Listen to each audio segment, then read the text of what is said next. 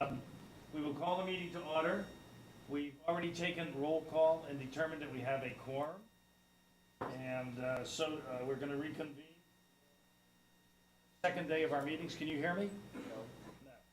We're going to reconvene for our second day of meetings. And I'm told that I have the option to, once again, ask for public comments on items not on the agenda or agenda items for future meetings. And so I'm going to do that right now, although it's changing the order on the agenda. So, Dennis, that was something you were curious about, I believe.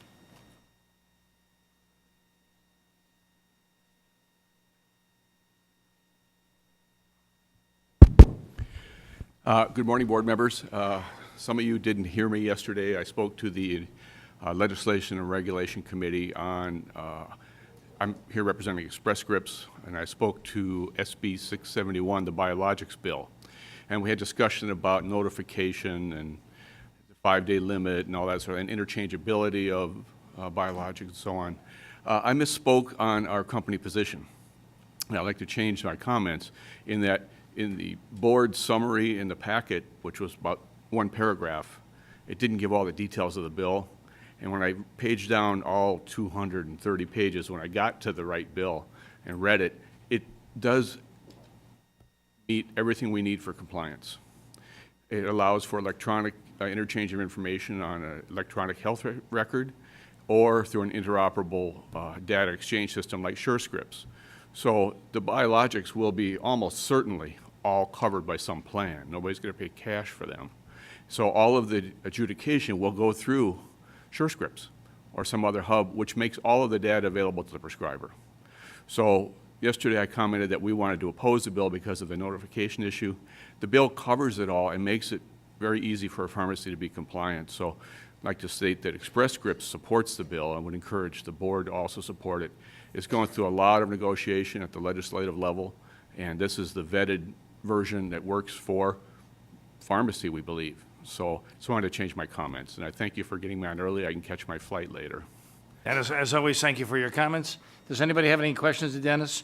Greg? But I have a question for you about the notification part.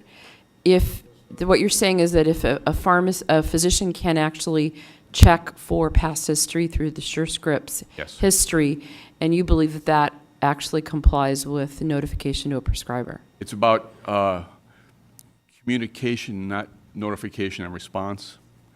It's available to them if they want to look. If the physician is that focused on wanting to know exactly which product was dispensed, they may certainly go look, because they're going to have to have access. They have access anyway through their offices. So this has been discussed very highly, in deep level, with the legislators and pharma and everybody there. And I was reacting to the small paragraph yesterday when I spoke. As a pharmacist, the company's really vetted this out and wanted me to make it clear today that we've used this language in other states, and it's working very well. So. Thank you. Yeah, so I guess I just want clarification. So you're saying through SureScripts, so through their e-prescribing portal, they should already have that information? If they hook up their equipment to look at the claims, they can look at every patient's claims. Because So with they- SureScripts takes the PBM claims. So I think he's saying is that you can actually access history of prescribed prescriptions through if you have a subscription with SureScripts. So I guess, Or in a system like Kaiser with an EMR. so what percent of the physician management programs have that option to look at history through SureScripts? All prescribers have the ability to download the app and use it. It's their choice. Oh, it's an app. It's not necessarily their prescribing software. It's a separate app. Right. If So they want to get. so you're, from your viewpoint, that notification, every pharmacy should be compliant, and there is actually no need for the pharmacist to make a specific call back to the physician. That's the correct. 5-day call. That's Yeah, correct. because the position, well, we had taken a position in committee to oppose unless amended for, but it was two things. Well, it was the amended for the notification piece, which apparently you're saying is all okay at this point. It's resolved. It's resolved.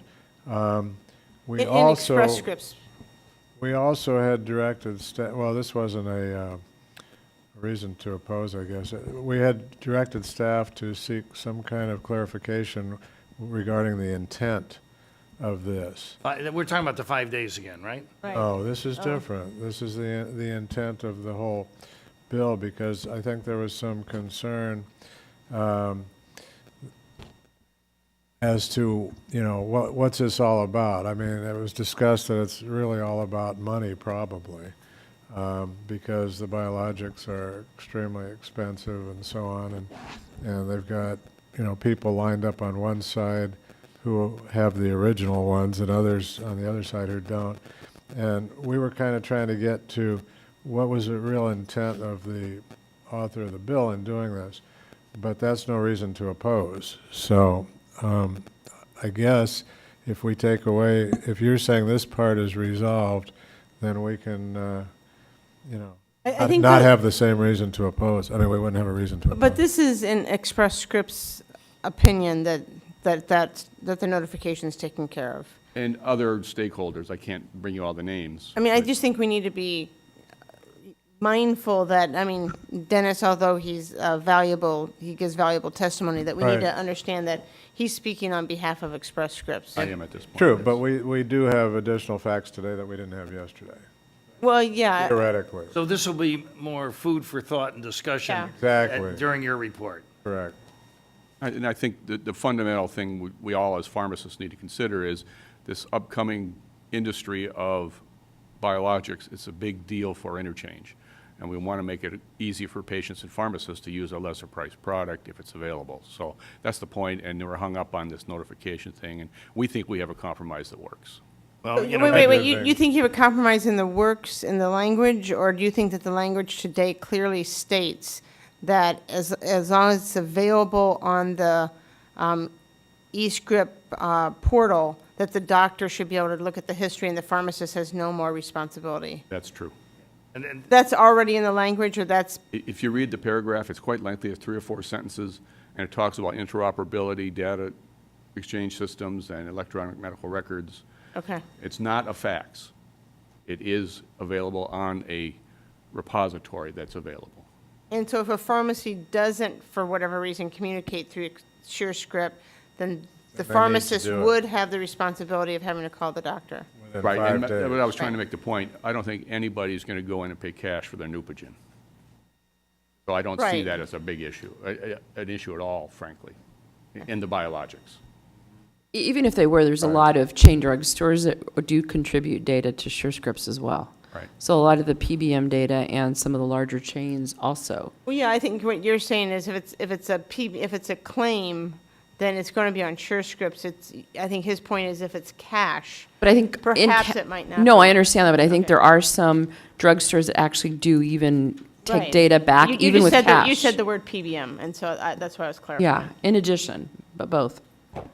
So basically, it states still that notification has to be done within 5 days, but what Dennis is saying is that this is in lieu of the specific notification. It allows In lieu of phone calls and faxes and Of phone calls the and work faxes. slowdown that all that would entail. okay. Okay. Any other questions of Dennis? Dennis, thank you. Safe journey to you. Thank you for your indulgence. Thank you. Anytime. And Is there any Laura, other- I hope that you have a chance to review the legislative language, or Ann, to make sure that we're in agreement with what he testified. Okay. I know. All right, so I'm we saying, need- I totally believe you, but I think we just need to have board staff back us up. Okay, public comment on items not on the agenda. How are you again? Robert Stein from the KGI School of Pharmacy. My concern is that there are circumstances where a patient may pay cash, and to expect a pharmacist to know when to use notification to the physician through alternate means, that doesn't make sense to me. The other thing that I would be concerned with is, I lost my train of thought on it. As far as the physician having an app, that, to me, doesn't sound like notifying the physician. It requires the physician to do something affirmatively, to download the app and to use the app. That seems like it's kind of a pull notification requiring the doctor to take extra action that isn't naturally part of their workflow. Thank you. By the way, our Ledge Reg Committee will be reporting later today, and this is going to be one of the pieces of the legislative report. And so I would encourage you, besides, telling us at this point, if you would like to reiterate it, then I would encourage you to do it then as well. Thank you. Thank you, Robert. Any other public comment? Okay, so we're going to get back to our agenda, and we're at agenda item 14, which is the Org Development Committee. So I'm hoping everybody's got the dates of the upcoming board meetings, which is June 3rd and 4th, although that may change. We've had a little bit of discussion in an attempt to try to coordinate our June meeting along with our compounding regs. No? I thought that was just a conversation. No,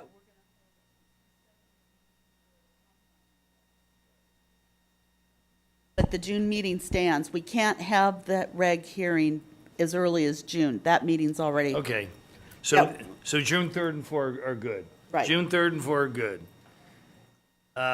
July 28th and 29th?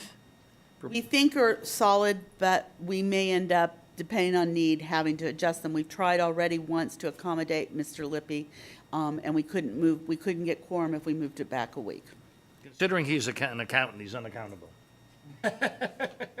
Thank you, Josh. October 28th and 29th. Are we Next good there? meeting, yes. Yay. Figure those are pretty much So locked did you in. say the 28th and 29th of July may change? Pretty unlikely. Okay. Let me put it this way, I think you can book your airfare now. I'm pretty sure that Did meeting's. you accommodate me or you didn't? You hear, pardon me? Accommodate me or didn't you? I don't. No, you Could not accommodate you. We tried moving a week earlier, week later, and we're sorry. I'll remember. Your problem's sitting on either side of me. Okay, any other discussion about our board meeting dates? So moving along. Yes. Go ahead, Jenny. The board meeting dates are in the packet. The next board meeting date scheduled is June 3rd and 4th in Orange County, near the airport. The next meeting after that is June 28th and 29th, currently scheduled. July. July. July, sorry. July 28th and 29th, currently scheduled for this building. And then the final board meeting that we have scheduled for this year is October 28th and 29th. Currently here, we may move out of the region. We're going to try to go back and forth a little bit. So it's near the airport for sure? The meeting on June 3rd and 4th, we have the same meeting location as we had for the SB 493 committee. Good. They have a bigger room. They have a In bigger room. Orange County. Oh, In Orange County. Okay, And- yeah, so and not yes- LAX. And yes, near the airport. Yeah, very near. You can walk from the airport. But we're not talking about LAX. Orange County. No, Orange County, where our SB Good. 493 is. Okay, well, that certainly took more time than we thought. So, regarding our budget, as you recall, at previous meetings, our spending authorization for 14-15 is $19,881,000. Through March 30th, July 1 through March 30th, 8 months. Our expenditures were $12,600,000. 58% of that was salaries, and 17% of that was enforcement-related costs. Our revenue from July 1 through March 30th, same 8 months, was almost $14 million, $13,945,000.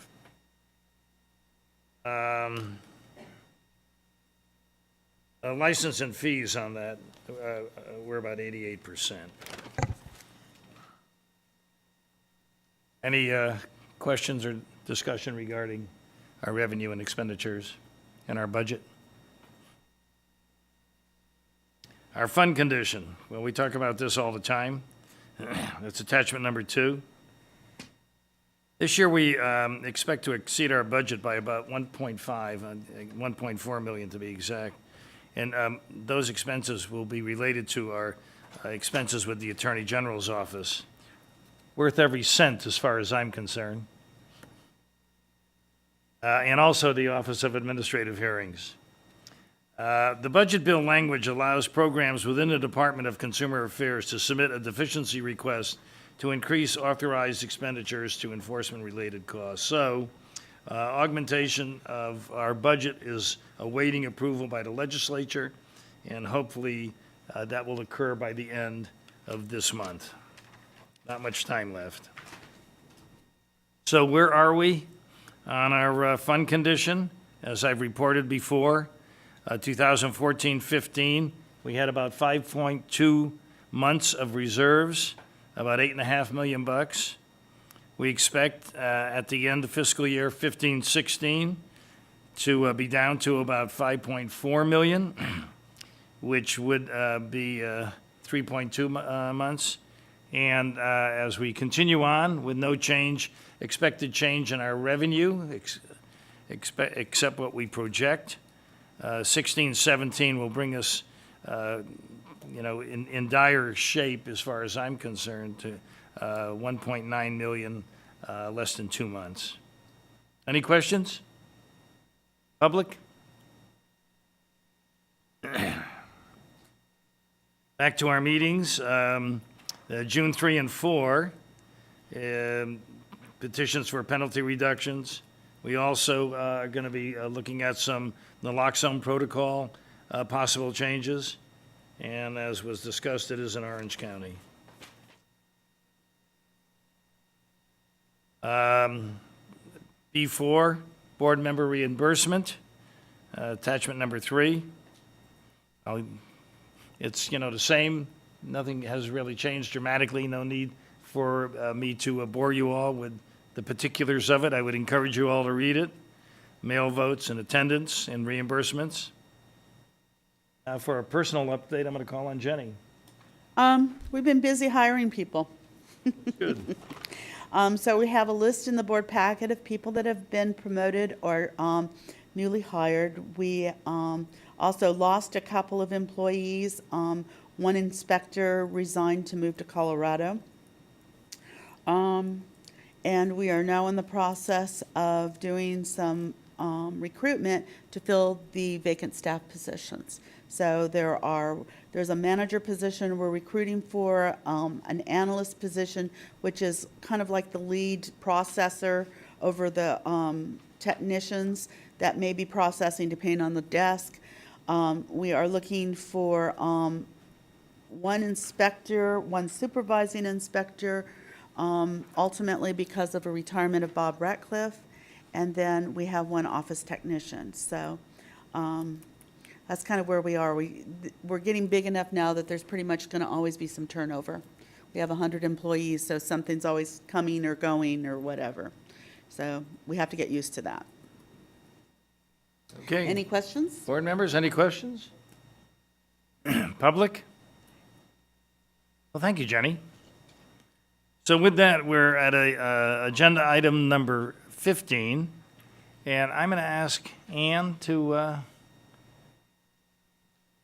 walk us through that. So No? give it a whirl, and then may ask Laura to chime in if that's okay. Sure. So, Your mic's not on, I don't think. by design. Exactly. I know you intended that, but the rest of us want to hear your dulcet tones. Several years ago, there was legislation that was enacted that established a process by which there would be uniform standards established to address substance abusing licensees. And our board, as well as several other boards, worked towards implementing the uniform standards the way that we felt it was appropriate given the law. Things got a little complex, and we received a lot of different opinions on what actually was incumbent upon the board to comply with that legislation. And so, as such, what the board elected to do was request a legal opinion from the Attorney General's office. They have an opinions unit. And so we requested that in January of 2013, and we recently received the opinion. It's fairly recent, so we're still kind of looking at it. And I'm going to kind of defer to Laura, if that's okay. Absolutely. And so by way of history, I think Anne mentioned that there had been several opinions, including one from the department in our office. And as you see in the opinion, one of the questions was whether or not the law was valid, and that is the case. The other significant question was whether or not the board had discretion, whether or not to implement the what's come to be referred to as the uniform standards. And those uniform standards, the question was, do they have to be implemented exactly as they're written, or does the board itself have discretion when it comes time to apply them to a particular licensee? And what you see in the opinion, it's actually under question 4 of the opinion, addresses that issue, and it deviates slightly from what our office had previously advised. In that it specifically says that the board has to actually use the uniform standards, but that it may still exercise its discretion if it has a reasonable reason to modify for a particular licensee. So to use means to consider, I think, in this context. They start out the sentence with, Stan, your mic's not on, sorry. I wonder, do they have body marks like they have body cams? Actually, we need electronic or electric probes, prods, just kind of. The response to question number 4, by the way, I think it's very appropriate that this time of year there be 4 questions and 4 answers. That's but the response That's to a reference to Judaism. In case yes, it is. Thank you. Oh, it went way over my head. I'm going, what? You can see. Sorry, I blacked the training. I apologize. I'm not an MOT, but I'm a wannabe MOT. So. Thank you. So it says, to the extent practicable, individual healing art boards must use uniform standards as written in all cases in which they are found to apply. But then it says, but the boards retain discretion in applying the uniform standards to particular circumstances and in deciding individual cases. So that's not a contradiction of itself. There is a little bit of a contradiction, but I think that's one of the things that what we're hoping to do, and what the executive officer and the assistant executive officer and Mr. Room and I have talked about, is that we're going to work together to kind of come up with some recommendations, and that I believe what we discussed was that those would probably go to the enforcement committee first. Is that correct? No, I think it's going to go to the board on Oh. June 3rd or 4th. Oh, sorry. So that we'll come up with more specific recommendations at your next meeting. Okay. But Dan, I'm sorry. I don't mean to interrupt. Go ahead, finish. I was just going to, the significance is that there's a variation from what we'd previously advised, and so we'll be giving you new recommendations. Great. I think what Laura said that's important is that I believe that this decision or this opinion returns to the board the same sort of flexibility that had been, Christie's original oral opinion rendered to the board that was somewhat diminished by the written opinions that were subsequently given to the board. But I think the contradiction or the sort of tension that you've pointed out in the opinion appears in the law itself, in the sense that, it's trying to layer this uniform, one-size-fits-all structure on top of separately constituted boards that all have independent discretion. So there's always going to be some tension between, requiring uniformity among different licensing categories and licensing agencies that treat their licensees differently. So that's the tension that caused the board to first request the opinion. How do you reconcile a demand for uniformity among different agencies that have different needs for their different licensees? So that, I think what the opinion is saying is, use doesn't mean entirely verbatim adoption. It means you cannot ignore these, but you have to use them to the extent practicable, which is what the language actually says. Which I would say we're already doing with respect to the standards. We have already fully voluntarily implemented pretty much what the standards were. There were some that we had problems with. And so that's kind of what the analysis is we're bringing back to the board in June. but we want to package it up and integrate in the history along with the components that are in the AG opinion. Good. And Any Mr. other President? questions around the board table? I should have mentioned one more thing, and I apologize for that. Also, it was our office that issued one of those opinions, and I believe there may be a subsequent opinion from our office, and hopefully we would have that by the time of the June meeting. Okay, so So your if it is, office we'll may incorporate provide a any- departmental evaluation of the AG, further interpreting the AG opinion. Yes. Okay, Quite a, legal thing. it's quite a route we take, and we ask for an opinion, we get the opinion, and then we need an opinion about the opinion. Exactly. Everyone's got to have an opinion. Any other I think questions? we need to move on right now. Any other questions or opinions? All right. So, oh, go right ahead, Steve, I'm sorry.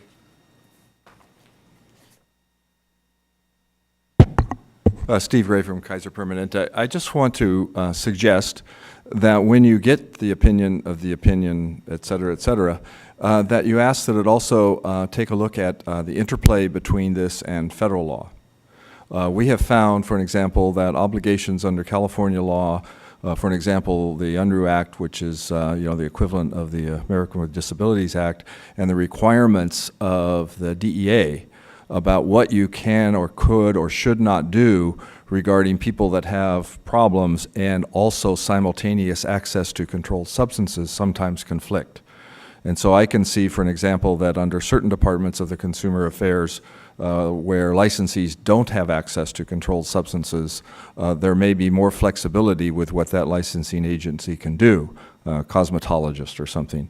On the other hand, virtually all licensees of the Board of Pharmacy have access to controlled substances, and therefore there may be, that in itself may say that certain things have to be different with, pharmacists or physicians or nurses, et cetera. So I just suggest maybe folding in then some look at the federal requirements that we all have to live by. With regards to discipline. Right. Thank you, Steve. Any other public comment? Okay. So we're going to move along to agenda item number 16. Debbie? Sure, Mr. President.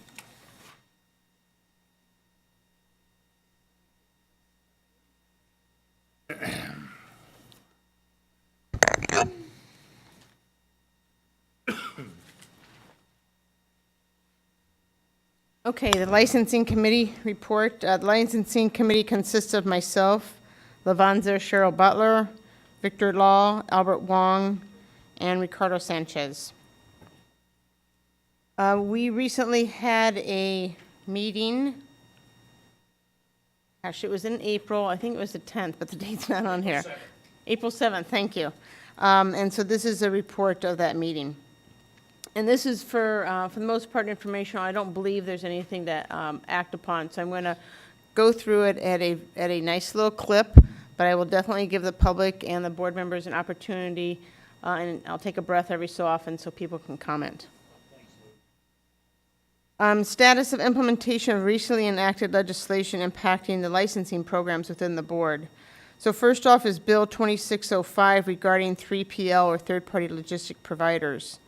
The recent update is, as you may recall, part of the problem with implementing this legislation is getting it into the computer system so that we can handle the applications, and that there is a there is a problem with the consumer affairs programming issues. So, as of results of delays in finalizing the business requirements, the programming necessary to fully implement this program has been delayed. The board does not have a new estimate because it was thought it was going to be April 1st for a date from the department, but work continues.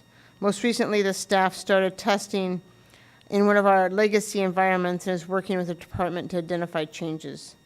Board staff posted approved applications for 3PL in early February on the board's website, and also sent out a subscriber alert advising of the application availability. There was also a recent article in Scripps. More recently, the staff has developed a guidance document designed to help walk through the steps that the licensees and the applicants need to take in order to secure compliance with the new law. Board staff has developed a temporary workaround solution to issue licenses. The first licenses were issued in February, but we have not received the volume of applications we thought we were going to, based on the inquiries we had received. Is there any questions or comments from board members? Public? Okay, I'm going to move on to SB 1159, which is license application individual tax identification number.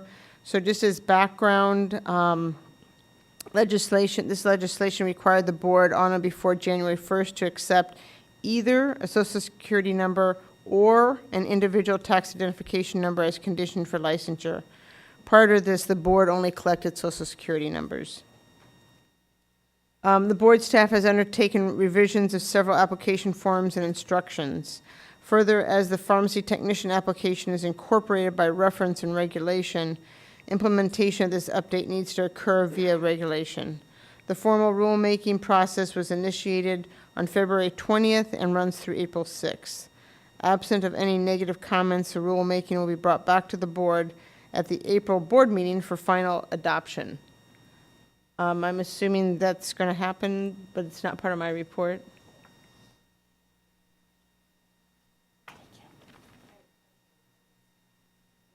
I just asked you a question. I'm sorry, I was being distracted. Okay. SB 1159, as far as the pharmacy technicians, the formal rulemaking process was, should have been completed on April 6th. Have we received any negative comments? And if not, we were to discuss it with the board and get. Go ahead.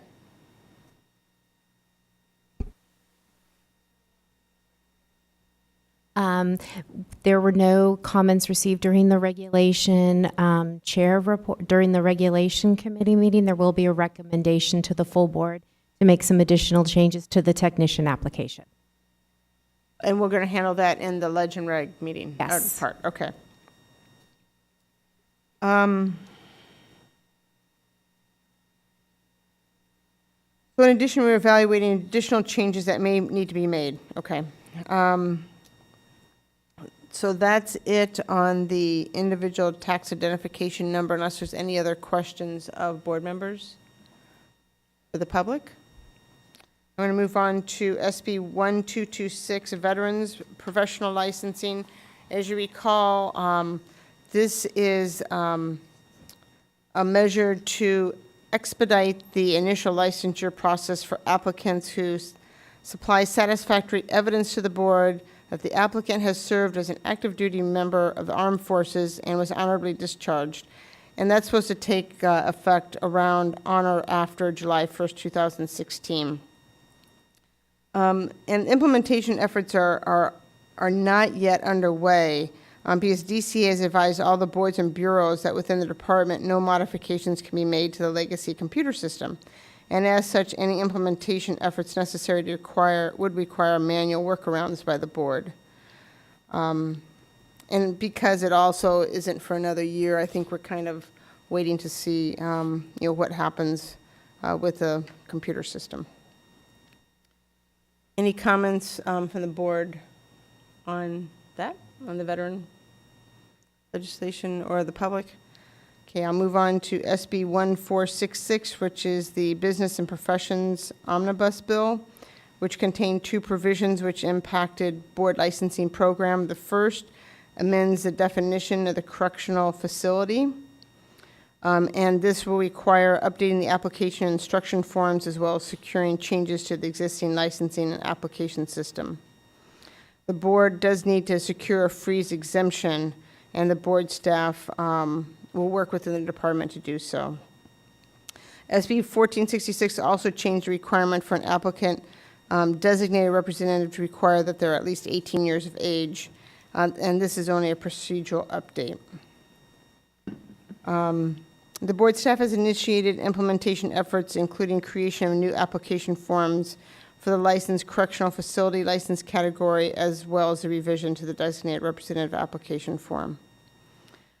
The changes to the designated application form are currently under review and should be finalized in the next couple of weeks. The committee did discuss this item, including the scope of changes needed. In addition, the committee discussed the need to evaluate larger issues related to operations of licensed correctional facilities and possible regulations in this area to address the unique operational needs. So I think there's going to be more work needed around regulations in regards to correctional facility pharmacies. Are there any other comments from board members? I think this is a big challenge, right? Because right now, we're going to be licensing LCFs, but there's no mention in our law book of any regulations regarding them. The correctional facilities, at least from my experience, are kind of in between a hospital and a retail pharmacy. So there are distinct changes that are, or regulations that are needed. There's a lot of security requirements.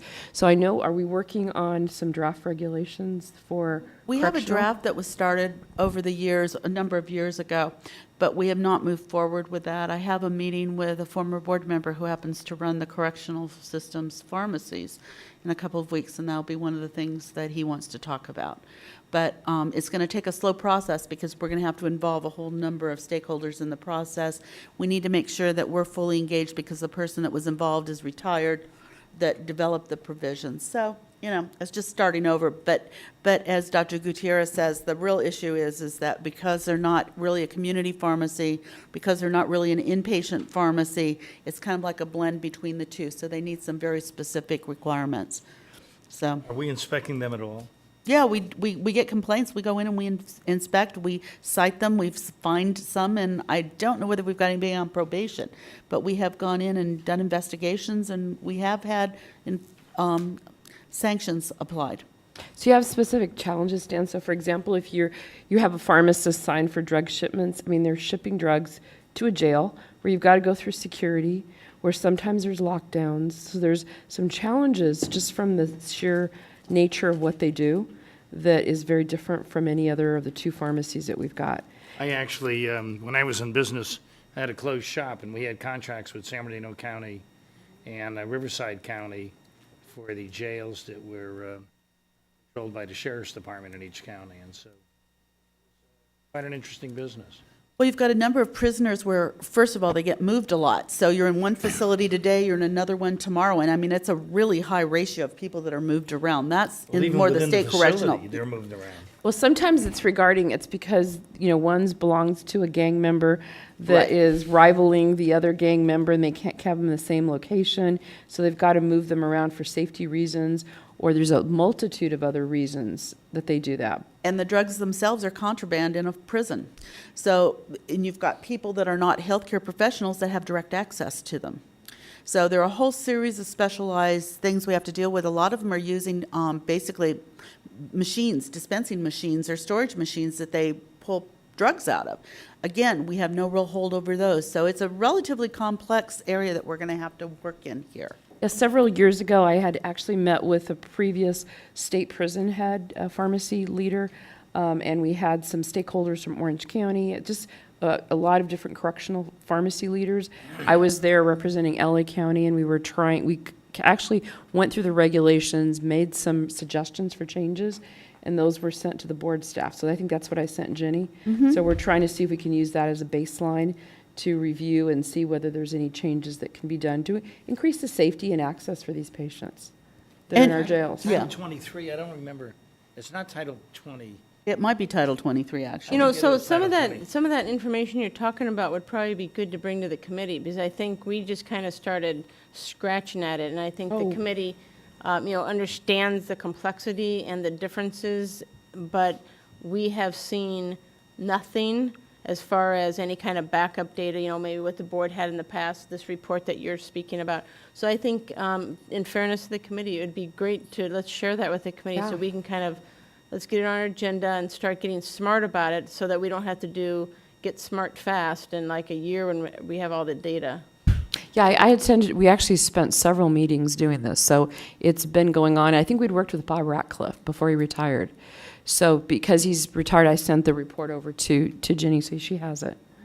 Okay. I would suggest, though, if it is Title 23, and I think it is, to review that with your committee members, because it would give them a good baseline. But that's good information, you know, what title it is. I mean, I think all that information, I don't know if the board staff can make sure you support the committee so that our next meeting we're fully, you know, we can go over it and kind of start getting smart on what the issues are.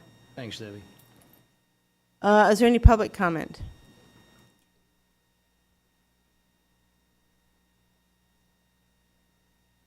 Steve Gray from Kaiser Permanente. Just a couple of suggestions. I'm not sure which regulation it is either, but I know that there are substantial differences in the types of facilities. In the Chino area, which is often referred to as Prison Valley, which is where I live, but not in one of those facilities, is, And you we know, thought Sure. that little bracelet on your ankle was, okay. We have a very liberal leave policy that allows Steve to attend our meetings. you know, there are youth facilities, there are all kinds of different facilities, and the real-life situation is substantially different in each some. There's also another person that I can recommend that you might want to reach out to. Her name is Jana Paulson. Jana Paulson was a long-term, very highly respected pharmacist at Kaiser Permanente, and when the federal court ordered the takeover of the state prison system, she was recruited and for a time being served as the pharmacist in charge, if you will, of the reform. She only kept that job for about 6 months in fear of her own safety. And there are a lot of situations that she could probably share with you from a different perspective. For an example, the distribution was often, as was mentioned, by trustees, who gain the favor of the guards so that they can get access. So they're some of your best behaved, but not necessarily. But she shared with me, for an example, that something that was the most disturbing to her was the threat she got from the guards themselves who were involved in the diversion. Yeah, if you have any contact information you could share with us, or if you want to touch base with her and make sure, but we would appreciate that. Okay. Thank you. Thanks, Steve. Any other public comment?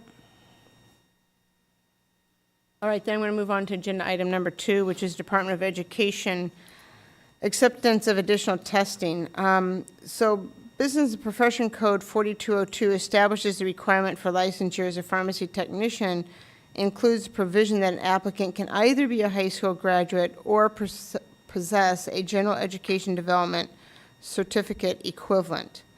Board staff was recently advised the Department of Education has recently approved 2 additional exams that will satisfy our requirement. So now we have a total of 3 potential exams. One is the GED, the General Education Development Test, which is what in the past we've always looked towards.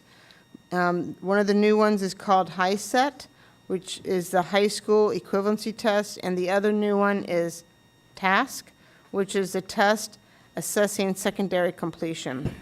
Board staff is in the process of updating the instruction sheet to incorporate the reference to these additional exams. And I believe, was it during the ledge, we also saw a revision on the application. Is there any other comments from board members or board staff? Public? Agenda item 3 is the status of the board-sponsored legislation to change the documentation requirement for pharmacy practice experience. As you may recall, during the October 2014 board meeting, the board voted to pursue legislation to streamline the documentation required for pharmacists' practice experience for students that graduated or that will graduate after January 1st, 2016 from an ACPE school of pharmacy or a school pharmacy that recognized by the board. Senator Jeff Stone, which President Weiser advised us earlier in a ledge meeting, is the only pharmacist that is in the Senate, is authoring this bill for the board. The provisions are contained in SB 590 were introduced on February 26th, and the Board staff originally received some concerns from the California Pharmacy Council, which is a group of the California Schools of Pharmacy Associations and the Board Executive Officer regarding some language in the bill. And as I understand, that language was, the author took that language and did make the necessary changes. The committee briefly discussed this item during, including the various pathways to licensures, including the pharmacists that are licensed in another state. The pharmacy discussed the legislative proposals only intended to streamline the intern hours reporting requirement for individuals that graduate after January 1st, 2016. So at this point, the committee felt like Senator Stone's bill was appropriate and moving forward, with what we had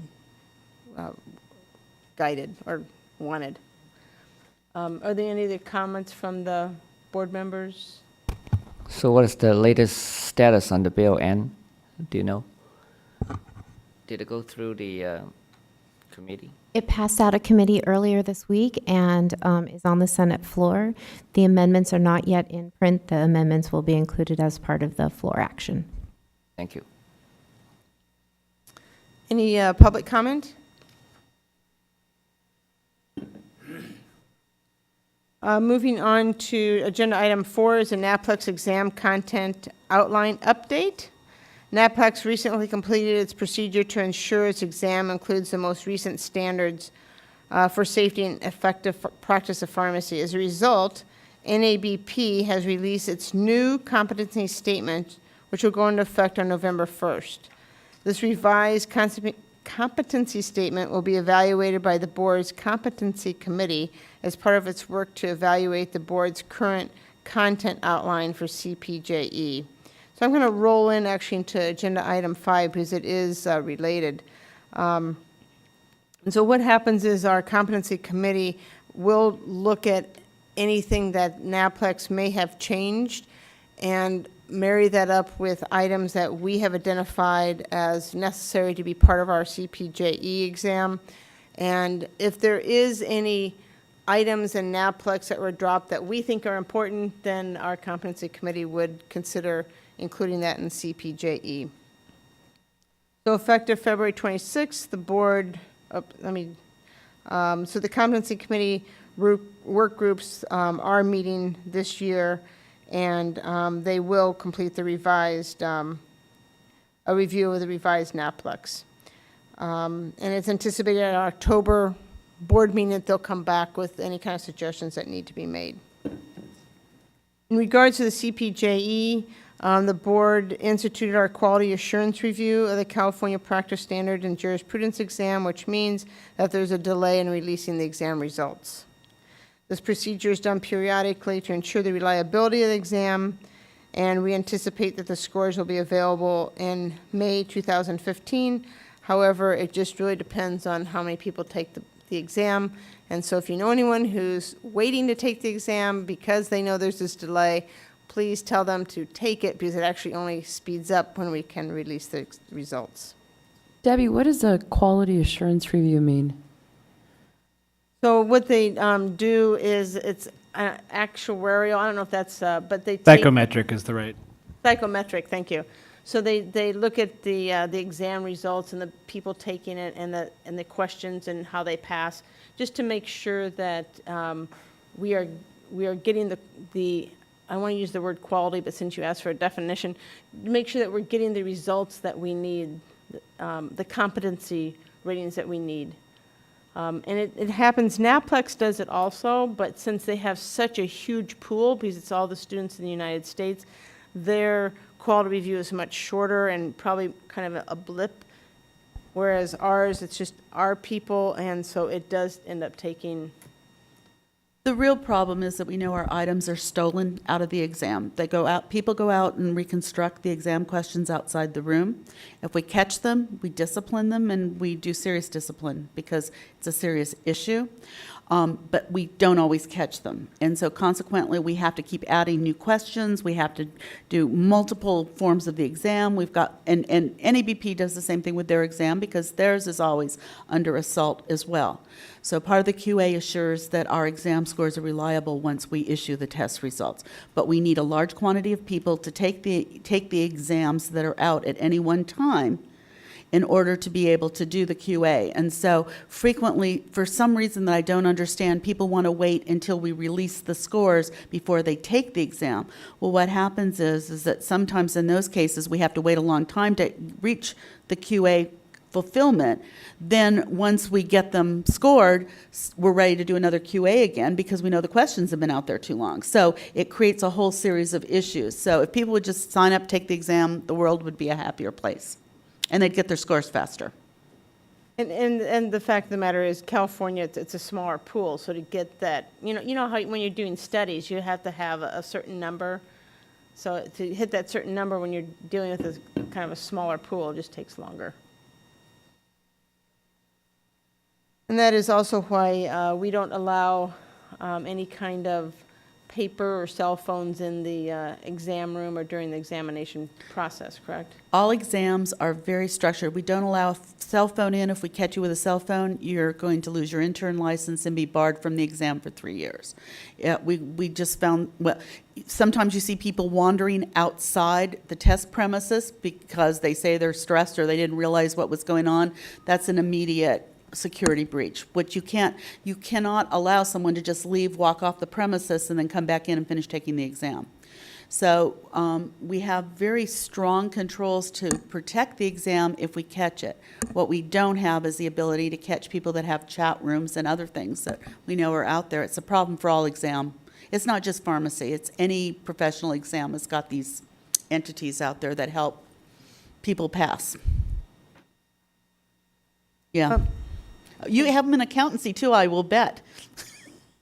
Well, back in the days when I took it, we didn't have electronics. They used rocks and chisels. The and- stone tablet. But they used to write it down on paper, so hence Yeah. Debbie's comment. But the people now are so good on cell phones, they can text without even looking at the keys. Or take pictures. The pictures, we're reasonably certain that that's not happening. But we run our own test, folks, through the system too. We don't wait until we catch them. We try to see if we can breach the systems.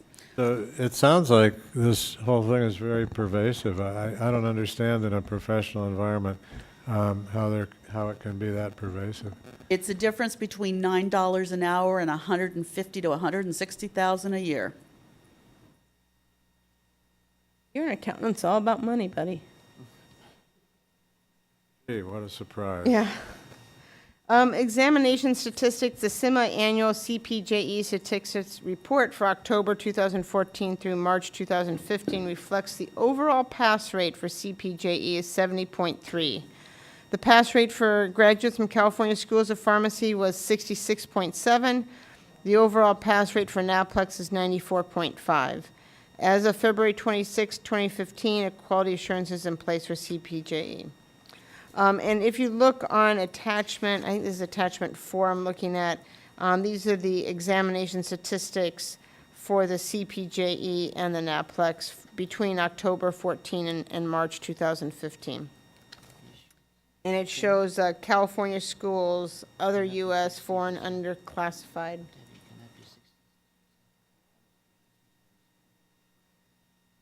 So Jenny, Victor's questioning the number here that it shows that California schools have a lower pass rate than all. I agree, and I've already talked to the test consultant about it. Are you sure? Because we look at all the test score from the School of Pharmacy, most of them are like the worst is 80-something%. I cannot share what I've got, but I already am working with the test vendor on it, the psychometric firm that does this. Oh. I agree exactly. So if you look at the results in the packet, it shows California schools is 66.7% pass, other U.S. schools is 71.4. Foreign happens to be the exact same as California, Exactly. which is 66.7. And unclassified, of which there's 4 people, they all passed. So it sounds like if you want to be Missing lucky, you want data. to classify yourself. No, it was, no, I'm kidding. some data was missing. Yeah. What typically happens is the people that take the exam between the period of November and March are off cycle for the main group of people that take the exam, who will take it the other half of the year. So the June graduates that graduate with the rest of their class, the ones that pass it the first time go through then. If you have a remedial class that you have to take or two, if you fail the exam once, you come back in and you take it after October, and they're caught there. So usually we've got a lower pass rate on this anyway, but this is unusual, and so I actually saw the results, and I'm working with the test vendor to ensure they're reliable. Well, and also if you just look at kind of to your point, that the numbers kind of skew it. There's only 140 California people who took the test versus 600 from other schools. So Out of sometimes as the state, yeah. number- Yeah, so sometimes as the number gets lower, it's skewed, and then plus, it's probably the people that maybe already failed once. Sometimes it is what it is, Yeah. but I want them to do some extraordinary tests to make sure everything's okay. So I just want to point out two things, and that is, attachment 3 is a revised competency statement from the NAPLEX, and attachment 4 are these exam results that we were just discussing. Are there any other comments from the board members or staff?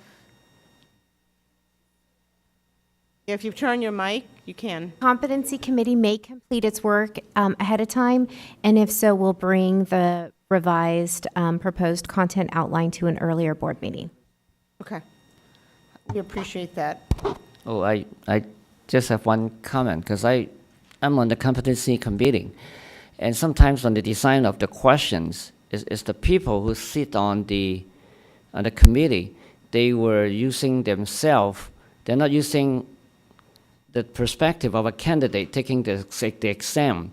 So when they rate the questions, he would say, oh, I know the question, so he think that it got to be 100% for this exam. But we're testing minimum competency for pharmacists, so that exam should only be rated a 70% as opposed to that person on the committee, since they are either a professor in that college. Of course, they know all the answers. So he think that everyone should know that exam, so he'll rate it really high. That could be part of the reason why that the score might not actually measure exactly what the minimum competency of a pharmacist should be. Well, that's part of the reason we have such a strong entry criteria for who sits on the competency exam, because nobody's going to know everything. And so whereas if you work in the area, you're highly knowledgeable, of course, everybody's going to know this. But the person sitting next to you that has a completely different practice and experience is going to go, no one's going to know that. It doesn't belong on the exam. And that's why they balance the scores across all of you when they're doing the ANGOF. So that's part of what that process involves, is kind of taking the high scores, the low scores, and then blending them down so that when you set the cut score, you've got minimally competent. But it doesn't necessarily mean that everybody's an expert in everything. And our exam has to be a general exam.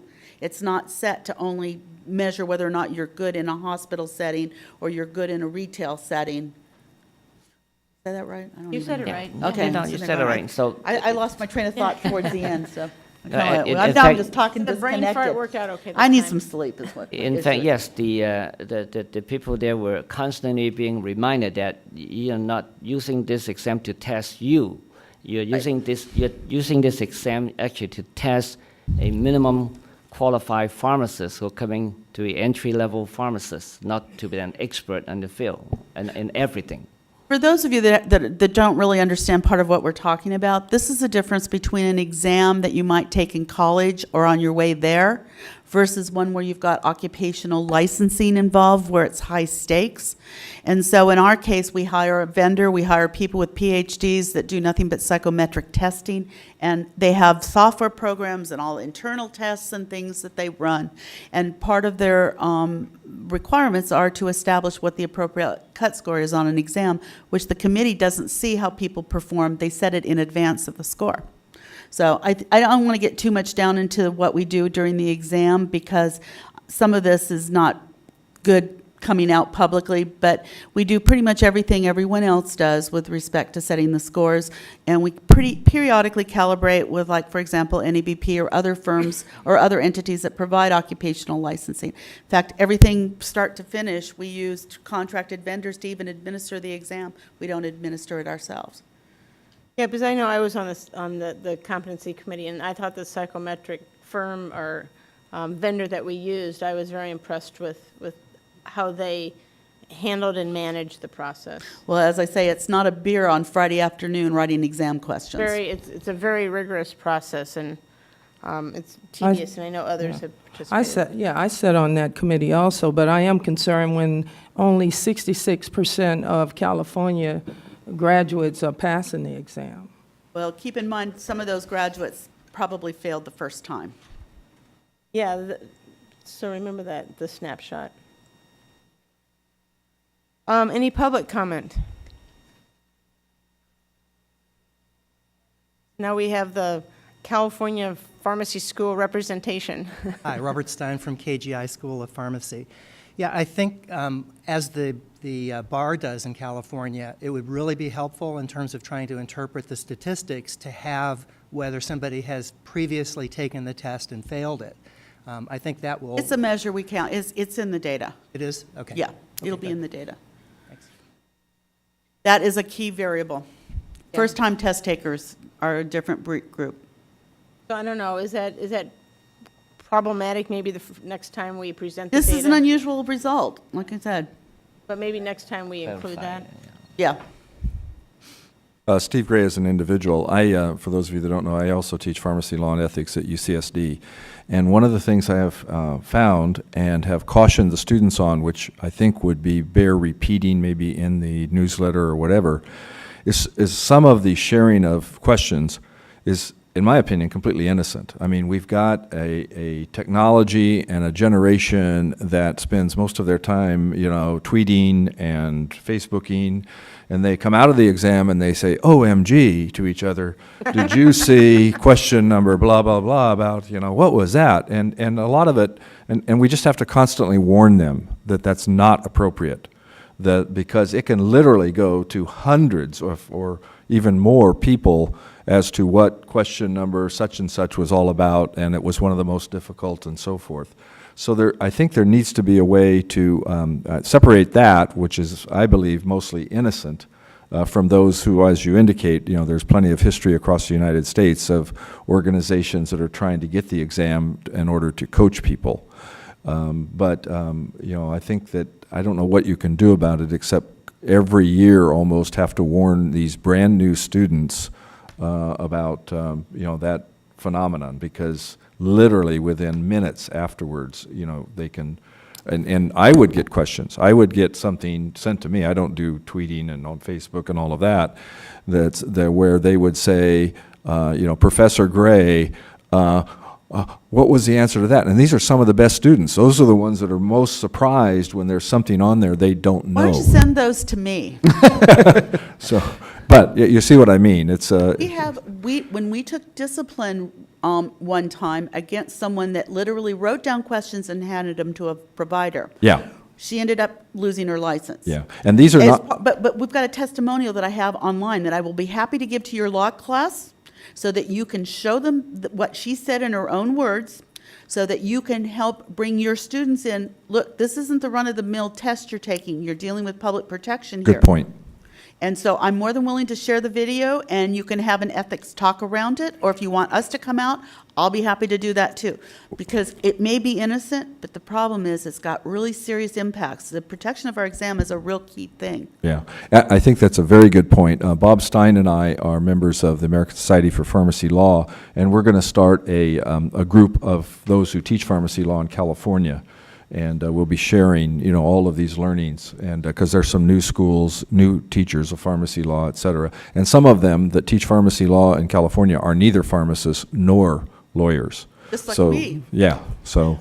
So we appreciate what you're doing, and but to your comment that, gosh, it would be nice if we could kind of differentiate the naive from the non-naive.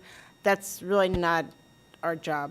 Okay. If they do something that's wrong, they did something that's wrong. And they sign a statement before they take the exam, I swear I will not do this.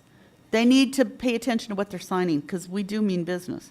Thank you. I do want to commend Steve, though, on sounding hip and happening, Daddy-O. Yeah. I know, I love that OMG. Steve, and maybe Robert as well, and I'm not quite sure who the question is most appropriate for, but giving the results that we're seeing over here, and giving the increase in numbers of pharmacy schools and graduates that we're now seeing, which is significantly greater than it has been in the not-so-distant past, are we still seeing the quality of students at the same level that we might have seen with fewer students, fewer schools, therefore higher standards with regards to incoming classes? So are we seeing a result of the increase in available classroom seats for pharmacy students than there were before?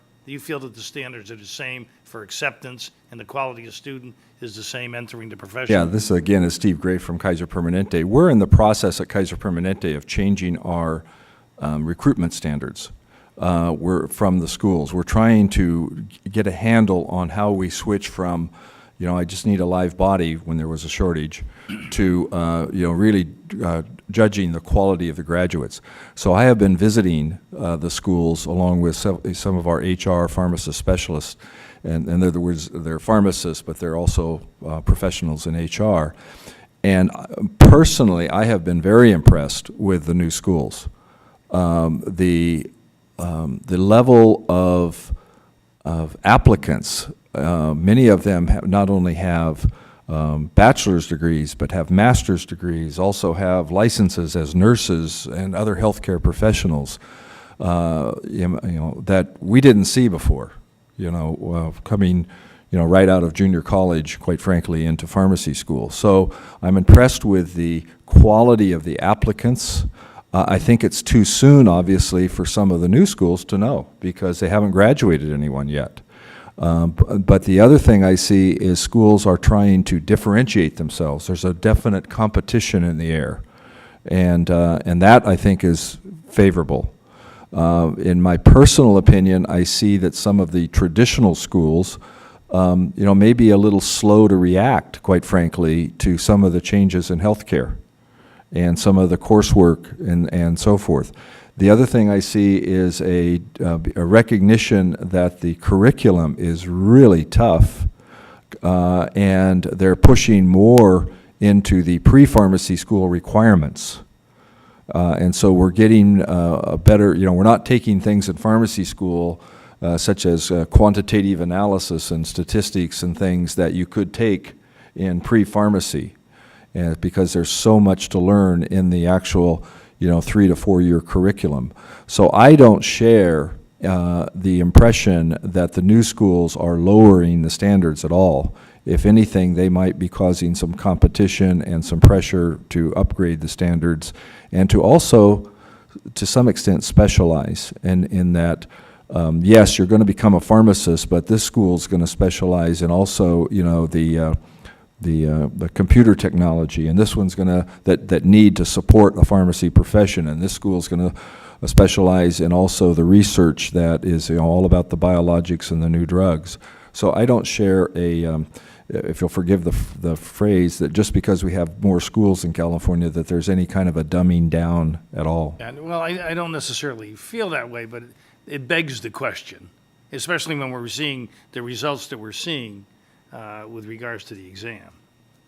Right, but remember that those results reflect the previous 4 years, not necessarily Well, I what's realize that, happening but today. if we look at, but if we look at the past 10 years and the increase in the number of schools of pharmacy here in California, I mean, it seems to be a continuing trend for schools to look to pharmacy as an opportunity for the school itself. Well, let me opine as an individual and not as a professor that I see issues with English competency, and I think that that may have a lot to do with being able to take standardized tests and understanding what the question is really asking.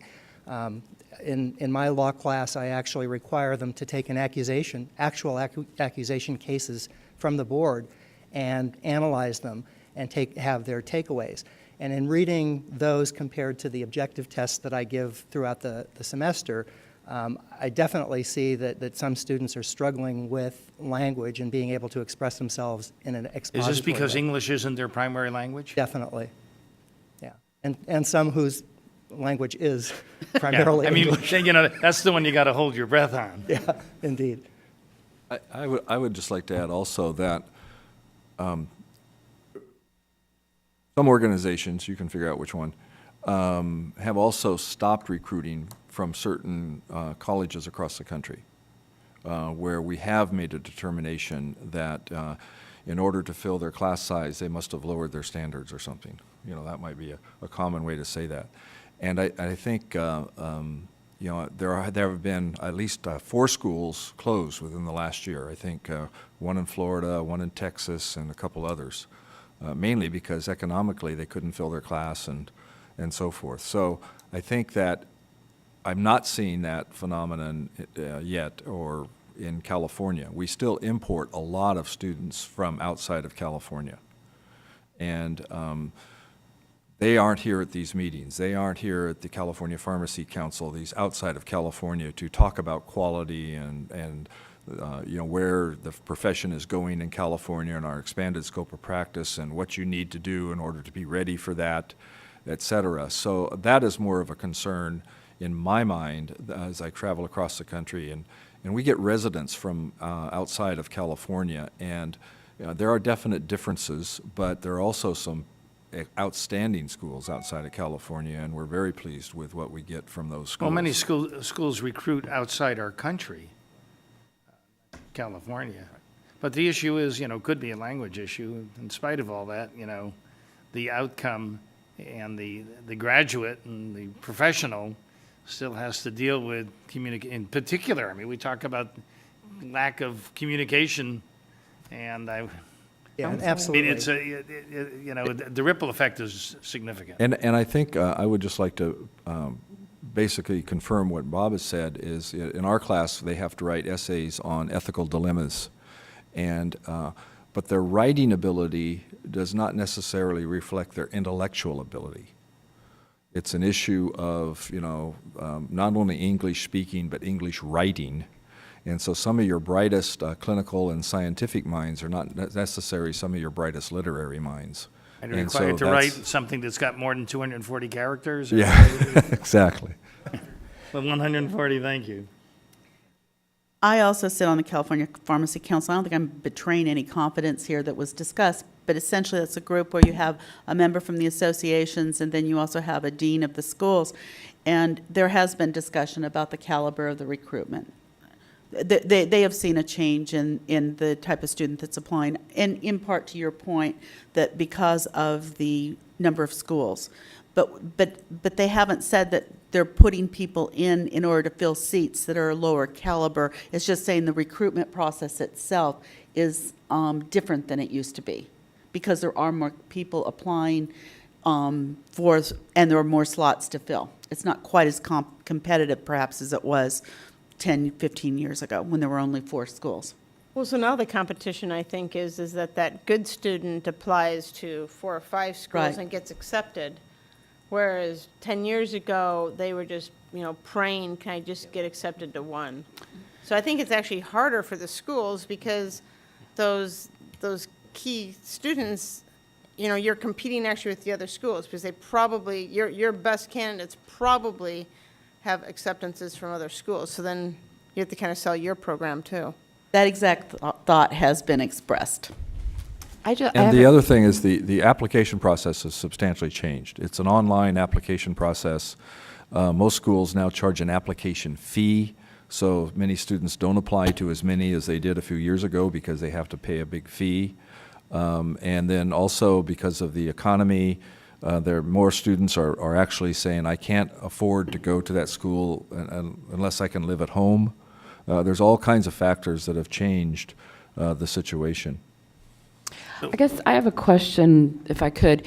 In terms of, in California, we are expanding pharmacist scope of practice. The schools are responding to that, have responded, are preparing students. Are we as confident that the out-of-state schools that may not have the same expanded scope of practice are prepping their students in the same way? I certainly can't speak to what other states' schools are doing. We operate in 8 different states in the District of Columbia, and having that discussion, and the simple answer to your question is no, I'm not as confident. The collaborative drug therapy management is available, for an example, in 48 states now, and 48 different versions of what that term means. And so if they're preparing for their standard of practice, an example would be, for an example, Virginia. So they claim to have collaborative drug therapy management where they can, prescribe and adjust. But in reality, they use the physician's name. They're not taking on-the-record personal responsibility for that prescribing decision. And I think that changes things, psychologically, and it changes how you treat that. On the other hand, there are states where, this is really changing fast. Wisconsin just passed a law that basically said a physician can delegate anything they want to a pharmacist. And so the schools are responding to start saying, wow, that means, there is no limit on what they can delegate. And this was just within the last year, last July, that law changed. So I think the schools are adjusting, but it takes them time, and sometimes the more established they are, we've got schools that are over 100 years old, the harder it is for them to adjust. Robert? Thank you. And I realize this is the Board of Pharmacy and not the Board of Education.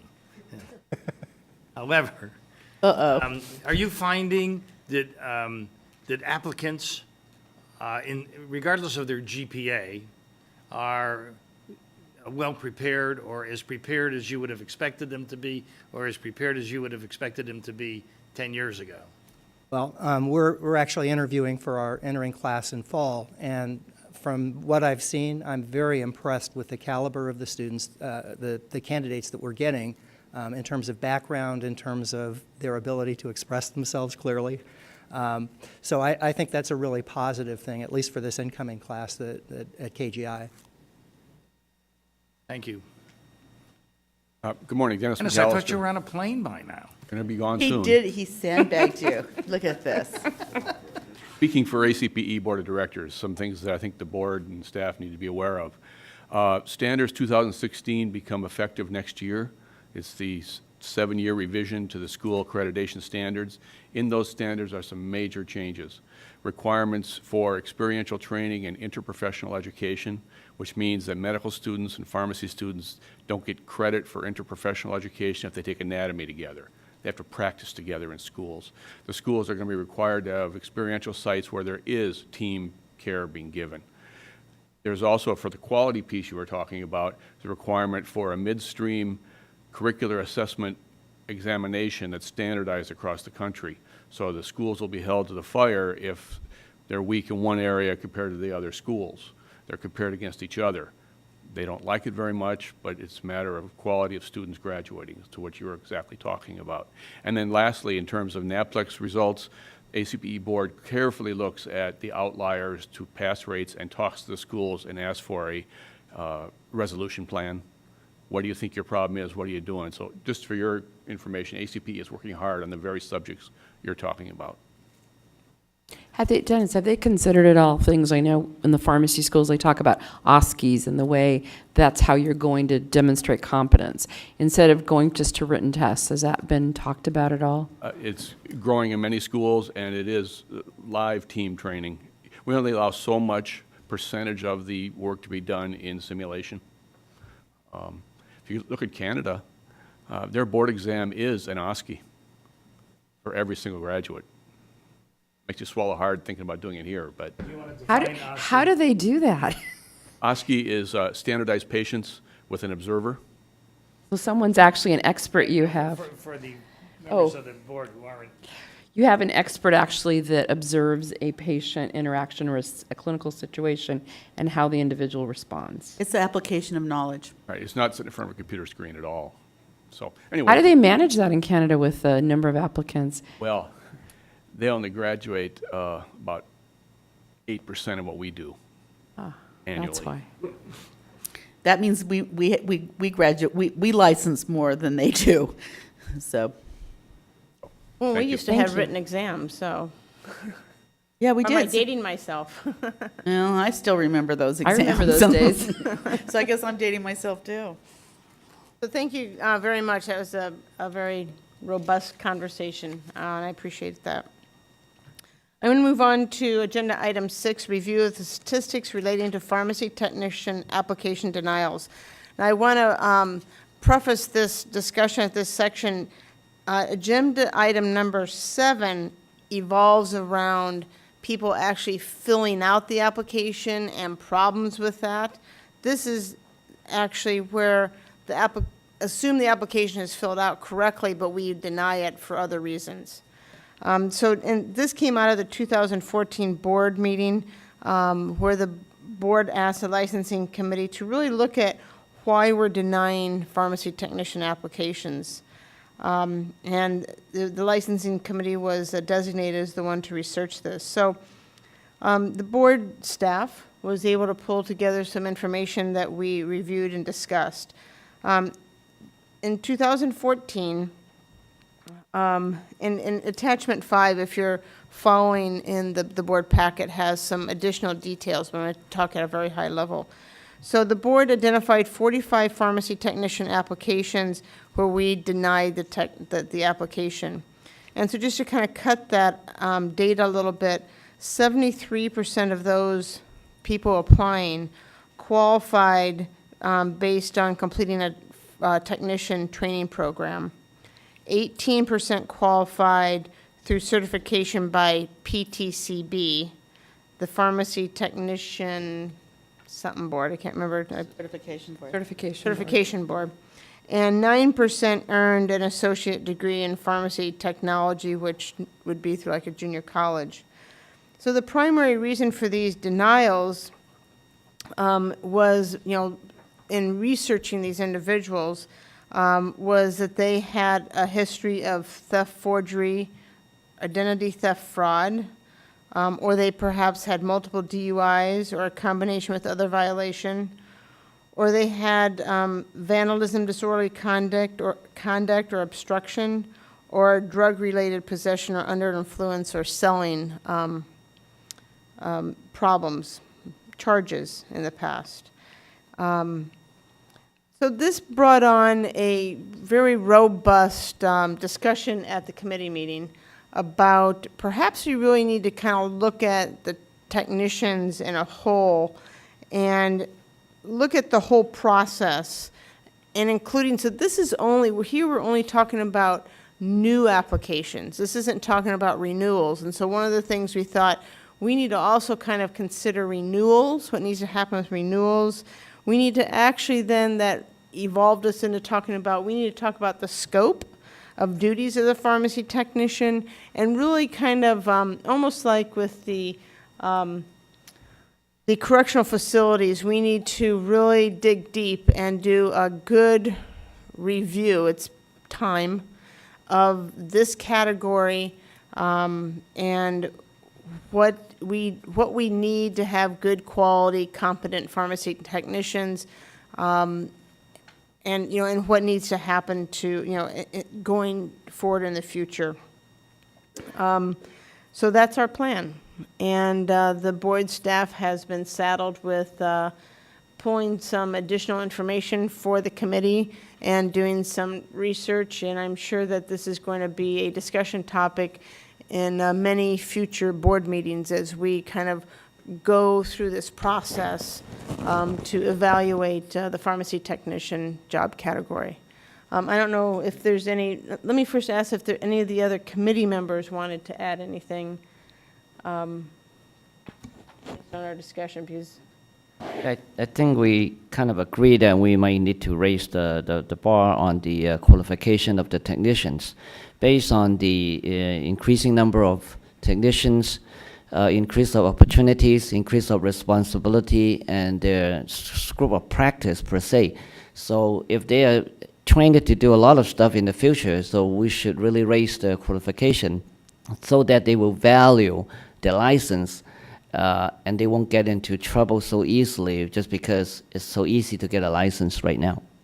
The other thing, though, I think the schools that they go to, the training programs, they should be notified in advance that if they have these history of these things, they're not going to get their application approved. So they shouldn't go ahead and spend the money to learn the courses if we're not going to let them have a license. Well, I think that's been, I think, a main mantra of Victor's. He's said that like probably at about every meeting we've had. And I know, Jenny, I think if I don't want to put words in your mouth, but I think that you have talked to quite a few of the schools or they've reached out to you. I think there's an Actually, they haven't awareness. directly to me, but we have a manager over the criminal complaint unit that does speak with them. And so they seem to have kind of a relationship. But I don't know, maybe Ann's got more information than I do because I don't really deal with this very often.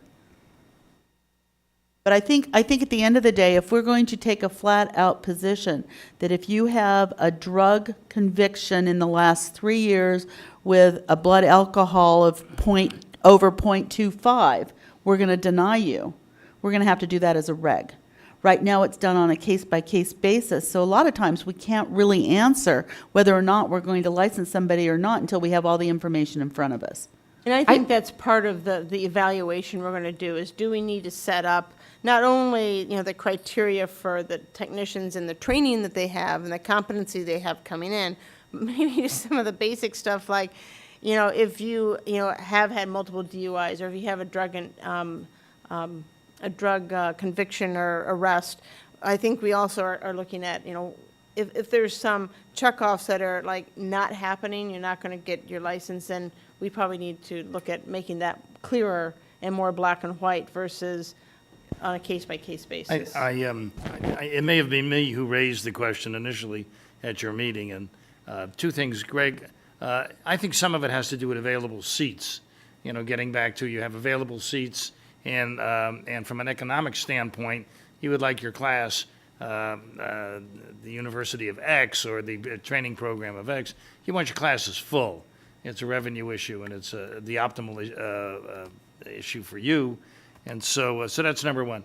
Number two, it's my hope that if we get an opportunity, as long as we're, looking into the licensing of technicians, that we look at the rigor of the programs that they're exposed to get a certificate that is acceptable to us. I think it's important. I mean, we're talking about students, pharmacy students, and the rigor of those programs. Quality of student coming in, quality of student going out. And so I think there's different issues that would be appropriate for us to continue to look at, or at least to initiate a look at, as the scope of practice of both the pharmacists gets larger, and maybe the expectation, not the scope, of the pharmacy technician will change. And so that's my view of it. Some of these cases we see, it seems like, the whole reason some of them went into the field was to get close to the drugs so that they could either use them or sell them. Or they get recruited once they get into the pharmacy. Right. I think we need to do a better job somehow of stopping that before it gets to, a disciplinary situation. Especially if you look at, we were going over the numbers at the enforcement committee yesterday, the report of the number of revocations that we've had with the pharmacy techs. That's the biggest area right now for licenses revoked. So I think you make a good point.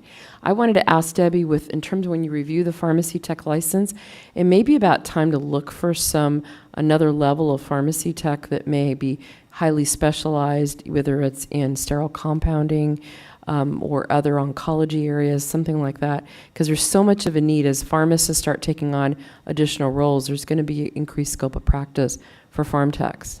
Yeah, I think that's a good point, and I believe that that also came out in our discussion is, do we have different levels, or do we, I think the overall idea is the entry in probably needs to be looked at a lot, but there might be, in addition, a higher criteria, because sterile compounding pharmacy technician that's a different level of pharmacy technician than the average.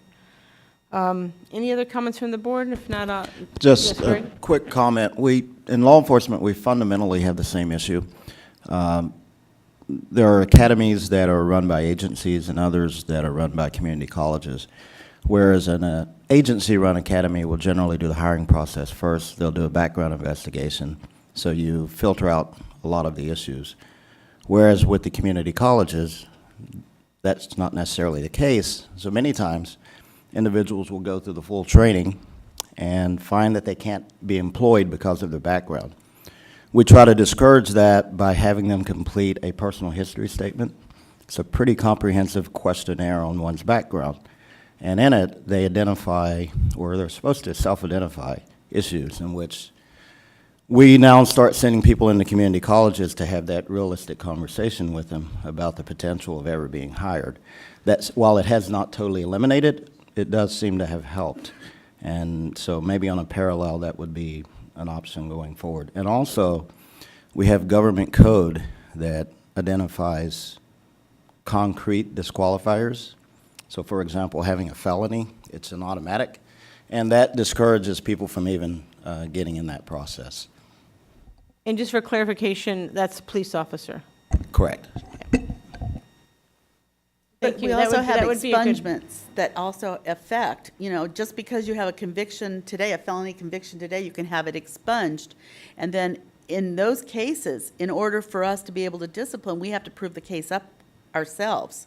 And I just wanted to caution the board, I mean, this may be more appropriate for the committee, but I just wanted to caution the board that you may be moving, if you were to adopt a regulation, say that, eliminated eligibility based on certain convictions or criteria, you may be moving in the opposite direction from the way the legislature appears to be moving at this point, in the sense that they are currently, creating more and more, they're sort of relaxing some of the ways they've changed 480, they've changed the ways in which we can use convictions, they changed how PC 1203.4 works. There's lots of sort of ways in which more minor offenses, or particularly drug-related offenses, are being, to some extent, I don't know, decriminalized is not the right word, but the sanctions for that criminality are being reduced somewhat by the But that's legislature. because of Josh. overcrowding in the jails mostly, isn't it? But Josh, couldn't we, I mean, I think this is a really important issue, but couldn't we, instead of creating guidelines,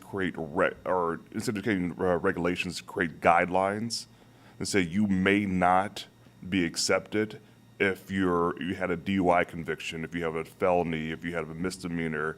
I mean, we're going to have to come up with all these issues of medical marijuana and use and things of that nature. Well, I mean, you can certainly create publications that make it known to applicants that these are criteria that may eliminate them from eligibility, but you cannot promulgate actual Yeah, I'm not talking about guidance to staff or, sort of criteria that you're going to apply except by way of a regulation. I guess the point I'm trying to get at is at the point of application, there should be, in my opinion, some guidelines or standards, or we can call it which we will, something that we don't have to promulgate through the rulemaking process, that says if you've been convicted in the last 10 years, the Board of Pharmacy may or may not approve your license. If you had a drug offense, if you had a misdemeanor, if you've had a felony, whatever that is, because we shouldn't have to be in a position of going through this or the student should be notified ahead of time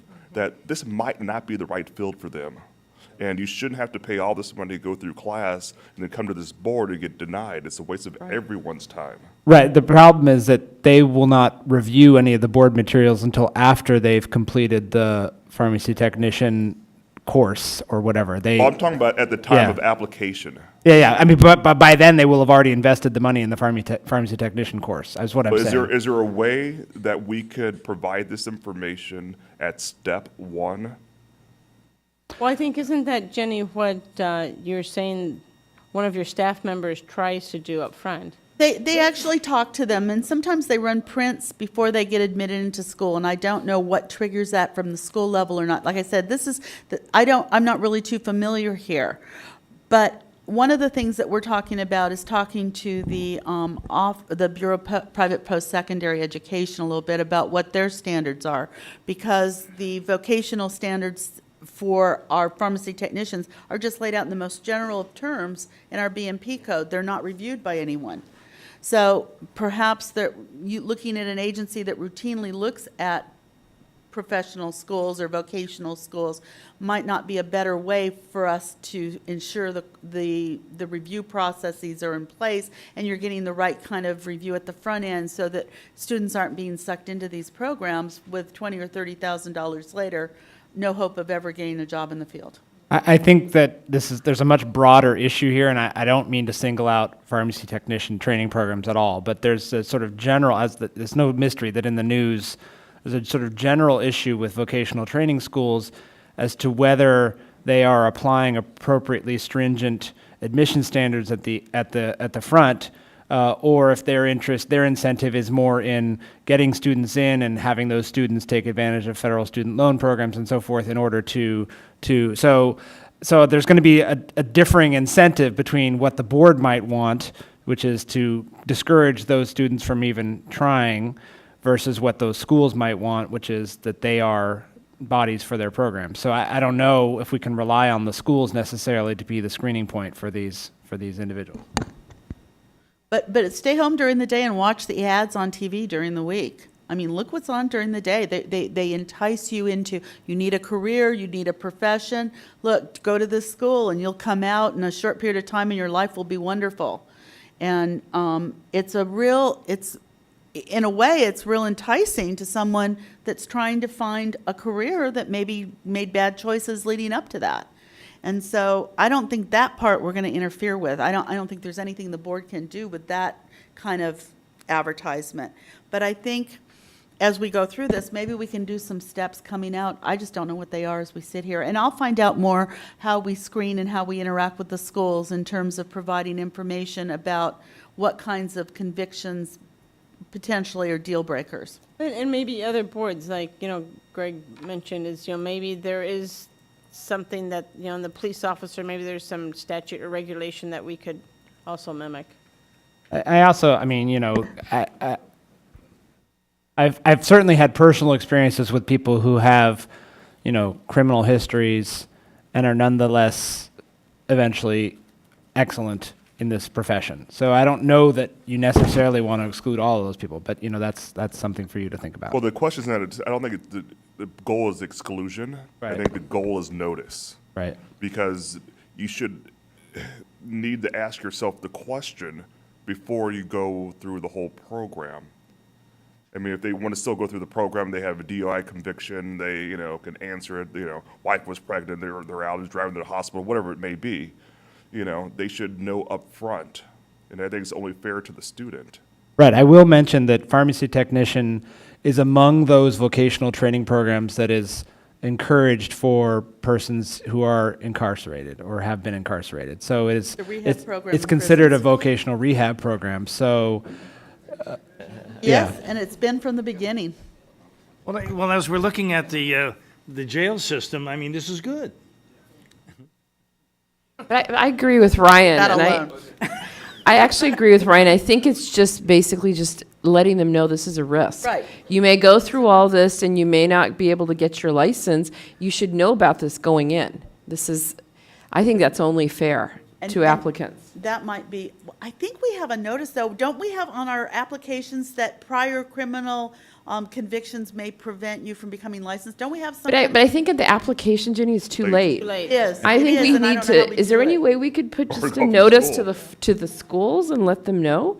I mean, this may require some kind of legislation requiring that anybody advertising for these schools has to provide a disclaimer saying that, prior criminal history may be a disqualifying. I don't know that we can, I don't know that we can counter the kind of overwhelming advertising that is being done by these schools, absent some requirement that they themselves include the disclaimer. I don't know. Hey, Josh, we're not, I mean, I want to beat a dead horse, but it's not, I mean, advertising is, you know, lures the students to the school. I get that. I'm not really looking at this from attacking the advertisement itself and disclaimers because they don't work and people don't read them. I want to know right before they sign up to a particular school, is there something we can require the school to hand that student a notice saying, if one of these 15 things have happened in your life, you may, you know, not be awarded a license. Well, I think that Ginny's point was very good. That's something we should take up with the Bureau of Professional Post-Secondary Education. I think that's what I think I've got all the letters right. Yeah. They definitely have more power to regulate in this space than we currently do. So we should definitely address that with them. And So how do we go by and doing that? So well, I will. Sorry, Laura was going to say something. Oh, I just was going to concur with what Mr. Room is saying, and then add credence to the very last comment, which is that I think the first step is probably to meet with the Bureau of Private Post-Secondary Education. That will take care of the private programs. It doesn't address the public ones. But part of it is, one of the things we could do is a general notice that we could put out there on the internet, on our website, and hope that someone does searches with pharmacy technician and convictions, maybe it pops up. That's a good idea. Well, I think this underscores the importance of us to take another look at this. And I think licensing committee is a good spot for it.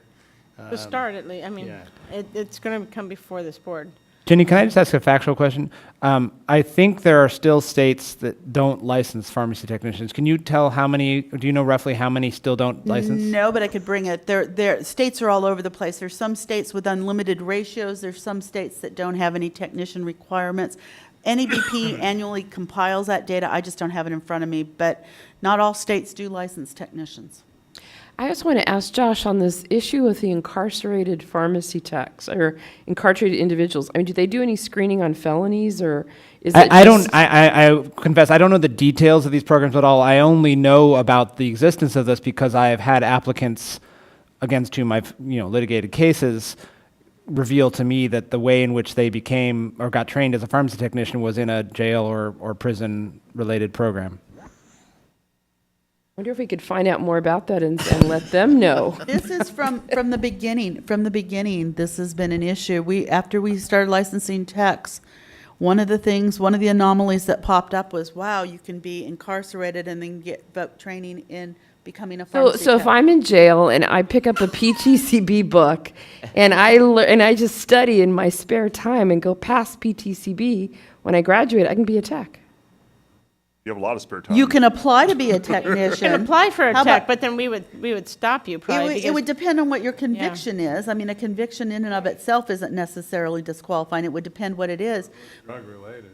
Well, that's more problematic, and that's one of the issues we've got. The trend is to decriminalize those convictions, and for us, putting someone with a drug conviction in a pharmacy is not necessarily the first thing we would want to do. But, you also have to remember there are lots of other people in a pharmacy that are not required to be licensed at all, the ancillary staff, clerks and typists and so forth, and who knows how many of those people have convictions. So even if we prevent these people from being technicians, we're not necessarily preventing them from getting into pharmacies. So Don't have the access. They're not supposed to be accessing drugs. Ann had a Them comment. too. They're sitting back in the front. One of the things that we might want to consider if the board and the licensing committee like this is we already established in regulation the requirements for a training course.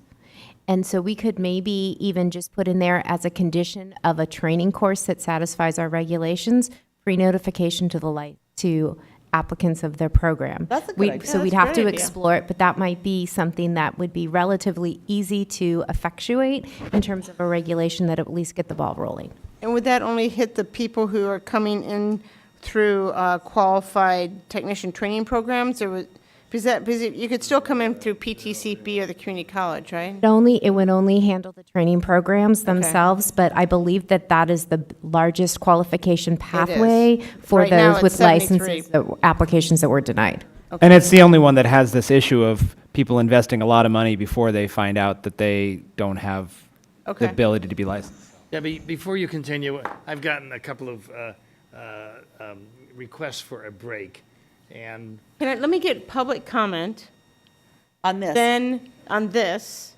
and then we could take a break and move on to the next item. I think that'd be a great idea, Debbie. Thank you. I'm trying to be hip like you, OMG, Steve.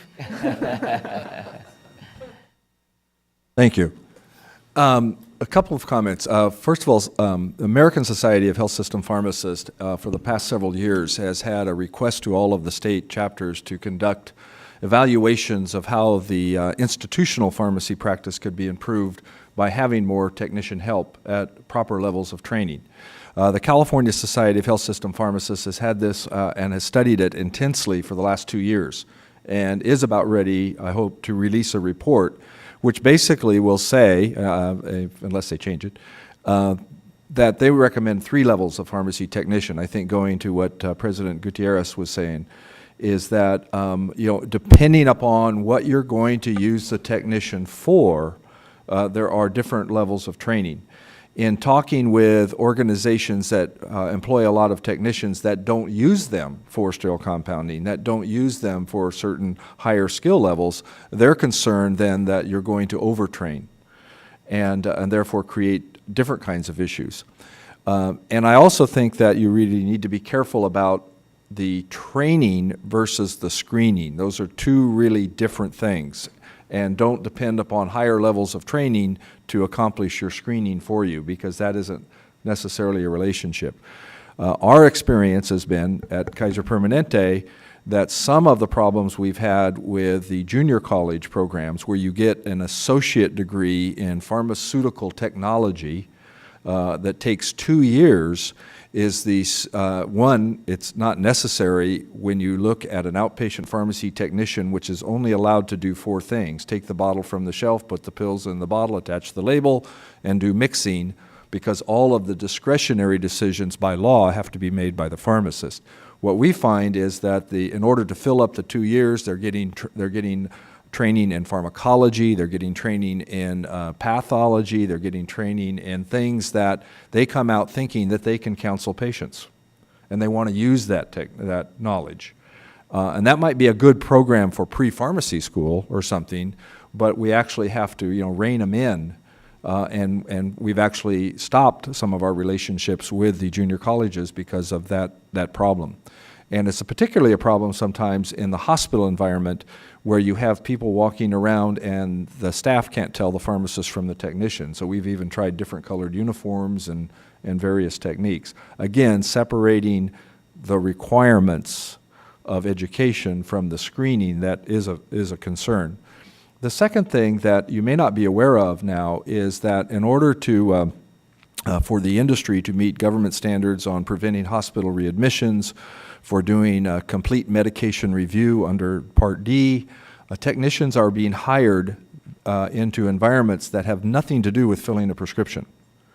Because you don't have to be a licensed technician to use the knowledge you've learned as a licensed technician about how to identify drugs.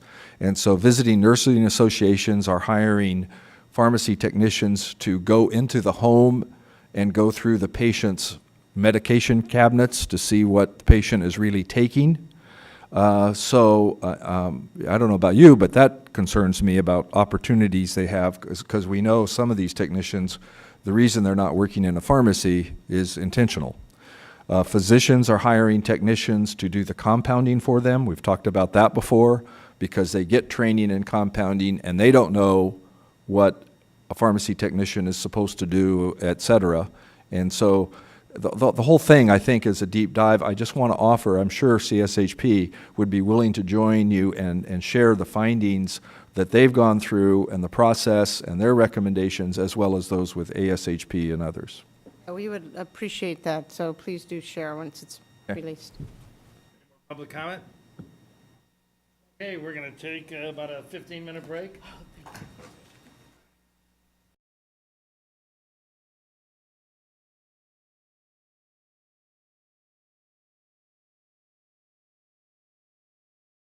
with our licensing committee meeting report. And so, Debbie? Okay, I'm moving on to agenda item number 7. So you notice agenda number 7 and 8 are discussions around deficiencies in the applications. And so the first application deficiency, common deficiencies that we're going to discuss is the pharmacy technician application. So the board processes about 4,449 pharmacy technician applications since July 1st, 2014. And of those, 54% were deficient upon initial review. Over the years, the board has tried a number of ways to provide additional information or more specificity around how to fill out the application so that we don't have, 54% of them deficient. A deficient application is very frustrating for the applicant, but it's also very time-consuming and labor-intensive for the board. So it's mutually beneficial for both the applicant and the board to try to smooth this situation out. Of note, the most common deficiencies on the pharmacy technician application are the applicant did not complete the application in its entirety, missing things like signatures and dates or former names. Perhaps they got married or they changed their name for some reason. The training program affidavit, which are used to confirm the completion of the training program. I'm sorry, I'm getting little noises out over here. The training program affidavit, which needs to be attached, is not complete or is not correct. And then the live scan submission, high school diploma, or the self-query report is provided under a name that is different than the applicant is using in the application. So the board staff has developed or is in the process of developing a fact sheet, which would be included as part of the application, which I don't think this is actually anything new. I think we've had fact sheets before, correct, for the technician, and we're just updating what we're providing today? Yeah, so we have an FAQ, and then we have an application check sheet, but we're having someone that's not as familiar with the licensing review it with a fresh set of eyes to see if we should be presenting the material a little bit different. But then we're also going to do some kind of targeted fact sheet that talks about the common pitfalls or deficiencies. So once again, please know that this is this is something the board, the staff, and the applicants, this is, once again, mutually beneficial for us all to resolve. And once again, different approaches have been tried in the past, but we are continuing to figure out ways to make it easier, I guess, or less deficiencies occurring. So I don't know, is there any other comments from board members? The public? Okay, I'm going to move on to deficiencies in the pharmacy application, because that was another issue that has come up and that the licensing committee wanted to review. And the processing time for pharmacy applications is beyond the desired time of occurring in less than 60 days. As of April 17th, the pharmacy applications are currently being processed under 60 days of receipt. Where the staff continues to work diligently to reduce the processing time, there's also a large percentage of the applications that are deficient upon initial submission. So just like with the technicians, we understand it's frustrating to the applicant. It's actually frustrating to the board too, because we get a deficient application, we have to send it back out to the applicant, identifying what's deficient. They fix that, and sometimes when they fix what's deficient, it comes back, and that makes something else deficient on their application, depending on what the issue is. So the most common deficiencies are a copy of approved wholesale credit application is not provided. Many of the applicants provide a copy of the approval letter, which is not the same thing. The lease is missing information, such as the terms of the lease or other vital pieces of details that we need to understand. A fictitious name statement is not provided when the pharmacy is doing business as, because I believe, and the executive officer can correct me, one of the key points that the board does is they try to get on the application back to who the actual owner is. So if there's a bunch of DBAs or corporations, at the end of the day, we need to figure out who the number one owner of the pharmacy is, so that we can, understand who that is. And then just generally, forms are not complete in their entirety. So the committee actually had some discussion on this because I think probably quite a few of the board members have heard from friends or associates who've applied for a pharmacy application in the past years and have been very frustrated at times when their application doesn't just glide through in 45, 60 days. And so I think we wanted to understand exactly, what was happening. The staff did advise us that efforts are being undertaken to try to, reduce the processing times, as well as provide better education to the applicants. And I know at the most recent California Pharmacists Association Western Exchange, thank you, that there was actually a session on, the board and doing pharmacy applications to try to help some of the applicants that potentially were at that exchange to understand some of the common pitfalls.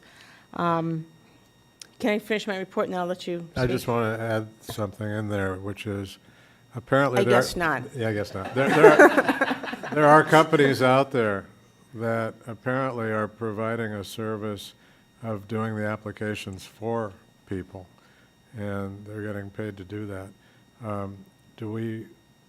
Are we aware of this? I mean, We are aware of it. When you get, we don't talk to applicants about applications unless they're validated on the application as an entity to represent the company that's applying. So when they hire a company to assist them through the process, which no one needs to hire a company to get through the process. But we are familiar with various individuals and some firms that do this. And so your chance may not be any better with them than it is in terms of just following the directions, being diligent, and walking through. So you haven't noticed that ones who pay somebody to do it wind up generally having more complete applications than ones who don't? I can't answer that, but I don't think so. And part of it is we require ownership to flesh and blood at the top, and we are finding 2, 3, 4, 5, 6 levels of different LLCs, particularly between the pharmacy and the true owners of the company. And sometimes we view that as ways to block the discovery of who really owns it. You have to be determined, diligent, and it's painstaking. Actually, we've got Carolyn in the back of the room. I don't think I'll drag her up here, but literally the type of applicant we have today is not a sole proprietor. It is usually a highly structured firm. We still have some sole proprietors, but not very many of them. But we've got all these levels that we have to collect on, and typically when we get an application, it comes in, we don't get all those levels. And so there's deficiency one, and then we get materials in, and then it creates another deficiency. Thank you, Ms. President. And I will say one more I'm thing. either the Vice chairperson or Ms. the Vice vice president. President. I think Dr. Gutierrez may be. Well, Ms. Chairperson and Ms. Vice President, thank you. And thank you, Ms. Executive Director. And while we're Yes, doing sir. all these things, I do need to make one more thought. The Sacramento Bee, its newspaper, recently did a study of skilled nursing homes and who owns them. And the Department of Public Health was highlighted for not gathering the same information that we already gather on our pharmacies, because the people that own skilled nursing facilities sometimes also own pharmacies. Jenny, is there a way to modify the application to give you that information up front so you don't have to have a deficiency and have to go back? We Could would they argue provide that? We would argue that if they follow the very front page of the application package itself, it tells you if you're this structure, you need to do this. If you're this structure, you need to do this. It's just they don't read, one, the instructions, and two, frequently they submit applications and maybe they don't realize that they don't have the information, that they're filling it out and they intend to go back, and they don't realize they haven't done that. It's So we clear just to me complain. that what's happening is there's too many men filling out these applications who are choosing not to read the I instructions wasn't going to say before them. that. But I don't know, Anne actually did the presentation at CPHA, and she actually's got some real concrete examples of things that go wrong. Is there a big warning on the front of the application that states if you don't complete this in its entirety? Very top of the form. Yeah, it does. It says, I'm reading it right now. It says, please follow these instructions completely. Failure to submit the necessary items will delay the processing of your application. So efforts are being undertaken by the board staff in addition to this session at the Western Exchange. But we're also looking, or the staff is actually looking at, once again, I think you're using this application also that you're showing to non-staff people to read and make sure that the directions perhaps, make sense to all of us, but maybe to someone who's not used to reading the applications. Maybe there's a way we can either better state the instructions or better phrase the application. But also, one of the things we talked about is maybe during one of these sessions, because what happened at the Western Exchange wasn't the only time, I believe, that we've talked in front of a crowd about how to fill out your application, but perhaps take a video of one of those presentations that we could put on the website, so that that might be just another tool that applicants could look at to try to avoid pitfalls. One last question is, can these applications be done online? They can type them online, they cannot submit them online. The reason I ask that is because, when you do have an application that you can do online, they have built-in where they kick it back if you don't answer everything. It doesn't allow you to actually send it in. A good point. And so maybe if we did have that. Well, isn't that the breeze? Thank you, I was just gonna, Oh. Ann and I So both grabbed our the breeze is microphones. supposed Okay, to we make can it a- answer this one. Yeah, but Breeze actually, unless that's changed, I do not believe that it has that capabilities. It just accepts. It does not have the ability to run business rules, I don't believe, online. That's too bad, because that would solve the whole problem. Well, only to the Only part of extent it, yeah. that it's the application form itself that's deficient. A lot of times it's the supporting documents. So one of the things that we kind of talked about a little bit at the CPHA Exchange is help the board connect the dots. Help the board connect the dots between the information that you're disclosing on your application and provide us with the supporting documents that support the statement that you're doing.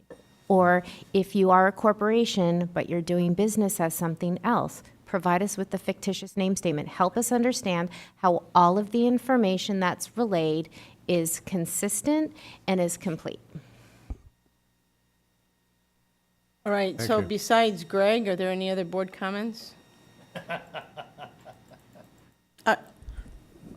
Sometimes it's beneficial, I think, for the board to see what we present to the public so that you have the same information that we're providing to our applicants.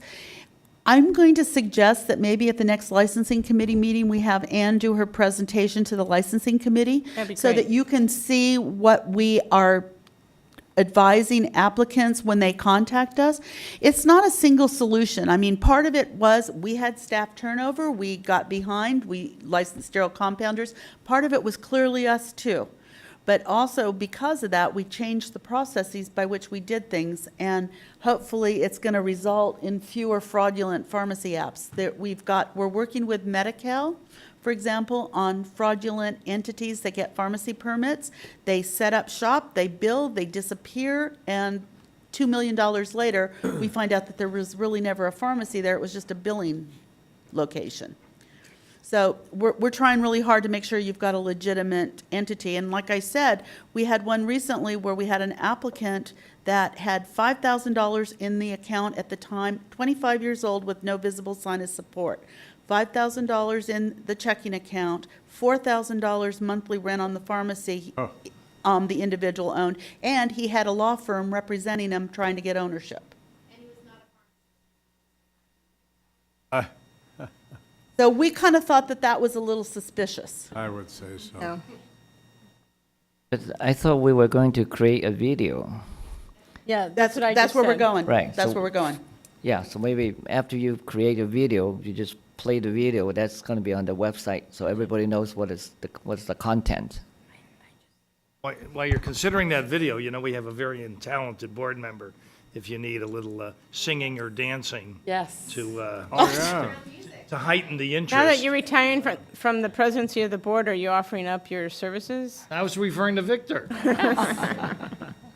You definitely get a consult from Steve Gray on how to make it pop on social media as well. Is there any All the comments help we from? can get. If we can get people to watch this video, hey, it'll be better for everybody, so let's try it. Is there any comments from the public? Okay. I'm going to move on to item number 9, which is licensing statistics. And there is attachment number 6, which has all the detailed statistics, so I'll just kind of give you a high overview. That as of February 28th, 2015, the board has had 141,998 total licensees, which is broken down into 45,255 pharmacists, 74,409 pharmacy technicians, 7,334 pharmacies, hospitals, and exempt hospitals. The committee noted that during the first 8 months of the fiscal year, the board had issued 10,559 licenses, including 1,586 pharmacists, 1,963 intern, 5,452 pharmacy technician, and 1,151 pharmacy licenses. So the board is quite busy managing the licensing, and we do appreciate the efforts of the staff, and we know you don't always make maybe the time periods that you are hoping for, but I think you also adapted to the sterile compounding and the needs of the the needs of the board quite well. And so we did note that there are some load challenges, including spikes that happen in licensing, especially recently. I think there's been a couple pharmacy chains that have had change of ownership, and so that does impact the board licensing. Are there any other? I mean, there's recent updates, but I think that's all in your attachment. Are there any comments that the board members would like to make? Ed, Victor? Do we ever have a breakdown on how many chain pharmacies, how many community pharmacy, how many compounding pharmacy out of all the 7,000 pharmacies that we have in the state? And what are the trends, like a 5 years or 10-year trend, the increasing number of the decrease of which type of pharmacy? Is there any records to that? I can talk generally. We haven't really done a formal study, but periodically you're looking like what's going on here. So the number we kick around, and we do this periodically because chains are typically in headquarters locations, about 60% of the pharmacies in California, of that 7,000, are considered chains. I think probably fewer than 12 stores. I don't think we've got anything between 3 and 12. I think we still count as individuals. But in terms of generally the number that's kicked around is about 60% of what goes on in California is done through chains. Over a period of time, the chains add stores, they buy out small businesses, but for the last few years, particularly when the economy was bad, the astounding thing was we continued to find a lot of individual applications coming in from sole proprietor or single individual owner, single pharmacies as applications as new pharmacies. And it was so amazing that we were scurrying around trying to figure out how can this be, and the economy being so bad where there's no money, nobody's investing in things, they continue to come into pharmacy. Well, part of that, we also would go out and inspect those facilities to make sure they really did have pharmacy permits because we weren't sure what was the phenomenon. I think it continues to be, I don't see the applications. I don't know if Carolyn sees, I don't think Carolyn sees enough of them either to know trends, but we can take a look. Going back 10 years is going to be a little bit problematic. Can we take a look at the trend of independent or compounding or whatever specialties, like little? We don't really track it like that, though. The real problem for us is we can pull out the chain stores, but the only way we could get at it over 10 years is go through every single app and identify whether or not it's a community, or if it's a community, but that's, we can kind of tell by the license. But what business structure does it have coming in? Is it part of a chain? Is it part of a new entity? What is it? And that would take a considerable chunk of time. When you say 60%, that includes also hospitals in there No, the too? hospitals, there's only 400 and something of those, so there's very few of those. Small number, Mhm. okay. So most of them is. And the hospitals also have their own chain structures, so. So we'll try to get you some data, we'll see what we can do. We may not, 10 years is gonna be a problem, because it'll stop, we'll have to literally pull hand files. Okay. But we can track it forward too, we can do that as we license them, tag off what we're licensing. Any other board comments? Is there any public comment? Okay, I'm going to move on to agenda item 10. So first off, I want to point out attachment 7, which is the draft minutes from the April 7th committee meeting, if you want to review what was actually said. Although the committee hasn't actually reviewed and approved them, those are the draft minutes. And in addition, I want to point out the future committee meeting dates. The next meeting is June 19th. If you happen to be at the April 7th meeting, I think we had a slightly different date. So please note, I think it was a day or two prior. So please note that we changed that to June 19th. And then our subsequent meeting date is currently scheduled for September 10th, although I think we have a pretty full agenda going forward with a couple of things we've discussed this morning. Are there any board member comments on our future meeting dates or our draft minutes? Or any public? Mr. President? Thank you very much. Great committee report. We're expecting lunch to be delivered in about 5 minutes. Is that still correct, Lara? So given that, what do you say we break? Now? Yeah. Okay. And That's so fine. we'll give ourselves, it's about 11:45, and so get back around 1 o'clock? Is that a Why don't we do 12:30? 12:30? Yeah. 12:30 is okay if you can do it. I'm not quite sure when the lunch is coming, but I expect it in 5 minutes. Oh, okay. So what do you say we say 12:45? 12:45 From an hour, it is. that's good. 1 hour. Yep. Hey, thank you all. The road? Well, here.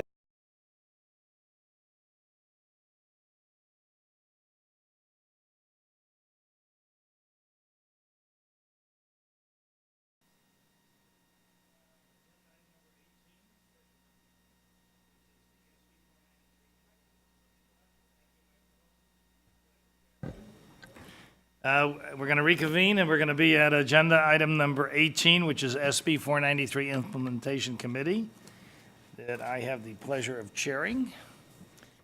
I will do the report. So, you've heard this many times before. I apologize for repeating myself, but the good thing for pharmacy and for pharmacists is that SB 493 creates a number of new opportunities for pharmacists. And there are essentially two levels of additional services that it would authorize, one for all pharmacists, and the second to create a new license category of advanced practice pharmacists. So the committee to implement this and to develop what we feel are the appropriate expectations of pharmacists is SB 493 committee. Additionally, there was an enactment of AB 1535, which has directed the board, our board, to develop an naloxone protocol through an emergency rulemaking process. We've been working on that. Any of you who have been to board meetings or committee meetings have had the opportunity to follow what we've been doing. And so for the expediency of all of it, we've put that in the 493 committee's bailiwick. So, at the January 2015 board meeting, we approved and moved to initiate a regulation rulemaking on proposed text that specifies the ways and supporting documentation needed to qualify for registration as a advanced practice pharmacist. And additionally, a fee of $300 was selected as the application and renewal fee for the license. Then at our February meeting, the committee made several modifications in the text, and at the April meeting, the committee again discussed and made several modifications to the proposed requirements, and we are going to be dealing with the proposed changes and the protocol at this meeting.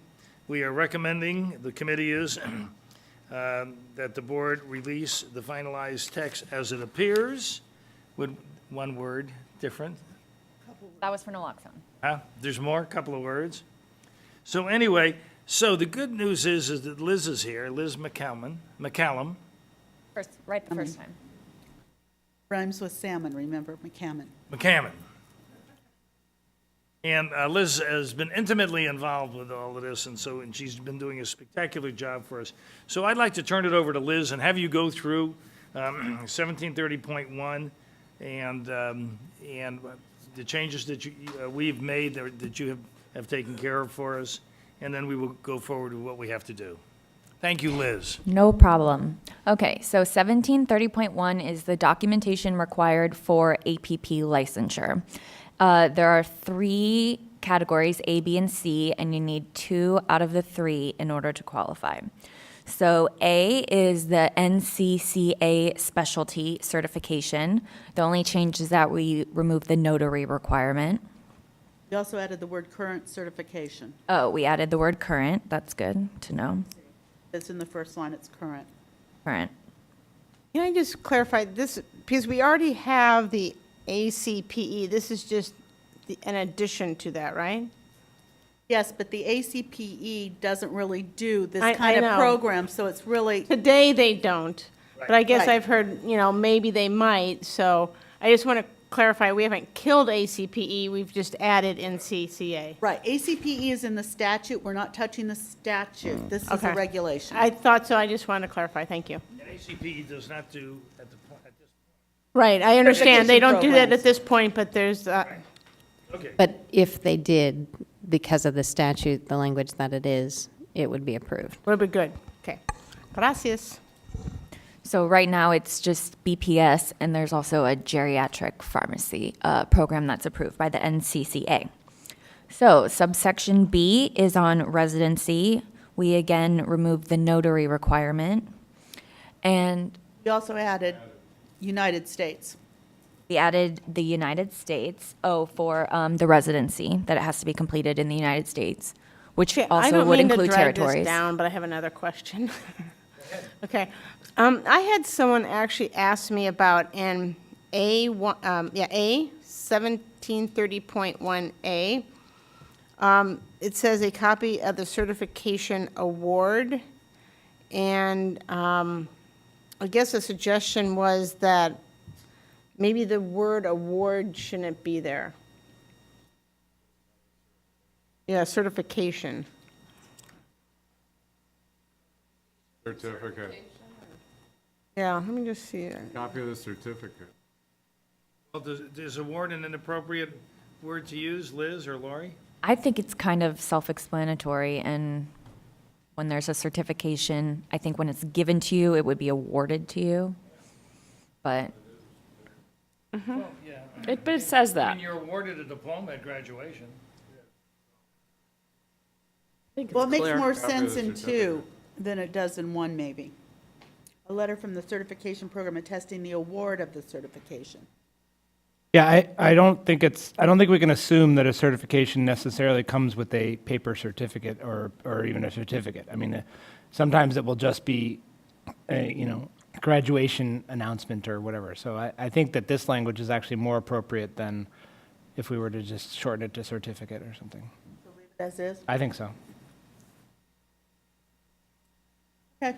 With that beard, you seem. Tell your Which friend- isn't, well, I won't go tell there. your friend we had a legal opinion about it. Okay.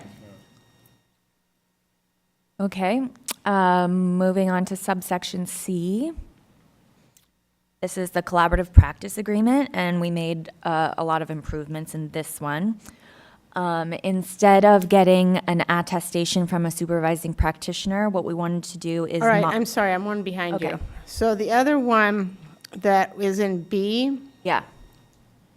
the postgraduate residency earned in the United States through an accredited postgraduate institution.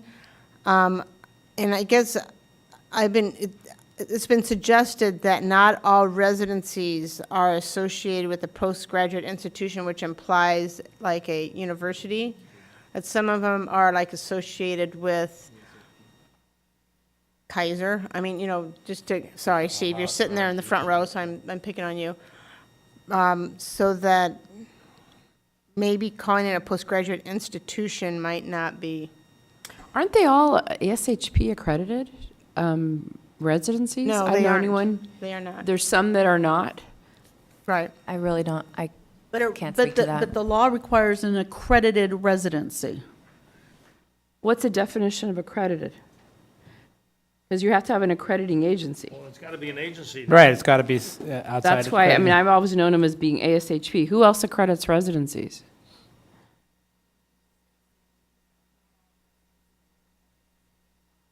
They wouldn't qualify. which For is those why who we're can't using hear the answer from the audience, I just wanted to repeat that all accredited, the ASHP is the only accrediting agency, but there are residencies that are non-accredited. But does a law require us to have an accredited residency? Yes. So it looks, and if ASHP is the only one that's accrediting it, then we have to put ASHP accredited. Right. Well, we don't have to put ASHP, we just have to say accredited, but to have the same effect. But it's the same situation as we had before, when Debbie mentioned that there's other agencies or other Right, that's why we don't want to Postgraduate specify just institution. Yeah, the only ASHP right now. accrediting, the only accrediting agency is ASHPs. But That's that what I'm could hearing. change. Currently, right? Yeah. Right, currently, but that could change, so that's why I think we're better off just saying accredited. Hey, Ryan wanted to say something. No, if it's the only current accredited agency, maybe we should clarify that, because we shouldn't have to change this. Yeah. If another accredited agency comes on board. Okay. Just say, as of this date, maybe the only, whatever it is, the only accredited agency. Good. Jenny? The actual provision, complete a postgraduate residency through an accredited postgraduate institution. Oh, that's in the statute? Yeah. Yeah. But we have to keep it that way. Yep. I don't see the word current, though, Ryan. Am I missing something? No, that was a suggested addition. That was a suggested add because if one comes up in the future. Well, it would apply just as well if it's accredited. Okay, but so by saying postgraduate institution, which I understand is in the statute, that would limit residency programs that aren't associated with universities would not apply. I For don't B. know, because this is, if Kaiser, I'm assuming Kaiser's programs are accredited, right? No, it We says have to go with the it says a language- residency certificate awarded by a postgraduate institution. That Right, doesn't but an necessar- institution doesn't necessarily, I mean, you're assuming institution is limited to university. I think it's possible for there to be an accredited postgraduate institution that is, for instance, a hospital. Yes. But why would a hospital be considered a postgraduate institution? If you must have graduated before the residency. Yeah, it's just a That's training postgraduate. program, in the That's same the way that, statute. medical doctors go I through have 2 postgraduate years, but I can only hear residencies. from one of them, okay, so. Sorry. So, Josh was loud. I You go was first. just gonna say that, lots of medical residency programs obviously take place in hospitals, and those are accredited programs, even though, and they're affiliated with universities typically, but they are not themselves And universities. I'm not trying to create a problem, I just want to make sure that we don't have a problem. Complete a postgraduate residency through an accredited postgraduate institution, and I think we use the same words here. Document of completion of a postgraduate residency. We added in the United States, but that, Right. I think you're correct that in order to be accredited, it would have to have some affiliation with a university program. And so I think technically your certification that you'd be receiving would be through that university program. But I don't think that anything here creates a problem. First of all, we have to mirror the statute to the extent we can. And second of all, I think that. Yeah, Yeah, go I ahead, would be Steve. curious, because Kaiser, because that's what came to my mind when I was reading this. I'm just, before you go, I'm just curious if the accreditation has to be recognized by by which body? Is it the Department of Education or what? A separate accrediting body that's out there that approves these kinds of programs, and it's not specified in statute, and I'm not sure we want to specify it. Yeah. I don't think we want to. Mike's not on. There. There is another accredited residency program through AMCP, who happens to share staff and work out with ASHP. But there will be certificates issued for accredited postgraduate residency programs from AMCP, and they are a clinical residency. So there is that. So there's already 2 that you will see. Second, it was very carefully chosen to say institution. Institution does not mean school. Institution does not mean hospital. Institution was chosen because if you said accredited hospital, that has a whole different meaning in terms of that type of accreditation. And accreditation of a school has a whole different meaning. So it was an accredited institution. Under federal law, institution can even be a health plan. Kaiser Permanente is an institution recognized under the exemption to the Robinson-Pacman Act as under the federal law for institutions. So deliberately, these words were chosen to be broad and to not rule out future accreditation type agencies. It's kind of like we talked about on the committee before, if you do certain things and make it required, they will come, they will build. And I know, for an example, that CPHA is working on other accrediting type institutions that could be qualified, and they'll be putting forth something, I'm sure, whenever that comes to fruition.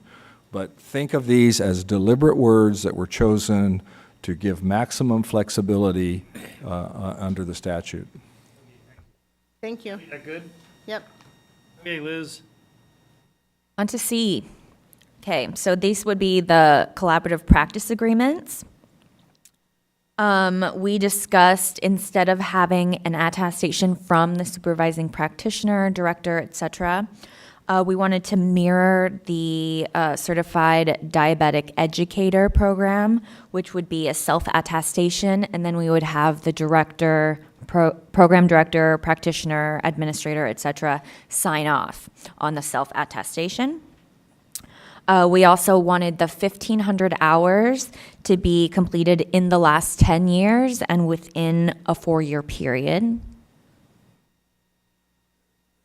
And I'm not sure if we decided if B and C could be inclusive or exclusive. That was something we discussed at the meeting, and we needed to have further legal investigation. The statute says they're separate. So B and C are exclusive of each other.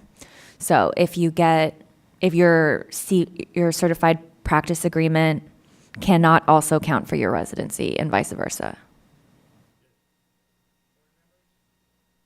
Questions?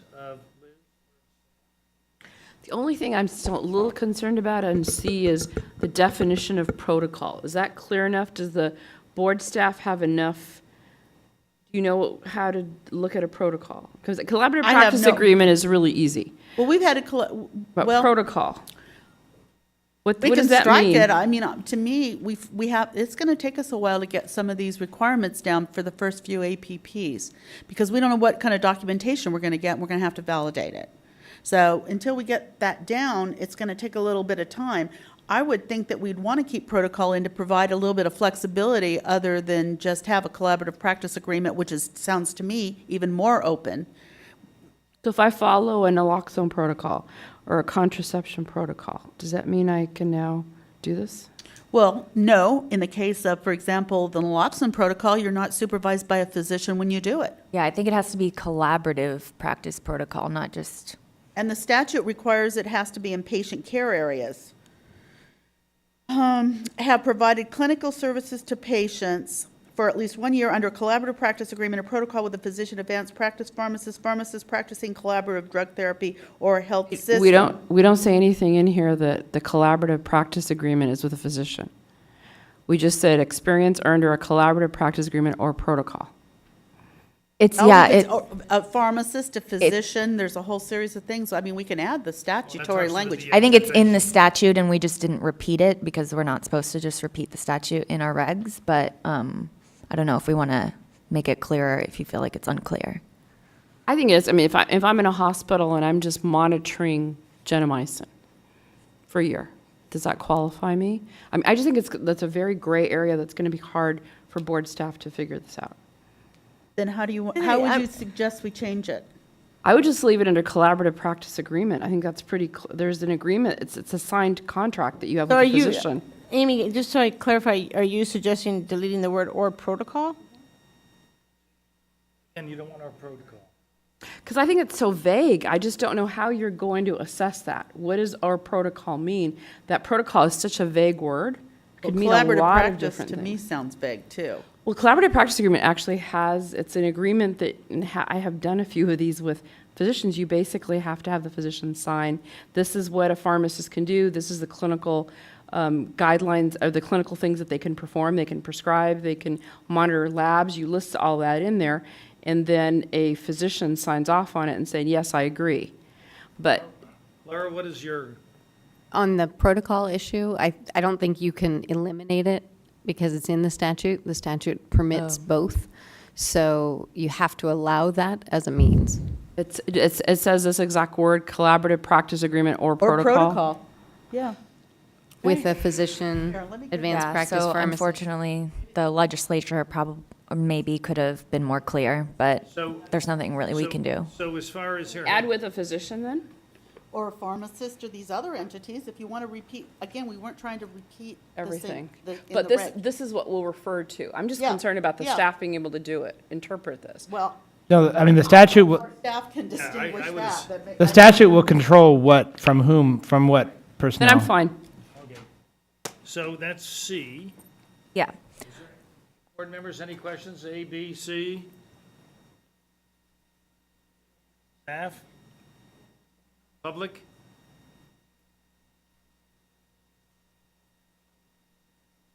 Steve Gray from Kaiser Permanente. The model for 4052.6, which is what we're talking about as the section on the APP, the model for that was 4052.2, which has been in place for 26 years. There's no definition deliberately in that section on what a protocol is. It's whatever that was developed and approved with, as the 4052.2 says, with physician or prescriber input and registered nurse input. There's not a requirement in California that it be a signed document. There is in other states, but that was deliberately left out. What happens in real life is the pharmacist develops a protocol for the treatment of a condition, a disease, whatever, refill authorizations, whatever, that allows them to initiate and adjust medication therapy. They show that to a physician or other physician-supervised prescriber. Treating prescriber is what 4052.2 says. And they say, I would like to refer my XYZ patients to you for management of their drug therapy. The pharmacist then documents that referral. The pharmacist is not supervised by the physician, like they are with a nurse practitioner. There's no requirement for direct supervision. There's no ratio of a physician to pharmacist like there is for nurse practitioner, physician assistant, certified nurse midwife, nurse anesthetist, et cetera. So the model was to just do the same. The entire intent of this was, again, to cover the shortage of primary care and to provide another pathway to get to the same place other than through just a residency program. But everything was based on the precedent that we've had in 4052.2 without changing 4052.2 because the concern there was we might end up going backwards, in the legislative process. Now, as a matter of policies and procedures, you can require your pharmacist to have a written agreement, and many of them do. And it can be a one-on-one. But when we wrote it 20 years ago, we wrote it specifically for medical groups that had thousands of physicians. And you couldn't, it wasn't practical to have 1,000 different signed agreements or more. And so that was why it was developed the way it was. And there are plenty of examples throughout the state, through the University of California, through ACOs, through health plans, et cetera, that already have these protocols in place. And they vary greatly. Some of them may be 10 pages thick, others will be two sides of one piece of paper, if it's very simple. You know, management of hypertension, basically. But 405.2.2, and looking at this law, it does say, it's entitled Permitted Pharmacist Procedures in Healthcare Facility, Home Health Agency, or Clinic with Physician Oversight. Oversight. It Oversight does say and- physician oversight. Overs- I agree with you that it's not just checking every single order. Right. But it does have physician oversight. Exactly. And I But guess what- oversight and supervision are not the same thing. Agreed. Right. My concern is that if you've got a pharmacist who's working in a hospital who's monitoring lab levels for a year, that's not the same as practicing under a collaborative practice agreement. Absolutely. But that aminoglycoside could be a protocol. And I'm very concerned that that's going to be very difficult for the board staff to distinguish when it comes to an application coming in. In a hospital situation, you're actually not under 405.2.2, you're under 405.2.1. In 405.2.1, the big difference is, one, a residency is not required. It's up to the hospital to credential and to grant privileges according to the hospital policies and procedures. But the privileges they're granting are specified: initiate, adjust, drug therapy. If your privileges don't include that, then I don't think you're practicing under what you're talking about. If all you're doing is checking labs and checking dosages and making recommendations, that's not collaborative practice. Well, if I'm working in a hospital and I'm just monitoring labs, monitoring aminoglycoside labs, and I have a protocol that I'm doing it under because it's a policy and a protocol in the facility, and my administrator of the hospital says, yes, Amy's been monitoring labs for a year.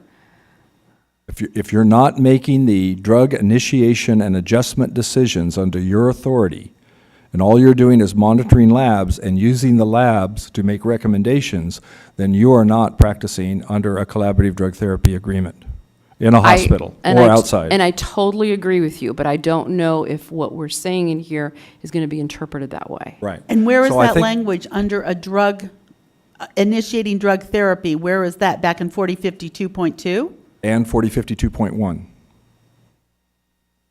In other words, if you look at 4052.1, it says what pharmacists can do in a hospital, in a licensed facility.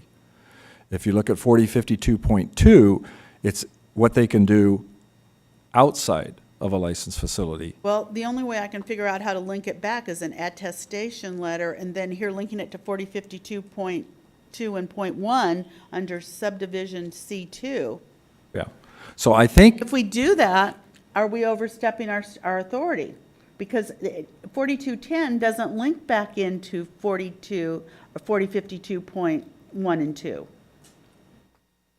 I'm not sure I completely understand the question, but I do agree that there's not a cross-reference between 4210, Advanced Practice Authority, and I think the issue then is, should we add a cross-reference, correct? But there is a cross-reference. That's what my question was. Should we add a cross-reference where we're referring to another code section to provide clarity to the regulation? Could we say experience earned under a collaborative practice agreement or protocol as referenced in 405.2.1.2? specify that the protocol has to be a protocol pursuant to 4052.1 or 4052.2? And there is a cross-reference in 4052.6 back to 4052.2. Yes, I don't think And we that need- was the intent. That was supposed to be the cross-reference back. But that's after you've achieved the APP licensure itself. But I don't think we want to use that as a criteria for becoming Well, licensed. but that was the point of making that cross-reference, because we had the same thing come up in legislative conference. And, well, what are you basing this on? Well, the years of practice and experience we already have under 4052.1 and 4052.2. And so they ask us to put a reference in 4052.6 back to those processes. So under that, then it would be simple to add 4052.1 and 2 at the end It's of. but Jenny, it's actually 4052.14. Right. Because it's initiating or adjusting the drug regimen. If you're looking at 4052.1, it's section 4. Under 4052.2, it would be 4 as well. Yeah. Because you want them to have some experience adjusting and initiating drug regimens. Right. Just because I'm monitoring labs doesn't give me this experience. Exactly So right. there's a suggestion to add that reference. Does the board Yes. agree? Well, I want to check the board once we're through with all of this. Okay, Steve, thank you. So where are we going to add that in C? Going to add it to After the word C2. protocol, yeah. After the word protocol? That's a reference to 4050, 4052.1 subsection 4 or 4052.2 subsection 4, depending on the setting. experience earned under collaborative practice agreement or protocol. What is the verbiage? As detailed in B&P code 4052.1 slash, Be good? yeah, 4 or 4052.2 4. A2. For, It's A4. A2, A4. Lowercase On- a. Okay. on a, Lowercase A2, 4 A4? in both cases. It's A. Okay, well, I think 4. we have legal Okay. comment.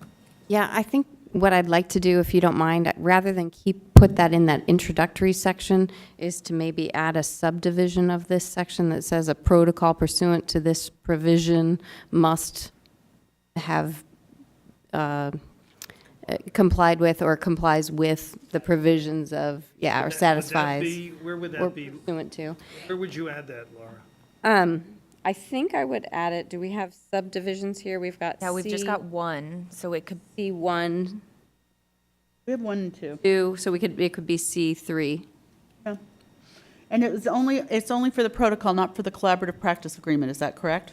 Yeah, because I think a collaborative practice agreement is pretty clear. I mean, let's say I would think, because it would be, you would have an agreement, and it would be signed by a physician. But what you're saying with the protocol, if I understand correctly, you're specifying what the conduct that qualifies, which is okay. Yeah, the tasks. You're the- specifying the task. experience, yeah. Do you want that to be true for the collaborative practice agreement as well? I think that's inherent in the description of a collaborative practice agreement, but I think we can have Brian probably talk about it from CPHA, because I think you have draft agreements, collaborative practice agreements, that APHA has actually issued.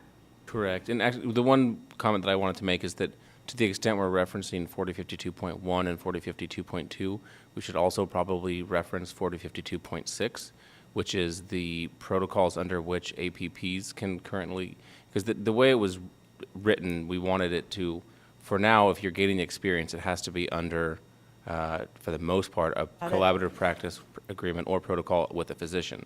In the future, we would like pharmacists who are engaging in work in order to become an APP to be able to engage in work under the supervision of an existing APP. So for the time being, it seems a little bit like putting the chicken before Right. the egg or whatever. But in the future, to the extent that we want it to be a self-sustaining system, we should also probably reference 4052.6. But they would still be If we add doing. .6, will that accommodate that?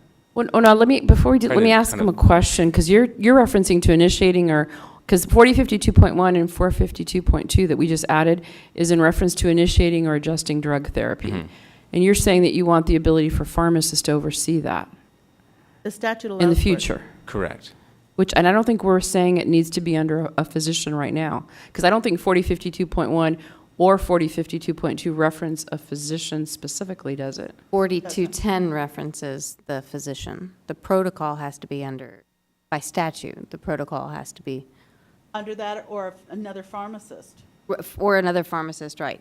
Or other, So how about qualified experience earned under a protocol shall be earned under B&P Code Section 4052.1A4, 4052.2A4, or 4052.6A5. Will that do it?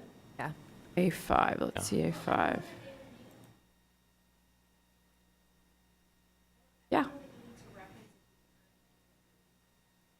I thought that was the point.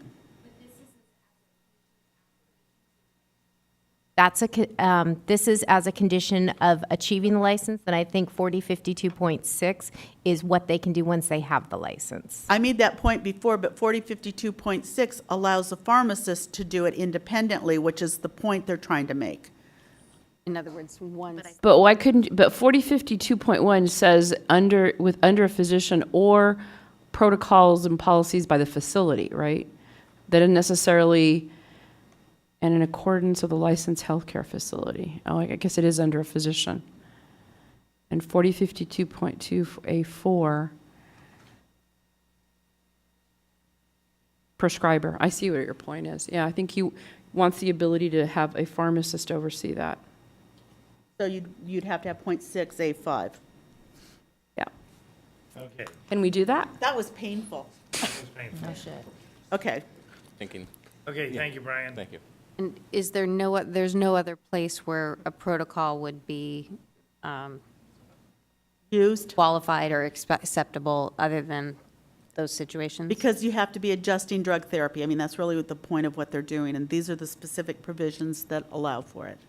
Okay. Because the word protocol or is too vague. I understand that it's vague. I'm just trying to anticipate if we're missing anything, because what you're doing is you're defining the experience under a protocol has to be this type of experience, which is well within the board's authority, but you want to be clear, you want to capture whatever. I don't think that we should add 4052.6A5 for the simple reason that it's only a reference to 4052.2. It says 4052.6A, a pharmacist recognized as an APP may do all of the following. Subsection 5, initiate, adjust, or discontinue drug therapy in the manner specified in paragraph 4 of subdivision A of section 4052.2.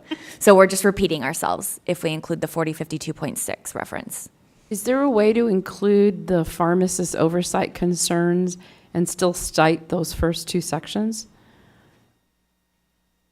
I think maybe what we would do is maybe say the protocol experience must be experience and then reference the topic.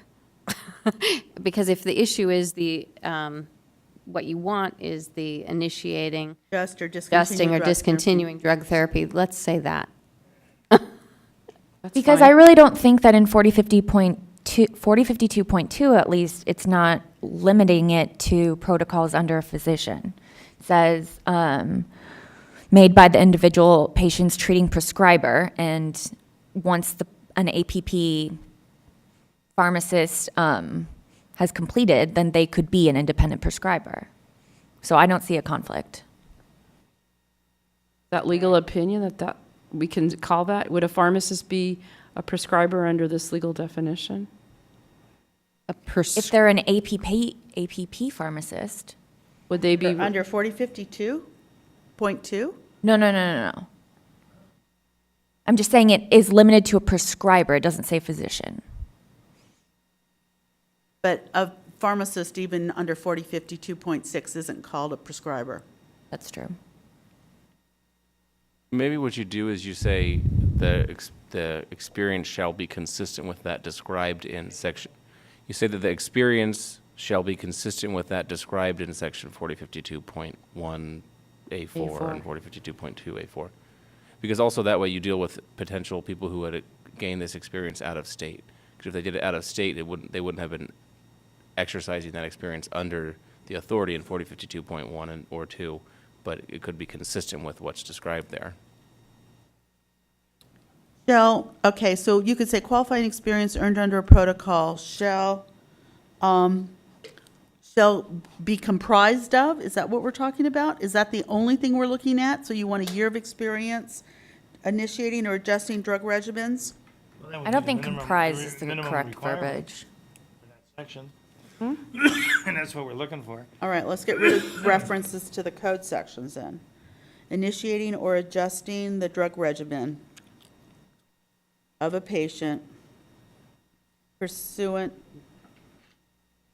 to an order or authorization by the patient's prescriber. Will that, or caregiver? No, it better be a prescriber. So what does that do to the pharmacist overseeing? Because the pharmacist is never going to fit the prescriber criteria. Steve, you want to join us? I'm confused. Thanks for the statute, guys. When a pharmacist initiates, they are a prescriber. Okay, because you go back to the definition of a prescription, and it makes reference to all the practitioners who are recognized as prescribing. And so the intent of changing it to prescriber was in the statute when we explicitly wanted to make sure that the DEA would give pharmacists their own DEA number. And during that statute, we changed it from physician to prescriber because because the medical association actually asked us to say, look, where we really need your help is when we are supervising a nurse practitioner who needs to have more expertise of a pharmacist involved in the patient's care. So we changed it from physician to prescriber, and the idea was to pick up all of those mid-level practitioners that can issue prescriptions to make sure that in a team environment, and this whole thing is based on a team environment, that pharmacists could provide their services and drug expertise. So pharmacists are prescribers, and they are recognized as prescribers under the mid-level practitioner, federal regulations, as well as under federal law for Medicare Part D and Medicaid prescriptions. Well, but when the DEA gives you the certificate, it is as a mid-level practitioner, not as a prescriber. No, it authorizes you to prescribe. Therefore, you are a prescriber. Well, okay, that's not my understanding of how that works, that in fact, you're kept in a separate group. Our code distinguishes between prescribers and others. We're in that other category. And I think that's part of the problem, the reality of doing this. If we go forward and say prescriber, it may limit the ability of pharmacists down the road to be able to do this, which is what my concern is. And the alternative is to have our attorneys go digging through some of the codes to see how we can do this without leaving out the eventual use of pharmacists. Right. It's going to delay this, though, Well, further. the intent was to also allow, remember, creating the additional pathway, and I think you agree, that once a pharmacist becomes an advanced practice pharmacist, they could also mentor a pharmacist that wanted to become an advanced practice pharmacist. That's 4052.6. And the recognition was that just like under 4052.2, that pharmacist under 4052.6 is also a prescriber. And it harkens back to the definition of a prescription, which explicitly recognizes both in the Health and Safety Code for controlled substances and in the B&T Code, the definition of a prescription Can you say? includes orders issued by those specific categories of practitioners. Can you say prescriber including an advanced practice pharmacist? Say it again. Can you just say prescriber including an advanced practice pharmacist? Well, the problem with say an including, unless you say including but not limited to. Right, including but not limited to. You don't want to say just including, because then that implies what we call a negative pregnant. Okay, but if we were to do that, would that work? But that might make it more clear, but It sounds like it'd be a lot easier. Like it to me. Then you don't have to worry about who's defined as a prescriber. You're saying including but not limited to. That'd make it clear. I'm hesitant to jump hastily into equating advanced practice pharmacists with prescribers because of all the implications that will have for other sections of the code that we haven't fully thought out, which is I think what Jenny was saying a moment ago.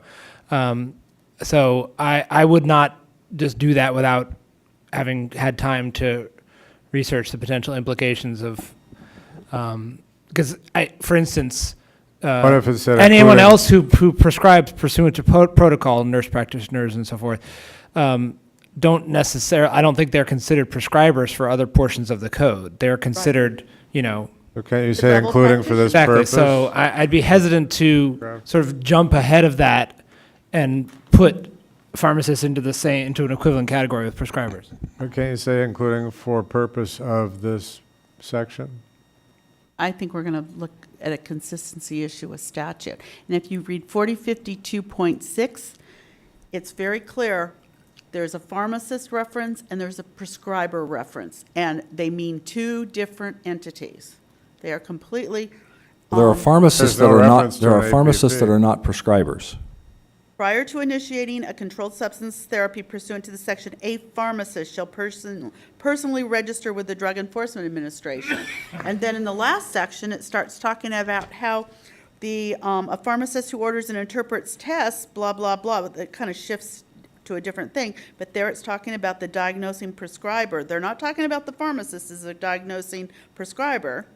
And they refer to prescriber here to mean the physician that's a supervisor.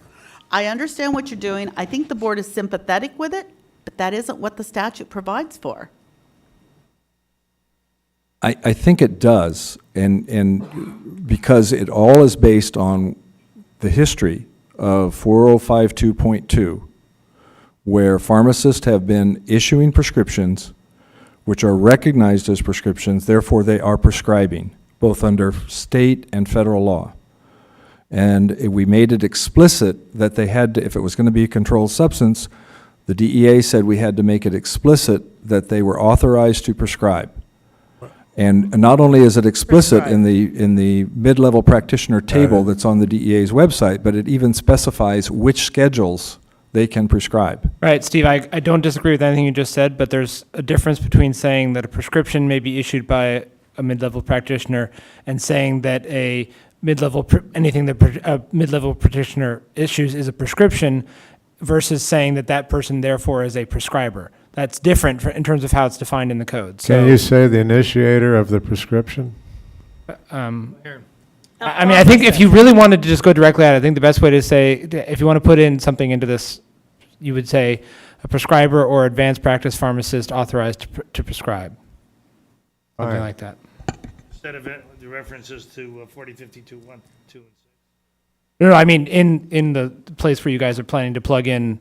Qualifying experience earned under protocol shall be done initiating or adjusting the drug therapy of a patient pursuant to a physician or advanced practice pharmacist. Why don't we just use the word there again? Can you say initiating or adjusting the drug regimen of a patient as authorized by law?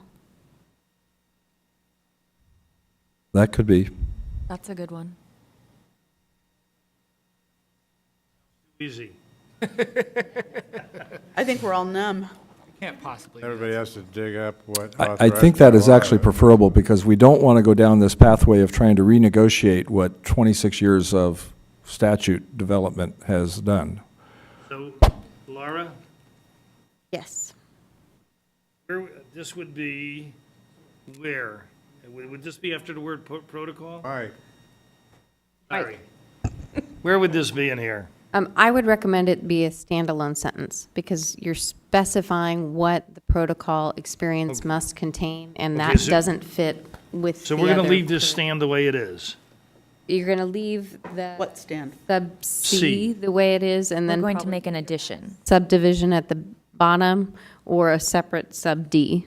That defines protocol? Okay. Defines the Right. experience. that Okay. under a protocol that will required. qualify. And that'll be something that you will be able to work with Laura on, Liz? I can, if you want me to work on it, I'm happy to do so. Oh, you're this far into, can you two, would that be appropriate for both of you to? Yeah. Well, I think, yes. Yes. I think it's a relatively simple change that we can make, yes. We're just adding a sentence 3. So can we assume, as we go forward today, can we vote on this with that? Yes. I Good. think you can authorize that, and then I'm assuming that under general provisions of the board, the way it operates, Okay, well, that was my concern. Ginny can make Good. some non-substantive tweaks. Well, and there'll still be a comment period where it can be tweaked a little bit. Right. But I This was is- hoping that we could get through this today. To authorize the rulemaking? Right. Correct. I believe you can. Okay, good. Can I make a motion then, Steve? Well, I was hoping that you would. I'll move that we initiate rulemaking on 1730.1, the documentation requirements for advanced practice pharmacist licensure as outlined in the copy that we have, with the additional changes that our staff, our council will work on in terms of clarifying the experience definitions for protocol. Second. Good. One slight clarification, I'm assuming you want it to be the entire Article Yeah, the whole 3.5, which thing. includes 1730 as well? And then the fees that are also in. I Yes, was gonna sorry. do fees next. Agreed. Oh, you want Oh, to you do wanna do it fees as a separately? separate? Okay. Fees, yeah, hang on to fees. Agreed. Hang on to your fees. So 1730.1. Perfect. Yeah. And there's a second. Yep. Yeah, it was Greg. Okay, good. Board members, any additional questions or discussion? If you dare. Public? Wow. All in favor of the motion, please signify by raising your hand. Abstentions? Opposed? Yay. All right, Liz, thank you all. Thank you. Now, proposed amendments to 1749 board fees. So the fee of the issuance of an original pharmacist license is $150. The fee, thank you very much. The fee for application of an advanced practice pharmacist license is $300. If granted, there is no fee for the initial license issued, which will expire at the same time as the pharmacist license expires. So the fee for a biannual renewal of a pharmacist license, $150. The penalty fee for failure to renew is $75. 2, the fee for the biennial renewal of an advanced practice pharmacist license is $300. The penalty fee for failure to renew is $150. The fees in this paragraph are in addition to the fees required to renew the pharmacist license as specified in paragraph 1. Do you want to elaborate on that, Liz? Not really. I think it's self-explanatory, but, You didn't get the chance. okay. Members of the board, staff, I think we have one small adjustment. Just give me a second. okay? Why don't we ask for public comment if there's no Okay. comment from the board? Public comment? You're still on the hot seat. Gosh darn it, turn off the heat.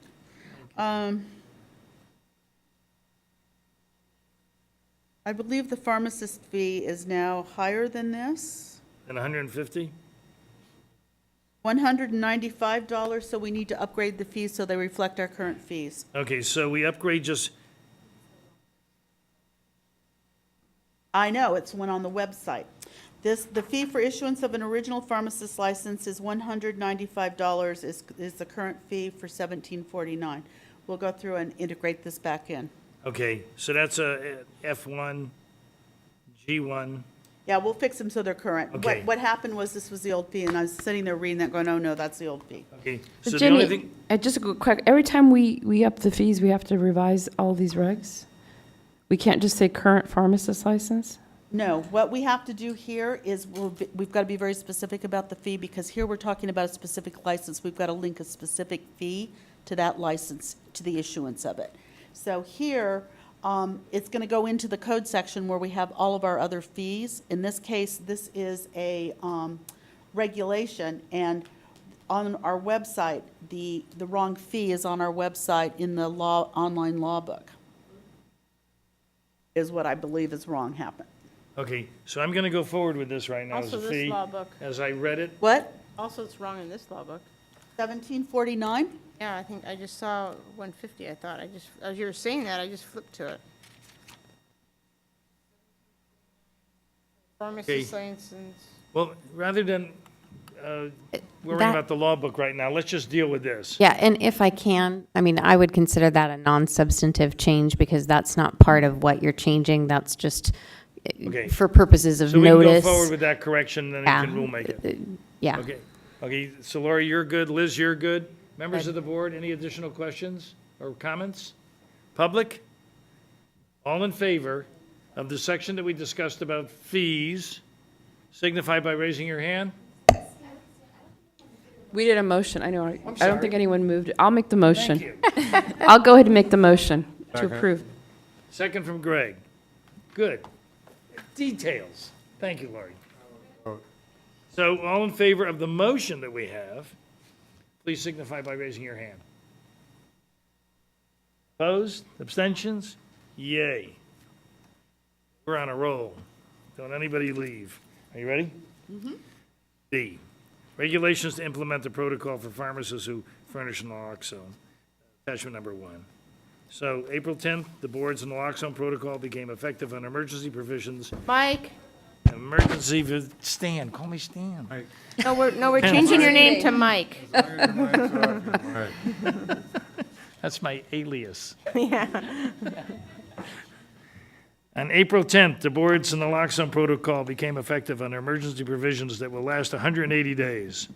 The board now has slightly fewer than 180 days to notice and promulgate a naloxone protocol regulation to replace the emergency adopted version of the protocol. The medical board will also need to approve this protocol as well, and we're planning on meeting there at LAX on the 8th of May for that. During the April SB 493 Implementation Committee's meeting, the committee discussed several modifications to the emergency protocol. The committee clarified that these changes would not affect the emergency rulemaking protocol that has already been filed.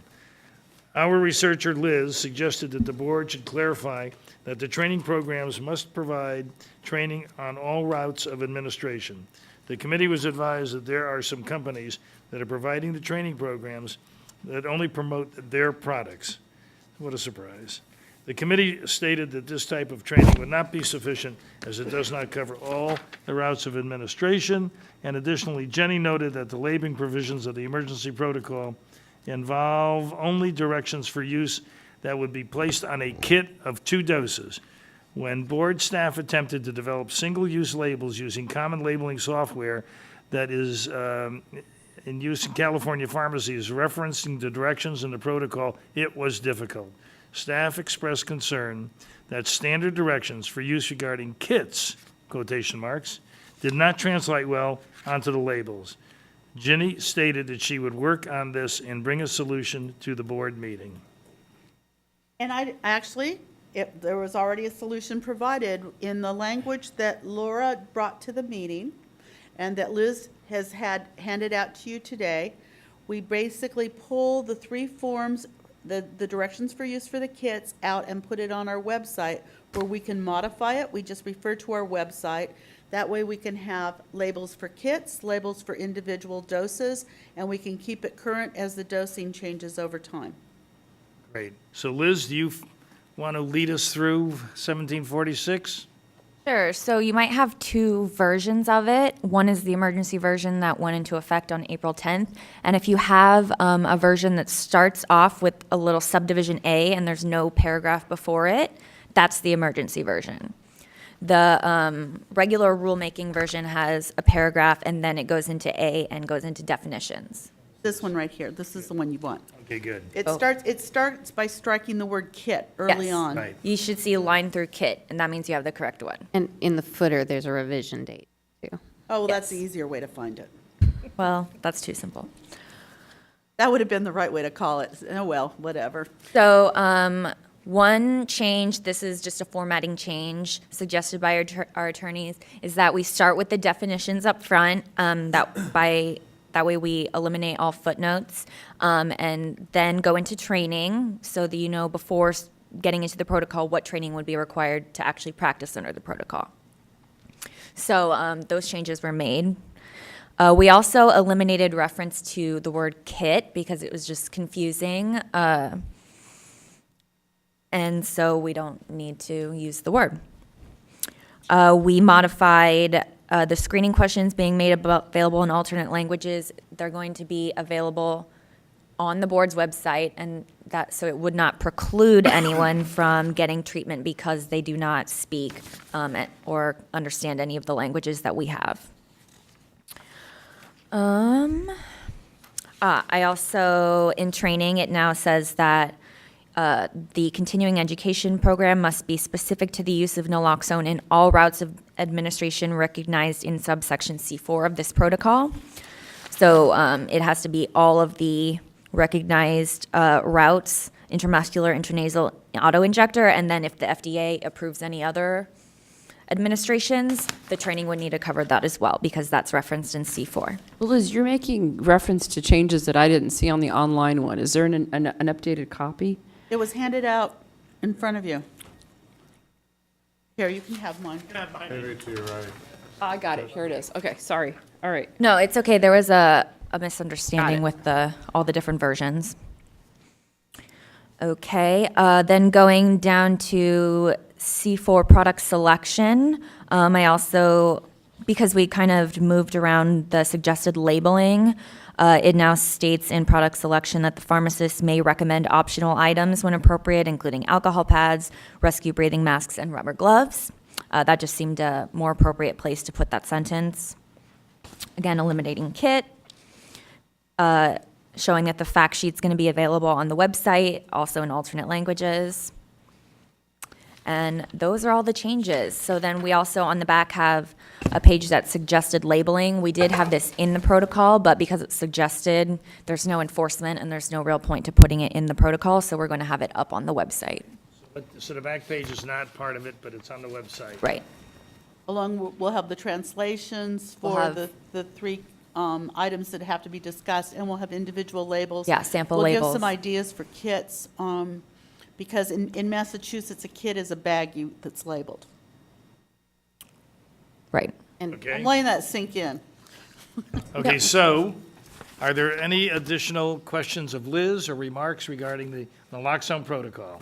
I did follow up. I know at the SP 493 meeting, someone had made mention of the fact that they were concerned about pharmacies becoming places for people that are ODing to show up. So I asked some people, at least in LA County, that I knew that dealt with this. They said that one of the issues is when someone's ODing on this, it's not like they recognize it. A lot of times these are accidental overdose. It's not like you're thinking, oh, I'm ODing, I better go run to a pharmacy. So there's not that likelihood. They don't feel that that's a real risk. So I just wanted to bring that up because that You're was comfortable with raised. all that. Yeah, yeah, Good. definitely. Board members, anything else? Public? Wow, shocking. All in favor of the, There's no motion. what am I? Oh, a motion again. My, boy, how am I forgetting this So detail? moved. Thank you. Second. A second. Well, the Debbie can motion is second. to bring to the medical board Yeah. for approval. If approved, then enter into initiate a rulemaking to formally adopt the regulation. Okay, so we have a motion and a second. All in favor signify by raising your hands. Opposed, abstentions? Done. And just I'm for- sure the only reason that in these two instances where I've forgotten about a motion and a second is because I am so excited to have this done. This is great. Not Liz? done yet. Huh? Well, but it's where we are. Liz, thank you. That's 2 for 2, Stan. All right. I was just going to clarify that included in the motion, because the statute requires it, is also that you're going to be consulting, I think, with one other or two other affiliations. Right? Okay. It has to be. We'll run that past during Station. the 45-day Right. comment period. They have to participate in the process. They've had input at the front end. This will be part of the notification we do. Yeah, but I think you're referring to, I think it's the Association of Addiction Addiction Medicine. Medicine. Yeah, so I've been in contact with them. Okay, perfect. So good. I can run this final version by them. Okay, don't go anywhere yet, Liz. The committee compact also contained the fact sheet on naloxone. Liz discussed a requirement for pharmacists to provide translated fact sheets in screening questionnaires. He's worse than I am. I think just, just just don't leave it move it. on? Just leave it right there. Don't move it. Everything you say is a pearl. Yeah. Thank you very much. And it's going to be mic'd. Okay. Thank you, Josh. The committee expressed concern that a pharmacist may not dispense the naloxone if he or she did not have a translated fact sheet available or screening questionnaire available. The committee asked Ms. Friedman, Laura, to draft in the language a statement that the pharmacist shall provide the translated information specified in new section that is provided on the board's website. Yeah, I mean, I added it, but yes, it was accomplished. Okay, discussion and identification of materials with board guidance is envisioned. Discussion and development of proposed requirements for pharmacists who initiate and administer immunizations. But before we do that, do you want to just talk about the fact sheets? Sure.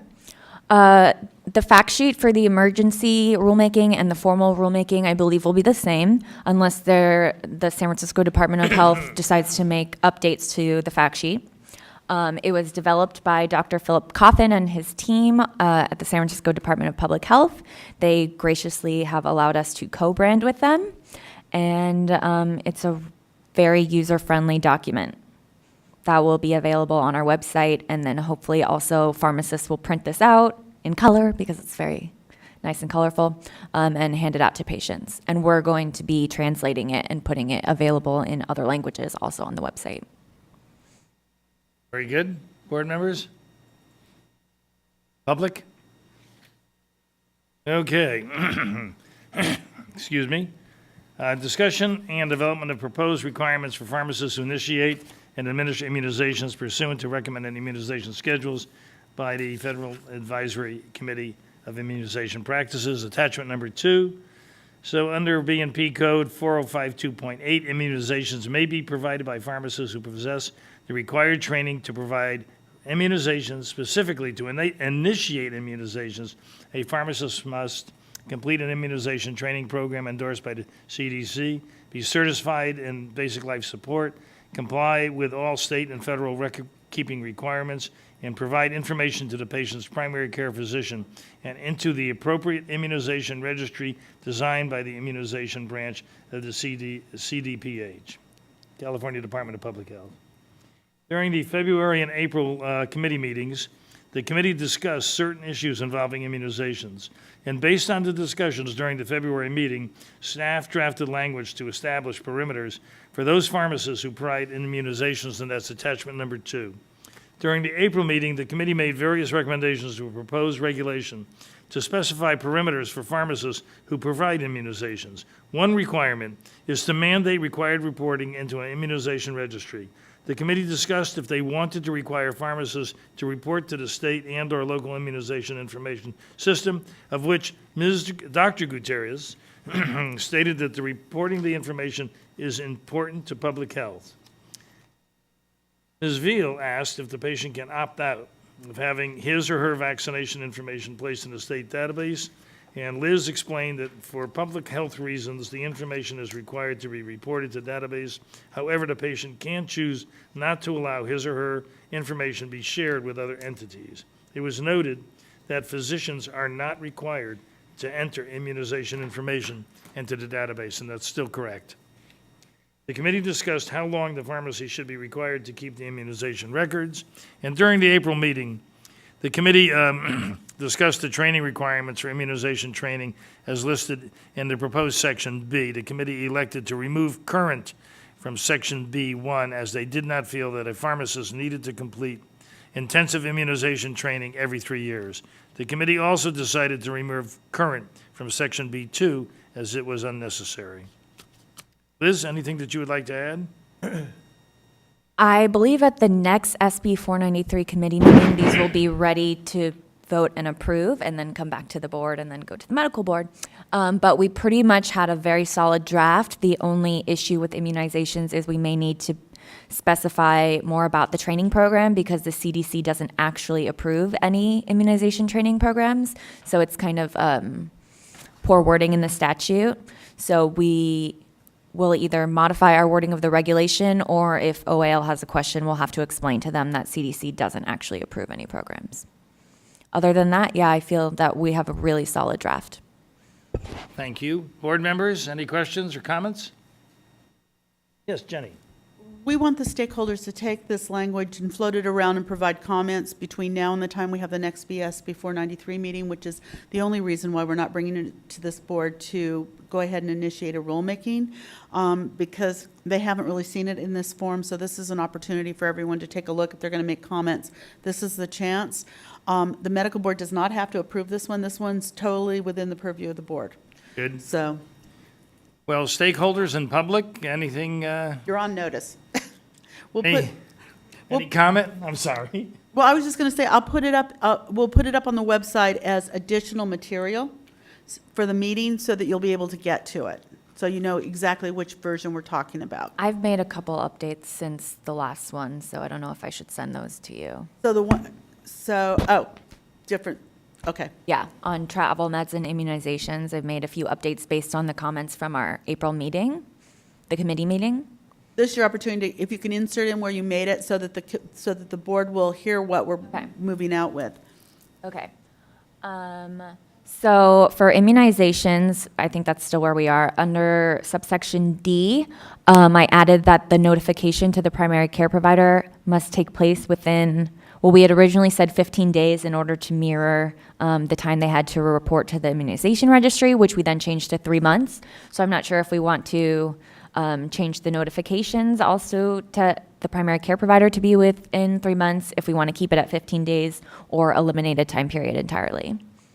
But we did then in subsection E add that reporting would be within 3 months, not within 15 days, on the suggestion that that would be too onerous for community pharmacists.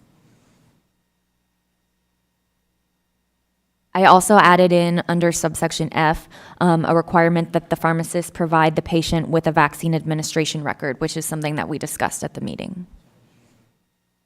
I just was questioning, I don't remember the discussion of the 15 days was too short and making it every 3 months. I remember Quarterly is yeah, what we there decided, was some which would individuals be- in the audience that some public comments we received said that they don't have the mechanism to do it that soon, and it may impact their ability to submit the data. Is that right? That's what I recall. That was the comment that you know, it's very easy for big corporations to automatically do notifications and to report, but for community pharmacists who are individuals who are not part of a chain, 15 days might just be too small of time. And I believe, hopefully it's in the minutes, that it was modified to every 3 months. I remember It that. was. Okay. And I believe it actually came from Jeff Goad, where the think you're 90 right. That's what it days. says, that's what it says here. I did have to step out for a short period of time, so it must have been when I was out of the room. Sorry, but yeah, but Yeah, it was okay. presented and discussed.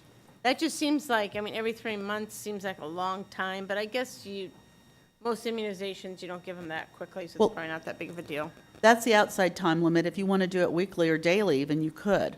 Yeah, it's up to, I think. Right, I got it, but, Okay? yep. So then, yeah, I don't know what we want to do about primary care notification. If we want to keep it at 15 days, if we want it to be 3 months to be consistent. The other statutes don't even have a time span within, or the other regulations I've drafted don't have a time span within to report to the primary care provider, so I might suggest taking it out. But that's. Do we have to I'd have rather it in have there? something in, to be honest with you. Okay. I mean, we're making a commitment that we want it in the registry, and And again, although there's a danger that a patient could get immunized by a pharmacy and then go to a prescriber and get one from the prescriber, to me, it's easier for paperwork side of this if we just do the notification so that it matches what's convenient for the pharmacy. If Make they're it the reporting to same. the registry 90 days, then report to the physician within 90 days. And if you do it daily, fine. If not, But if you're looking at doing that, I mean, if it's like flu season, 90 days may be too long. They may get a double flu shot. they could. So that is a long time if we're going to keep the No, I same. tell you what, if you're talking about flu shot, because that's the first thing that came to my mind with flu shots too. So flu shots, even every 3 months, I mean, really, that's almost the flu season. So they could go to multiple pharmacies and get the flu shot. so, but do you, what is But the? I think, reasonably, I think it has to be the same. What is the chance of somebody getting multiple flu shots? Oh, I'm sure. It probably happens. happens. I'm sure it happens. I don't know that They're- this they're statute is confused and designed it to happens. help people who want to get the flu shot that frequently. I don't know how to help that. So much fun to get them. It is. I mean, I agree with you, Ginny. I think it should sync the same, and there's going to be some duplicity and. Okay. Anything else, board members? Public? All right. The development of proposed requirements for pharmacists to provide prescription meds not requiring diagnosis that are recommended by CDC for travel. At both February and April meetings, the committee discussed the parameters for travel medications. At the April committee meeting, the committee reviewed a draft regulation establishing requirements for items the committee had discussed in the past. It's attachment number 3. Do you want to touch on attachment number 3? Yes. So based on the April committee meeting, I did make a few additional changes. So in subsection C, there's a typo. It should be, the training should be pharmacist who furnishes travel medication, and they need to keep documentation of an approved travel medicine training program, and it only needs to be 20 hours and cover the International Society of Travel Medicine's body of knowledge. Also removing current from that, from the training section, because life support and their training program, we're assuming they're current. And the CE means we don't need them to take it every 3 years. In subsection E, instead of a good faith examination, it was changed to a good faith evaluation, including evaluation of the patient travel history form. That way there's no concern about what an examination is or if we're interfering on physician territory. Under subsection F, this is notifications, so again, I added to be consistent that they must notify within 3 months of the date of dispense. And those are the changes that I've made to travel medication. And again, this will come back to the committee and then back to the board. So there'll be one more shot for people to provide comment. But again, this is really the first time people have seen this one at all. So those changes aren't in our materials, but we'll see them later. They're not in the materials that you have right now, but they will be in the materials that the committee sees at its next meeting. So then you will be presented with the most updated version. And then if you've got them in writing form, let's put them on the website. We'll put them on the website too, Okay. so that people can get to them. Okay? Any additional questions? Marks, public? And number 3, requirements for pharmacists for ordering and interpreting tests to manage and monitor drug. Requirements for pharmacists for ordering and interpreting tests to manage and monitor drug therapy. So at the February meeting, we discussed and determined that we did not wish to develop regulation requirements for guidance at this time regarding ordering and interpreting tests. That's about it. Remarks, questions? Public? My report. Liz, thank you very much, as always. Thank You do you. a I great want to job. acknowledge Liz for all the good work she's done on this. There's a lot of work that's gone into this. She's done an excellent job. I think we have one meeting left. I think, yeah, we brought, the goal was by July. We were going to lose her at the end of July anyway, but the goal was July. I think we have just one more meeting left and we're done. I think so too. That's great. Exciting. Question down here. I have a question because when I was taking all the CEs that was that we had available at CPHA, are these CEs are gonna be we're gonna be able to use these CEs for this SB 493 situations? I mean, we haven't made decisions on them, but yet we're providing CEs on the. It's just a question. Well, the board doesn't approve specific CE for particular purposes. So if you start doing immunizations, we're going to expect that you have the required training, and so we will enforce that when we go in and we inspect and we see you giving an immunization. Okay, show us how you have the requirements. CPHA is accredited to provide CE, so the training you have there should be okay. The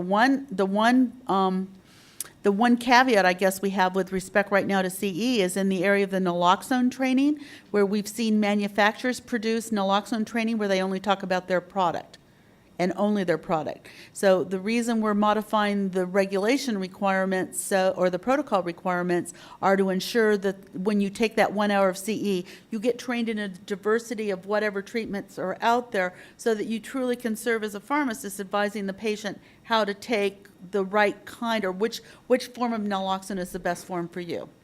So my guess is, without seeing specific CE, that what you've been trained at CPHA would probably comply with it. And I know CSHP did the same thing at their annual meeting in October. So I'm assuming that that would fit the requirements because the statute, when it was enacted, lined up elements that they had. Now, the one exception, of course, is the APP, where there was no anything, but there's no CE requirement yet until we start issuing those APP licenses.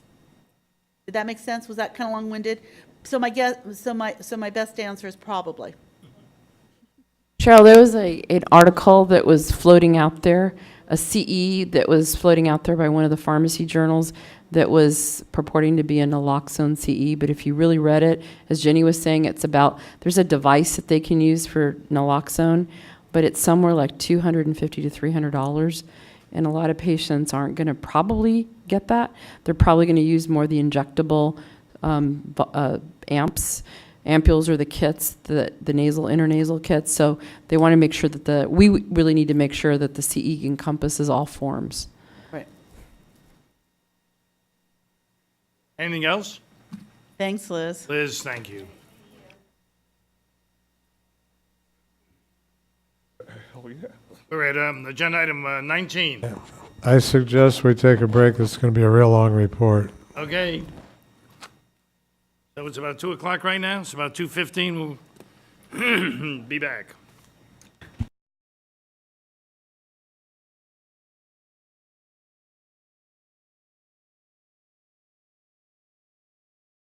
You ready? Okay. So Greg, ledge reg. Okay, now I've been told that I'm the only thing standing between everybody here and their airplanes. No, we have our executive officers report, which is okay. probably going to be the highlight of the day. I was gonna say, we usually, About duty inspectors. Oh, boy. I thought usually if we're running tight on Okay. time, we scrap hers. You thought what? If we run tight on time, we just scrap her report. Well, I was going to reduce my report from 2.5 hours to 1.5, but, Well, give me another extra hour. okay. All right, here we go.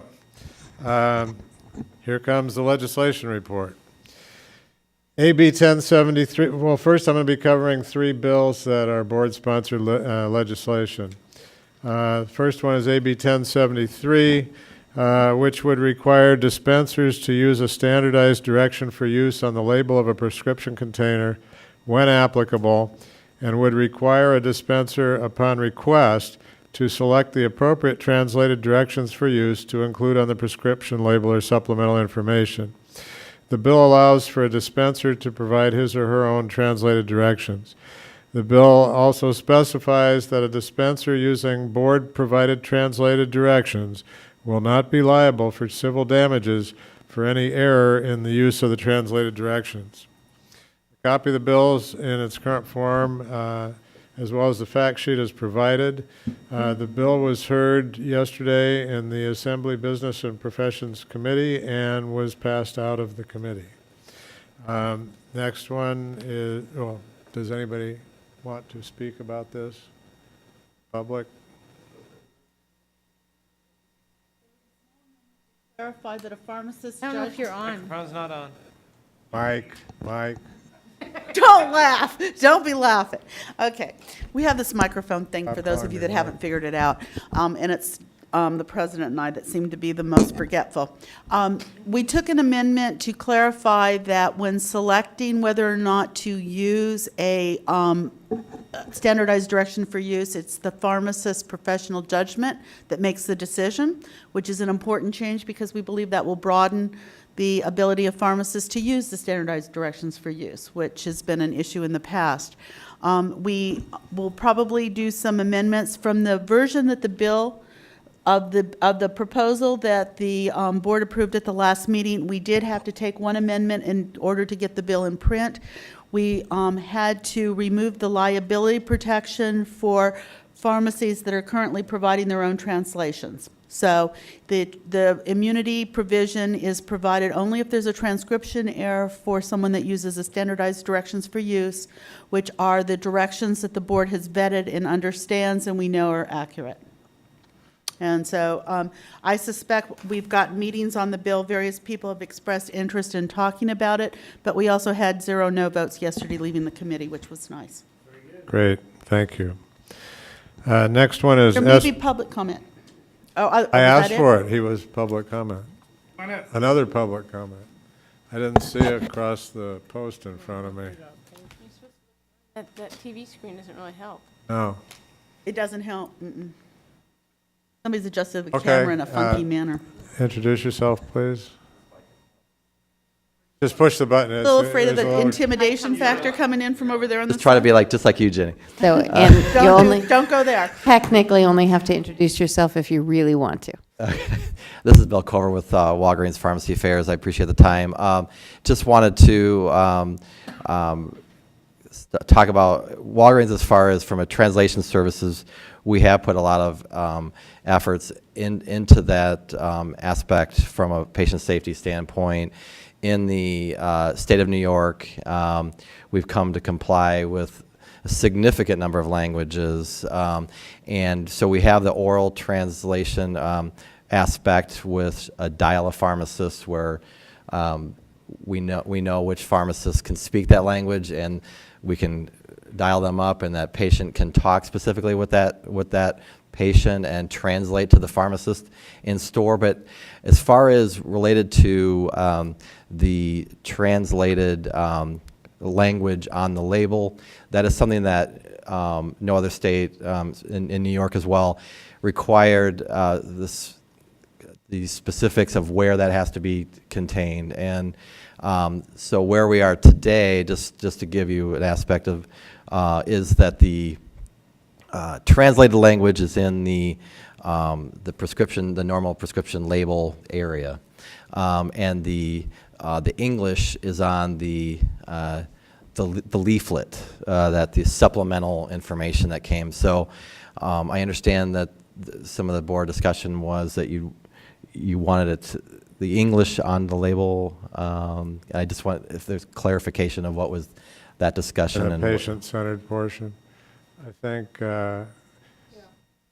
Yeah, so we put the English was on the label that's on the container, and then if you have two choices. If you translate on the label, and like you do, then you also have to have English on that label. right. And it doesn't have to be in, the 12-point font or anything, but you have English also on the bottle. Or you can have English on the bottle and the language on a supplemental piece of paper. And the logic behind it is, because that's probably going to be your next question, is that if like an emergency person came upon the bottle with just the translated and no English, Sure. that we have that concern that they might not know Vietnamese and understand, the directions. So if you could do the translation and the English, which some of the folks do today, that's good. Yeah. We're just worried about it only being the foreign language on the bottle and no English. So that's our logic. Okay, so Sir, it's, who did you say you were with? I'm sorry, Walgreens? Walgreens, okay, Yes, thank you. Yeah, oh, sure. So- And, I'm But sorry. you're saying that in New York, the other language is in the patient-centered, and the English is on a tab or something. Yeah. Well, it's not New It's York, not it's re- the way Or- Walgreens handles in- it. The way Walgreens. Yeah, and because they don't really, in their regulations, they don't specify where that has to Right. be. You have to translate. A lot of the regulations are around the oral, as well. But Translation I service. think you also said that what our position was that the English goes in the patient-centered and the translated portion goes somewhere else? Is that what you were saying? No, his concern is that the English is on a separate piece of paper. It's on the English is on a supplemental Right. currently, Where the we way. said, if you only gonna have one thing on the bottle, we said that's English and Right. translated is here. And unfortunately, We have they it made the- opposite yeah, of- They made the decision that it was better to have the translated on here and the English attached on the separate paper. And again, that's based Because for on the patient patient request. themselves, it's better to have the translated part on the bottle in case they don't have the supplement. Yeah, and that's part of why we did it in that manner. Again, based on patient request. I was going to ask you, what was the reasoning for putting the foreign language on the label and the English on a separate piece of paper? Just a lot of it because for many patients, even before they get out the pharmacy, the supplemental is Done, right. yeah, discarded. So that I see your again, being a board member myself in Indiana, I understand your concern about the ability in an emergency to Right. see that. So I do understand it. It's just where we currently stand with the way our program does it today, we'd have some difficulty in complying as such. But I appreciate your clarification. Thank you. I think the best way to go, though, is to have both languages. That's what our health Yeah. system does. We have, for example, one language and the English right below it. So it's actually in both languages on one label. You can fit it all in? Well, I think the key whole is point. that you're not supposed to put the English in the patient-centered part. If it's Yeah. translated. So. Because all you're really and translating is the English doesn't have to be directions, right? 12 point either. Right, and it doesn't, as long as it's not, yeah. And the other place you could put it would be an auxiliary label that's still attached to the container. The goal is to Right. keep it with a container. Yeah. The paper, as we all recognize, is problematic because the paper gets separated from the Right. container. Right. So that was really where we were, is the best is to have both on the bottle. But then if you can only have one, we kind of defaulted at this point that needs to be English and the translated had to be on that Sure. piece of paper.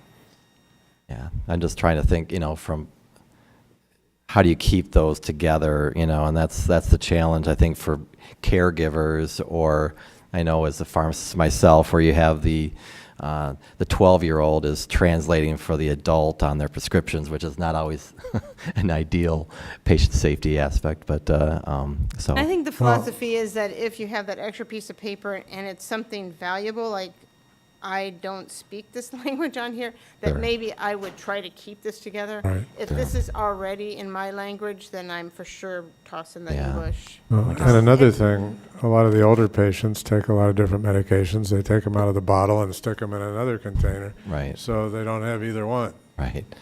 And that's more probably an educational step as this goes, if it goes forward, the pharmacist, it keeps them, talks them where that language translation's Correct. located, so. All right. You don't Thank have you. any issues with pharmacists saying, I can't, I'm actually signing off and issuing this prescription. Don't know what I it says." can't understand what the label says. I mean, just from a pharmacist's perspective, if I'm checking Sure. something off, it's my license, I'm the one who's dispensing it. If I can't understand the label, and there's no translation in English on that label, they're not reticent to dispense it? Yeah, I guess if you were looking at it from a pharmacy not within that same organization that has the ability to look up, yeah, that's true. That's true. How many languages do you guys do in New York? At this point, it's 17. Wow. Do you have capability to do all 17s on the labels? Yes. Wow. Software And does that it was, great That length. exceeds the law. The law Great requires length. only 7. all. Right. Their own software. Yeah, so it, Their law is 7, ours is 5. York says 7, ours is, well, ours is, we use 5 because that's how many translated directions for Right. use we have. and the part of the going up to 17 was for New York City, which is a state in itself. Melting pot. All right. Thank you. Thank you very much. Very much.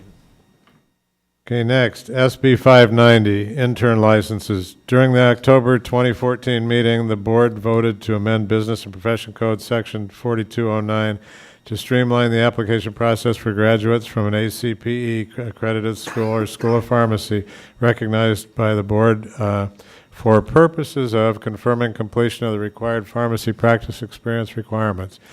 Senator Jeff Stone, the only pharmacist senator, is authoring the bill. Board staff received comments from a group representing the deans of the California Schools of Pharmacy. In response to those comments, amendments were drafted to clarify the intent of the legislation.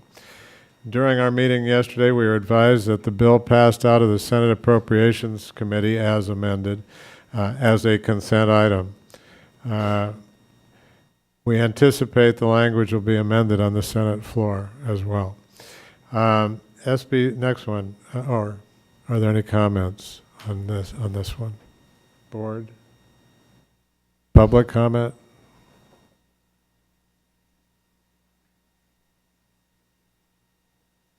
All right.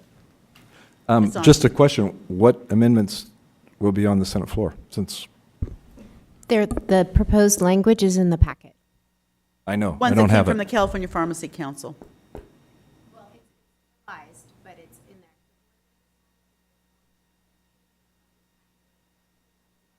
Okay, if there's not a copy, can we have it read to us so that we know what it is? Ann can do it, I cannot.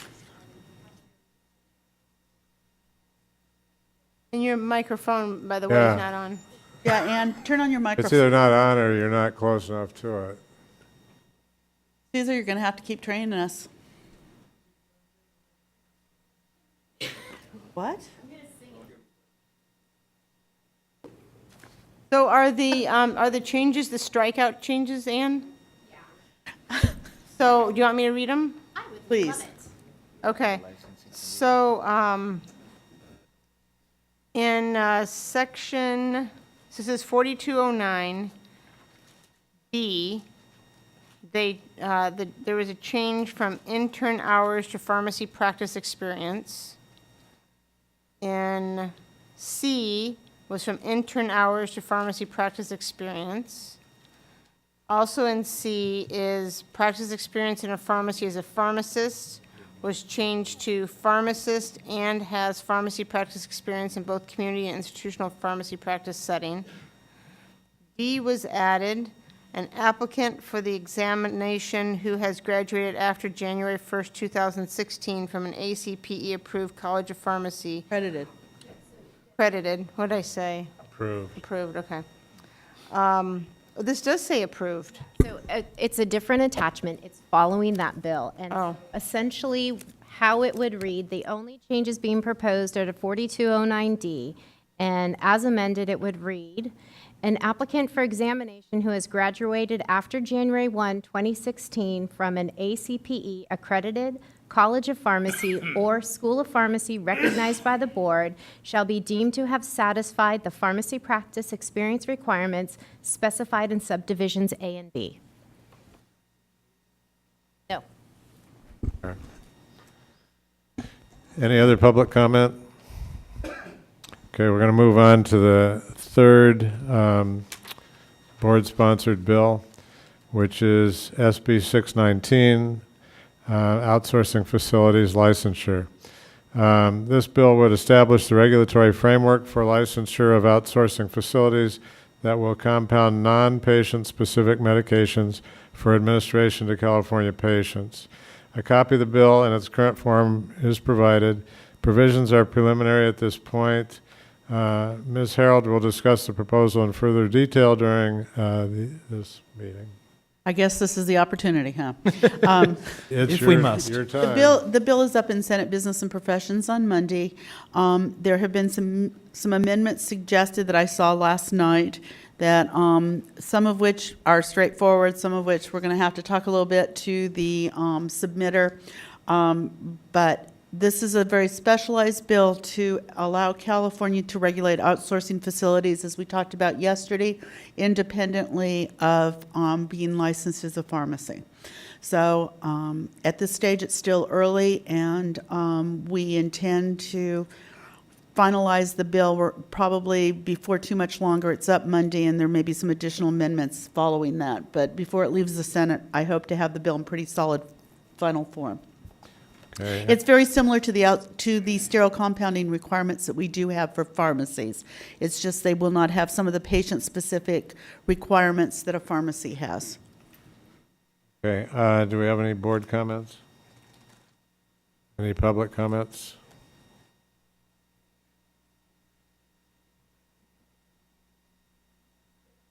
For those of you that weren't here for the Ledge Committee meeting yesterday, there was actually quite a bit of discussion about this bill yesterday. I don't think those people are in the audience today. I don't know if they are.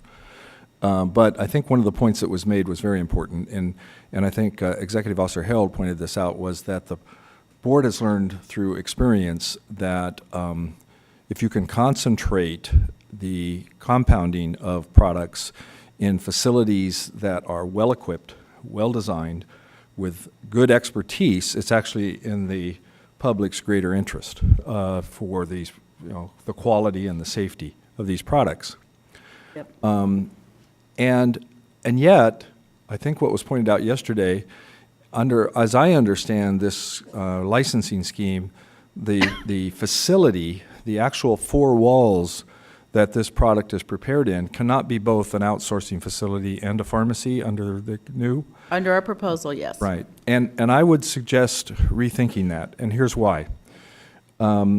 If I've designed an outsourcing facility that is going to compound things in advance for hospital or prescriber's office use, which is what outsourcing facilities do, I have probably created a GMP level facility.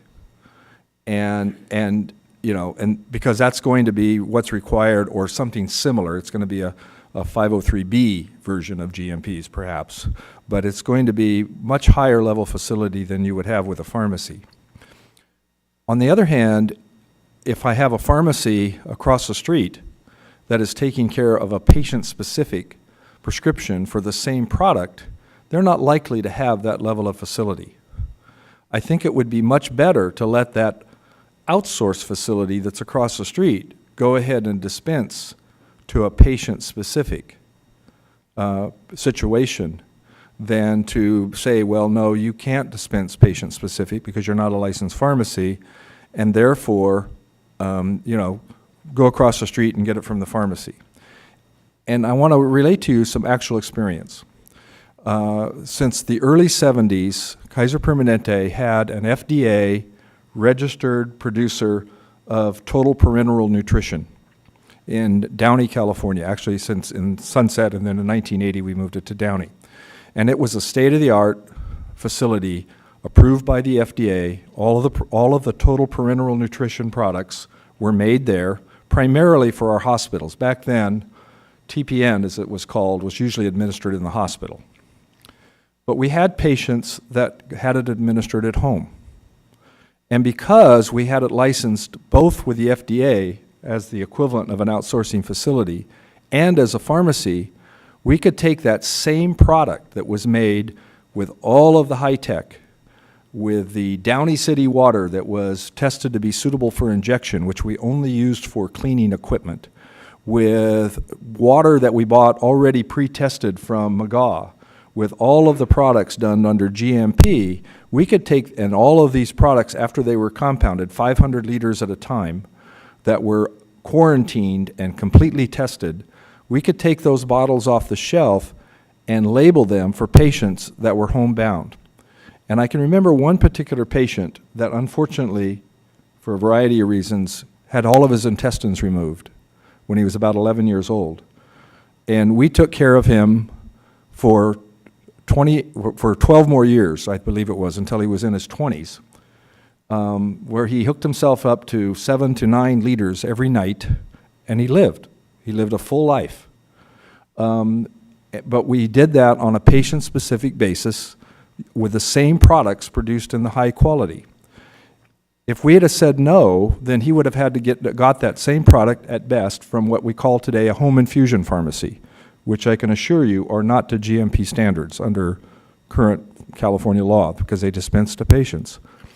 So by not allowing this outsourcing facility to be licensed as a pharmacy, you're not allowing those patients to be served with the highest quality product. You basically would be forcing them to go get that same type of product from a home infusion pharmacy. And I think you need to rethink that. I don't think this patient would have done so well. And in fact, when he lost his Kaiser coverage because he became an adult, and therefore was no longer, we could no longer take care of him. And so he did get transferred to a home infusion pharmacy situation. And sadly to say, he did not do well. So I would just say that rethink that. Maybe you don't want a pharmacy licensed as an outsourcing facility, but an outsourcing facility that produces high quality product, I believe, ought to be able to dispense directly to patients. So does Kaiser have a facility like this, or are they considering one? We had one. What we did, this proved to be so valuable that we convinced McGaw to make the products we were making. And so once we got the manufacturers to start making them, we got other facilities to use those same formulas. Then the volume was high enough to where McGaw and then subsequently Baxter started making the products that we were making. The key was they were no longer made one bottle at a time on a nursing unit, which if you remember, Dr. Weiser, that was the way it was way back then. But I'm And talking about an outsourcing facility today for we don't have an outsourcing facility today. We depend on outsourcing facilities or CAPS, Pharmedium, or of course the regular manufacturers for these products like Baxter, et cetera.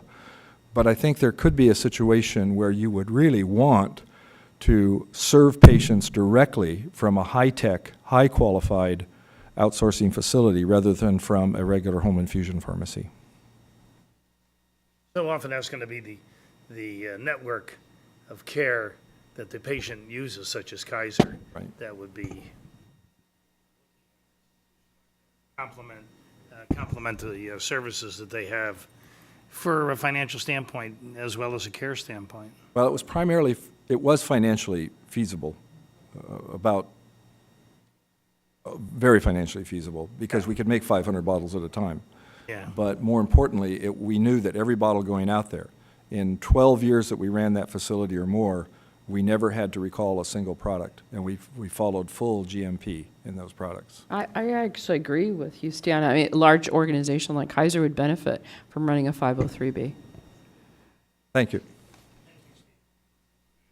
And just from the board's perspective, one of the things we're looking at in terms of the difference between outsourcing and pharmacy is the practice, that Jeannie and I have talked about, the practice of pharmacies, we believe different than an outsourcer because it does involve more patient-specific. There's ratios that we've built into pharmacy practice in terms of how many pharmacists per tax, and there really are no requirements right now with outsourcing facilities as far as how many pharmacists, whether a pharmacist is overseeing it, how many in these large organizations. Okay. So what are you saying? How are they currently, because if they're an out-of-state compounding pharmacy, they still have to get. They have to be licensed here. Right, but if they become outsourcers, and I think that's what the outsourcing, they're going to be 503Bs, they're not going to qualify under the pharmacy, the tech pharmacist ratio, having so many pharmacists on board, that will no longer be there. So if you're doing patient-specific meds, you could have one pharmacist overseeing a huge operation and not have all of the standards and staffing requirements that we have for pharmacies. I was just talking about our discussions regarding 503Bs. And at this stage, what the difficulty is, this is a new entity, and states are grappling with how to deal with this, and every state's approaching it differently. They tend to now be looking like they're going to focus more on the outsourcing facility piece and less on the pharmacy piece, so that they'd be licensed in the home state as an outsourcing facility, seems to be where a lot of them are going. But I think the jury's still out. There's only a couple of states that I think that have made the decision of what they're doing and have actually secured legislation to do it. Keep in mind, what we did was we went, let's do sterile compounding via licensure and do it right. So that's kind of where we went, and then when the federal legislation came through, we'd already secured enactment of our law, and then we kind of had this issue. So I think at this time, right now, we've severed it, but I think that that's something that we need to be cognizant about. Everyone seems to think that the FDA is going to be providing guidance come July, so in which case we may have to re-scramble. We may end up with a 2-year bill here where we're going to have to stall it if we're not able to really get some of the answers to our questions so that we don't end up out in front of where everyone else is going. We don't know yet what the FDA is going to do regarding staffing requirements for 503B, do we? Right, only that a pharmacist has to be in the facility, but that's it. There's no ratios, there's no anything else. So we'll have to create, so if this passes, we'll have to create what being licensed as an outsourced pharmacy means. We've got a lot of it in the reg already, but yes, and we will probably have to do regulations if we don't. The federal government right now is requiring good manufacturing practices for outsourcing facilities, but they're kind of picking and choosing which ones to kind of hold them accountable for. They're going to develop their own set of requirements, but we've been there where we've been waiting for the FDA to develop guidance before, or actual requirements. So we don't know when we're going to get those. So this is just going on an act of faith. We're doing what we think we need to do in order to position California so that the hospitals continue to have drugs coming from large outsourcers, which is a grave concern to them. The hospitals have made it very clear they want to continue to purchase from these entities, and they do not want to be denied access because it's going to damage their ability to provide care for their patients. And the active pharmacy practice is probably not the same as an outsourcer, that in terms of all the requirements that we have for patient-specific prescriptions. Okay. Okay, go ahead. So But I let's think, move- I let's think the move board on. can reserve judgment on that last piece till the end, because we can slip it back in if the board so chooses. I think there may be an empty facility in New England. Oh, bad location. Get it away from that trash bin area. Yeah, from the recycling of roofing material. Okay, Okay, thanks, Dave. next is legislation impacting the practice of pharmacy or the board's jurisdiction. First bill is AB 45, Household Hazardous Waste. And it would require each jurisdiction that provides for residential collection and disposal of solid waste on or before an unspecified date to increase the collection and diversion of household hazardous waste in its service area by a yet-to-be-specified percentage. Prior versions of this bill allowed for curbside pickup of household hazardous waste, including prescription drugs. Although such an approach is convenient for residents, such an allowance is contrary to the board's position on the issue and could significantly undermine the efforts of not only our board, but several other entities working diligently to reduce prescription drug abuse. Board staff provided preliminary comments to the sponsors based on the prior versions of the bill. During our meeting yesterday, it was noted that the bill in its current form is vague and does not provide details explaining what safety measures would be in place to ensure the security of the home-generated pharmaceutical waste as part of the comprehensive program, given the various components allowed in the measure. The committee's recommendation is to oppose unless amended and to suggest that home-generated pharmaceutical waste be disposed through authorized mail-back programs. We have a committee recommendation, which therefore is a motion. We don't need a second, right? Vote. So therefore, we open it up to discussion. Anybody on the board have anything to say? Public?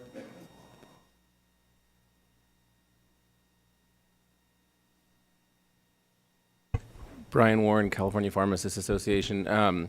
We've been working with the author and sponsors on this bill. Part of what we see as a value to this is that pharmacists want to find a solution to disposal of both sharps waste and prescription drug waste, and specifically one that does not draw those waste products back into pharmacies. While many pharmacies do provide take-back services as a convenience to their patients, it's something that is not ideal, to say the least. As I know that the discussions that have been going on regarding the way prescription drugs specifically will be handled in this type of door-to-door collection program would be via a mail-back type mechanism. It may not say so specifically in the bill, but what I believe what has been discussed is something where a consumer could request through their local waste hauler, I would like the mail-back thing, and it would be delivered to their door, and then the patient could mail it back in with that, and it would be free of charge to the consumer. I think the existing state and federal regulations that speak to how, not just controlled substances, but all prescription drugs can be disposed, would ensure that they aren't done in a way where you basically just leave it on your doorstep. But certainly, I think perhaps the board would consider a supportive amended type position or something, given that I understand your desire to ensure that it's protected from diversion and that controlled substances aren't left on the sidewalk or given to the garbage man who's not necessarily working for a licensed reverse distributor or something. But to the extent that this can come up with a statewide solution for the collection of prescription drug waste and sharps waste, that's something that is, I think, in the overall best interest of reducing diversion and also solving the problems of these waste streams without bringing them back into pharmacies. Jenny, I think that the amendment that you described, which the sponsor, or at least one of the advocates, has explained to me, if that were in the bill, I would be one of the most enthusiastic supporters, because it solves the problem of getting something in the hands of the patient when they're ready to use it that's going to solve the problem for them, and it keeps it out of a mobile collection program. That's somebody in a car driving by and picking things up. We have a place right outside Sacramento where if you want to take back drugs, you call up a place, you tell them that you're going to leave drugs outside your garage door, you put it in a bag, and you set it out there. That is a problem. And the mobile door-to-door, I have all mobile collection programs. All I can think of is I just see somebody in a car going by and picking up the drugs. They'll never go in the landfill that way, but it's not going to be good for the public, because you're going to have collections of very valuable substances that are commingled, let's figure, sitting out on the street. Kids looking for farming parties will have everything they need. Just go out and pick up a few drugs on Tuesday when you have garbage day, and you're all set. And I think Picturing like this big red box with an RX on it, and then you just put like tape on the end of it so they can't get into it, and you sit it out on the curb. that would work. Then they take the whole box away. But see, that's part of the, and for needles, they've got an equally good solution where they're going to drop off the actual container that you put the used syringes in, and then they pick them up, but they're protected, so no one downstream gets stuck with anything. It's a simplistic but easy to solve solution, and you're getting it to the person at the time they need it, which is perfect. That's always the problem with everything we do. But regrettably, that's not what's in here. Yeah, the bill does lump, it's all household hazardous waste, so it does lump prescription drugs in with mattresses and batteries and paint, and prescription drugs certainly have a very different nature to them, so. Right. Like Dr. Veal says, you don't want something that says, drugs, come and get them on your doorstep. Absolutely. And I think that that's why the committee is recommending an imposed unless amended, and the amendment that we would be offering is specific to the household pharmaceutical waste and the mail-back program provision. So Brian, are you saying did CPHA also offer amendment, or are we working with them, CPHA? Well, so I think the board would be working with the author and sponsor of the bill, and CPHA, in addition, is also working with the author and sponsor of the bill. I mean, our interest in this bill, even though it discusses all kinds of household hazardous waste, is specific to prescription drug waste and sharps waste, and we're trying to ensure that a statewide solution can be had that, provides consumers a safe and convenient way to dispose of them, but that doesn't bring them back into I just want to pharmacy. make sure that, it sounds like we're in sync, but are we in, I mean, is it? Well, except that he's looking for support if amended, and we're at oppose unless amended. Oppose unless amended is a wonderful position, because people usually want to remove the opposition and bring you into the support column. And so if you support the bill generally and you don't really care about the amendment, but it would enhance it, you take a support if amended. If you want to really get the amendment and saying our support of this bill is contingent on getting this amendment in the bill, it's an OUA. I guess I'm totally for oppose unless amended, but I just want to make sure that the amendment that he's talking about, we're talking about, are pretty similar. Yes. I think the way the advocates have been talking about the program, it's wonderful, but there's this other stuff in here that other counties that maybe aren't as well leveraged as, whoever the author is working with, may use somebody to drive around and pick up this stuff. And it would violate the DEA requirements, because whoever's picking it up is picking up commingled pharmaceutical waste, and it's a violation. So there's a problem there. We're just setting up problems where we know that it doesn't comply with requirements. And this is an important issue. We need to solve it, because we don't have a solution right now. So this bill is very important. Okay, so. Are you okay with leaving it as opposed? Yes. Okay. Unless Oppose amended. unless amended. Oppose if amended. And it doesn't require a second, so. No. Second? It doesn't require it. By raising your hand. Good. Passes? No abstentions, no opposed? Okay.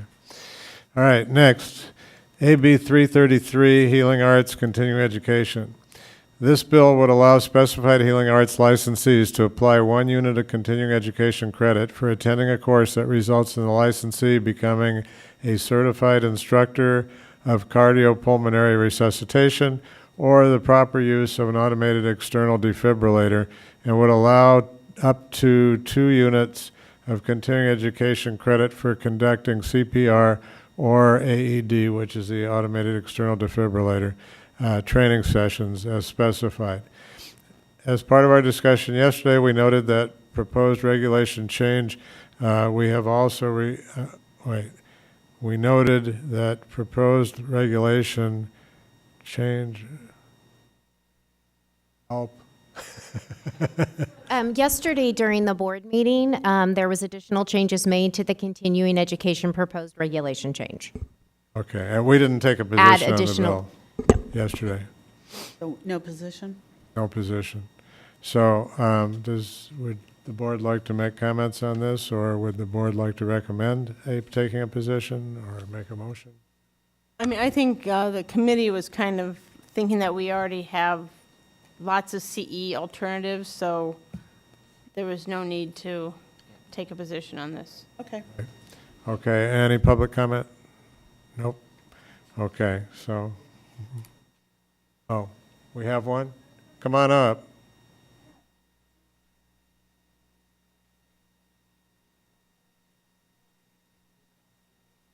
I can't see, that's okay. Hi, Mr. Lippy, sorry. I just was wondering, was it the 1 unit of credit or 2 hours of credit that you mentioned? It's for one for the CPR and 2 for the AED, is that it? No, I think it's Or is it- 1 when you take the training class, and then 2 if you teach the Oh, right. class. Oh, Right. okay. One for take, 2 taking. teach. Yeah. And for both of them, it's the same, for the defibrillator or CPR? Right, but we're not taking a position on the bill.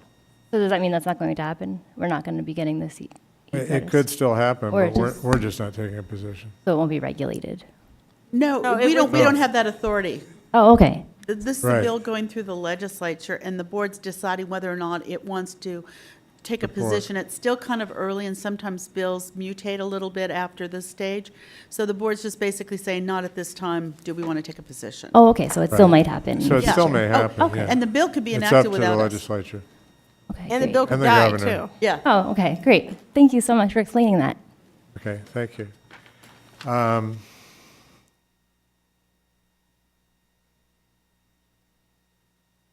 Okay, next is 463, Pharmaceutical Cost Transparency Act of 2015.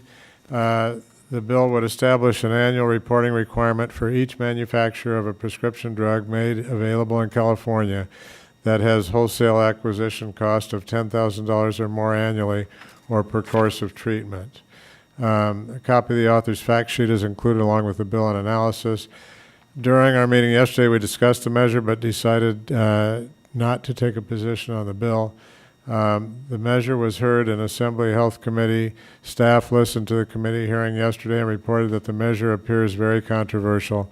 The author requested that the Health Committee hold the bill for 1 week to allow him time to work with those that express concerns. If anybody would like to speak about this or any comments, we're not recommending a position. I don't know, but Ann probably does because she was at the meeting. Ann? Do you know what the concerns expressed at the Assembly Health Committee were on this bill? I'm sorry, unfortunately, I was at the board meeting, so I wasn't the staff person Oh, I that thought you were listened. there. Who was there? No, this happened while the board meeting was going on yesterday. We had Oh, so two- we didn't have anybody there. No, they were listening like through a live feed, and we can provide that to you at the next board meeting. I'm sorry, I don't have it. I apologize. All right. Any public comment? Okay.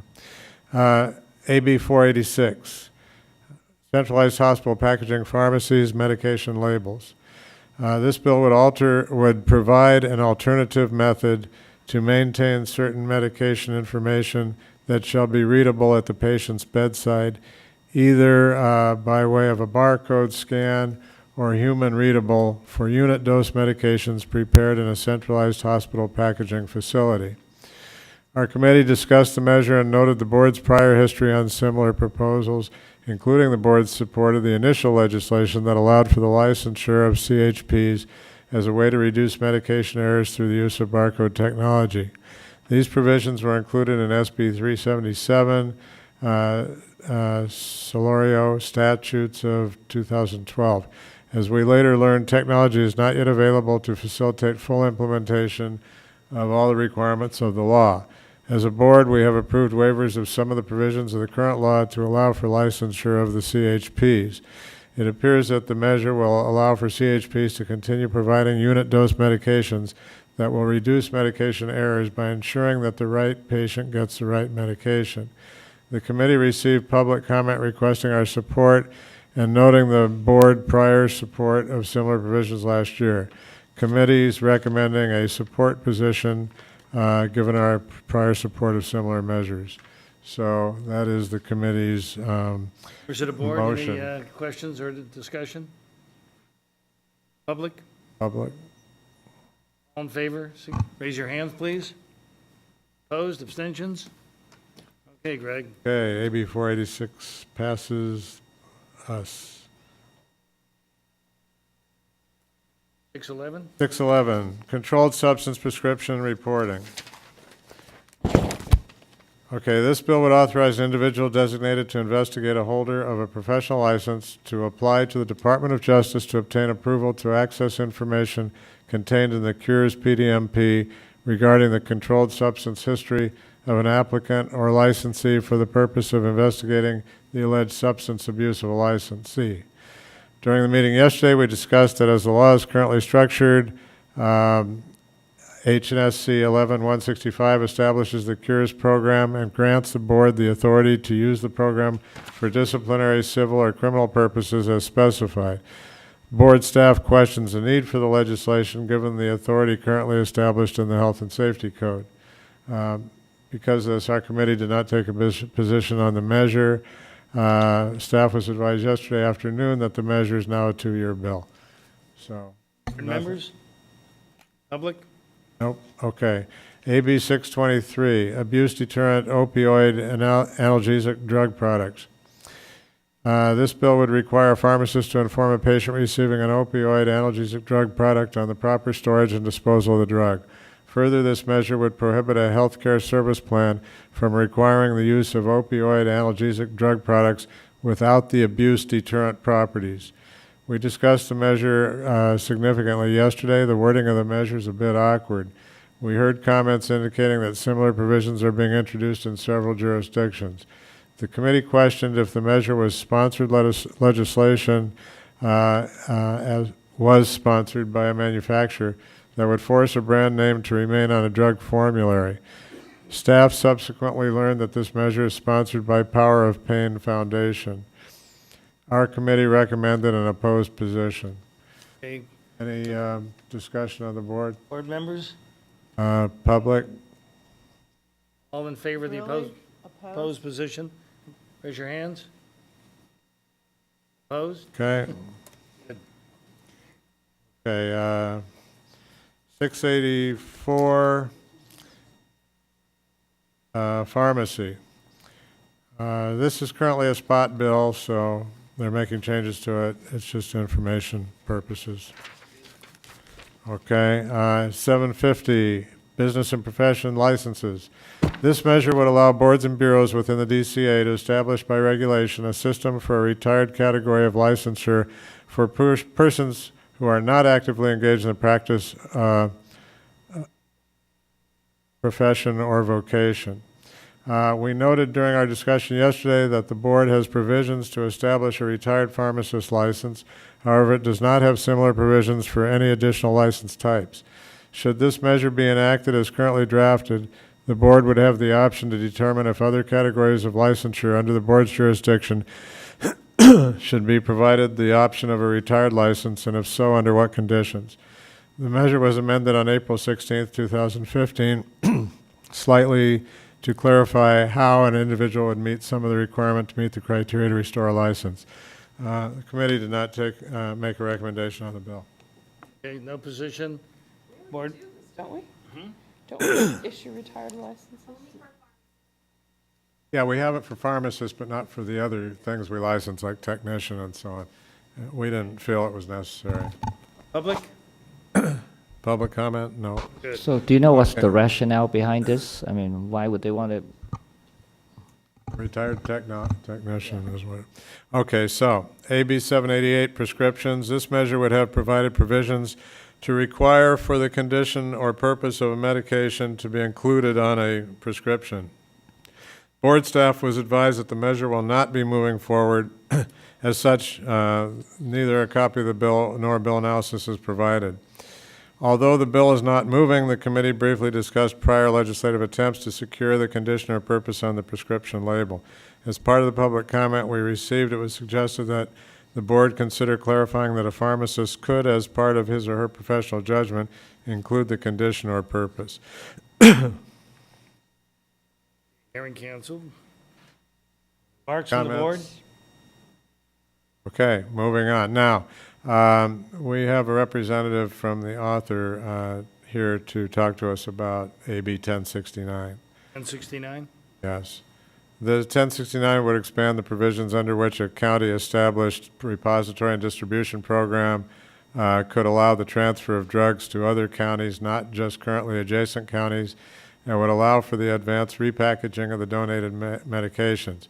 Further, the measure would define tamper-evident packaging for purposes of a county-established repository and distribution program, and would require policies and procedures that address how to handle manufacturer recalls for medication without lot numbers. The bill analysis identifies significant concern with the bill. It also appears that the provisions conflict with federal law in certain areas. So the sponsor's here to discuss this with us. Thank you so much for allowing me the opportunity to speak. Board of Pharmacy members, I am Ellen Ho, and I staff Assemblyman Gordon's AB 1069, which makes several changes to a county-established drug repository and distribution program. Assemblyman Gordon could not be here today and asked me to attend on his behalf. I understand that the Legislation and Regulation Committee met yesterday and is making a recommendation that the board oppose AB 1069. I'm here today to ask the board to wait to take a position on the bill, as Assemblyman Gordon is committed to working with you to try to address all of your concerns. In fact, the sponsors of the bill and I will be discussing these concerns with Board of Pharmacy staff tomorrow, who have been very helpful, and hope to find a workable solution to address the concerns. If, however, we are not able to address all of your concerns, we welcome you to take a position on the bill. I just ask that the author's office is able to engage with the Board of Pharmacy first. Thank you for your consideration. Thank you. So, no position or oppose if? Well, the committee took an oppose, but that was before, Right. so I don't We have the personally have a options of problem with remaining waiting. as opposed or seeking out a motion to oppose unless amended, or no position. Are those Can the I- three? Can I just ask, what counties are involved in this? Is it widespread? Because I know we're not doing this in LA County.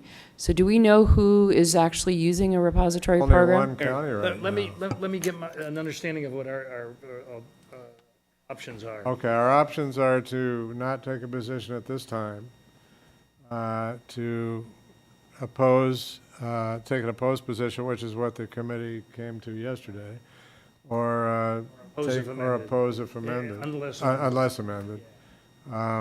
So that's where we're at. If we don't take a position today, what happens? When is this going to come to hearing and so on and so forth? Well, just where I was going to go. We have a board meeting now, June 3rd. So you could still have a chance to participate in the process. Without taking a position now or in June, pretty much our next board meeting is the end of July, which means we've missed all the policy hearings on this bill, which means if we have amendments we want, unless the board takes a position, they will not be We do considered. have another bite at the apple in June. If we schedule for our board meeting, leg reg then, and we can see how effective the amendments that Ms. Sodergren may suggest to, I mean, you're taking an opposed though, not an OUA, is that correct? That's correct. I mean, that's what we decided yesterday. And But were you able to explain to Mr. Gordon's office the specific elements of the opposed so that they understand? The meeting is tomorrow. So there was a preliminary meeting that board staff provided some comments to the sponsors maybe 2 weeks ago. I wasn't involved in the discussion, unfortunately, where we expressed some initial concerns, but we have not had an opportunity to discuss this or any of the measures with the board before. So we were just providing staff comments. So I don't personally have a problem with waiting till Wait a June. minute, so I have a couple thoughts. First off, it seems like the issue, our concerns are pretty broad and deep with this legislation. So I would be, and so I guess I'm wondering, can we really make so many enough changes that we're comfortable with it? And so with that philosophy, I guess I'm thinking we'd be better if we don't like, I don't want to go silent. So I would rather do oppose unless amended, because I guess I'm feeling like, that there's some pretty significant amendments that are going to have to happen. But I'm not comfortable going silent, because I think that there's some issues with this. Well, I was going to say that First, we have to vote this down, I understand. The Right. committee recommendation. Right, but what I was going to say is, in line with what you're saying, that the purpose of this bill, or one of the primary purposes of this bill, is to allow essentially repackaging without placing lot number on the repackaged item, which is a pretty significant departure from current Yes. practice and law. So unless the board believes that purpose could somehow be accommodated by some amendment, that you would find an amended version of that purpose acceptable, then I think you're right that it seems unlikely that the amendments are going to resolve the concern that you're. It also increases access to other counties, doesn't it? The other part of the bill is to allow other geographical areas to access the same. It would allow for the transfers of donated drugs between counties. Under current law, it's a county that's adjacent and would expand that to any county. It would also, I mean, this is perhaps a more semantic issue than, I'm not sure how substantively concerning this is, but it provides its own definition of tamper-evident packaging, which never before has pharmacy's own container sealing been considered tamper-evident packaging for purposes of federal law. Tamper-resisting packaging usually refers to manufacturer bottles, and so to me that's a significant change. I don't know if that's a substantive concern or more of a semantic concern, but it's. So are we licensing these as wholesalers, or how? No, they have their own. They have their own separate licensing category called. I can't remember what they're called. Dispensing facilities, or I can't remember what the. Anyway, there's a specific category that's neither a wholesaler nor a pharmacy and that's for the people that are facilitating these transactions, and then the pharmacies are the ones that would actually receive and repackage the drugs. Either county-owned or county-contracted pharmacies. Okay, so Greg, I would like to, well, if there's any more board. Well, first we have to deal with the board's motion. First, any more board conversation or question, Right, then ask or the public, and public. then we can deal with the motion. But Cheryl, you had a. Yeah, I just had a question. So, I mean, we have a problem with how we get rid of medication. Is this a way that medication that would ordinarily be destroyed is circulated? I mean. Circulated. Okay, so, I mean, I'm not understanding why we would have such a problem with that. Well, no, that concept has already been permitted. That's not Just donated this specific amendment is only, these repositories are already allowed. So this is an amendment to an existing program. So it would not be opposing that concept. The only thing that you would be opposing is whether, as you know, what we're primarily dealing with here are blister packs and other unit doses that have been, given out to SNFs or other locations that are being returned. And what do you do with those? And those packages don't have lot numbers on is the them. problem. So So if you there's can't- like a you can't recall, track there's them no if there's a way. recall. So the question is, should you allow them to then bust out those blister pack drugs, repackage them into some other container, and redistribute those without with neither the original lot number nor a new lot number. Okay? Okay. Yeah, so any other? apparently the author of the bill doesn't understand what the current requirements are. Right. And just did a little education right there. What, Thank you, Victor.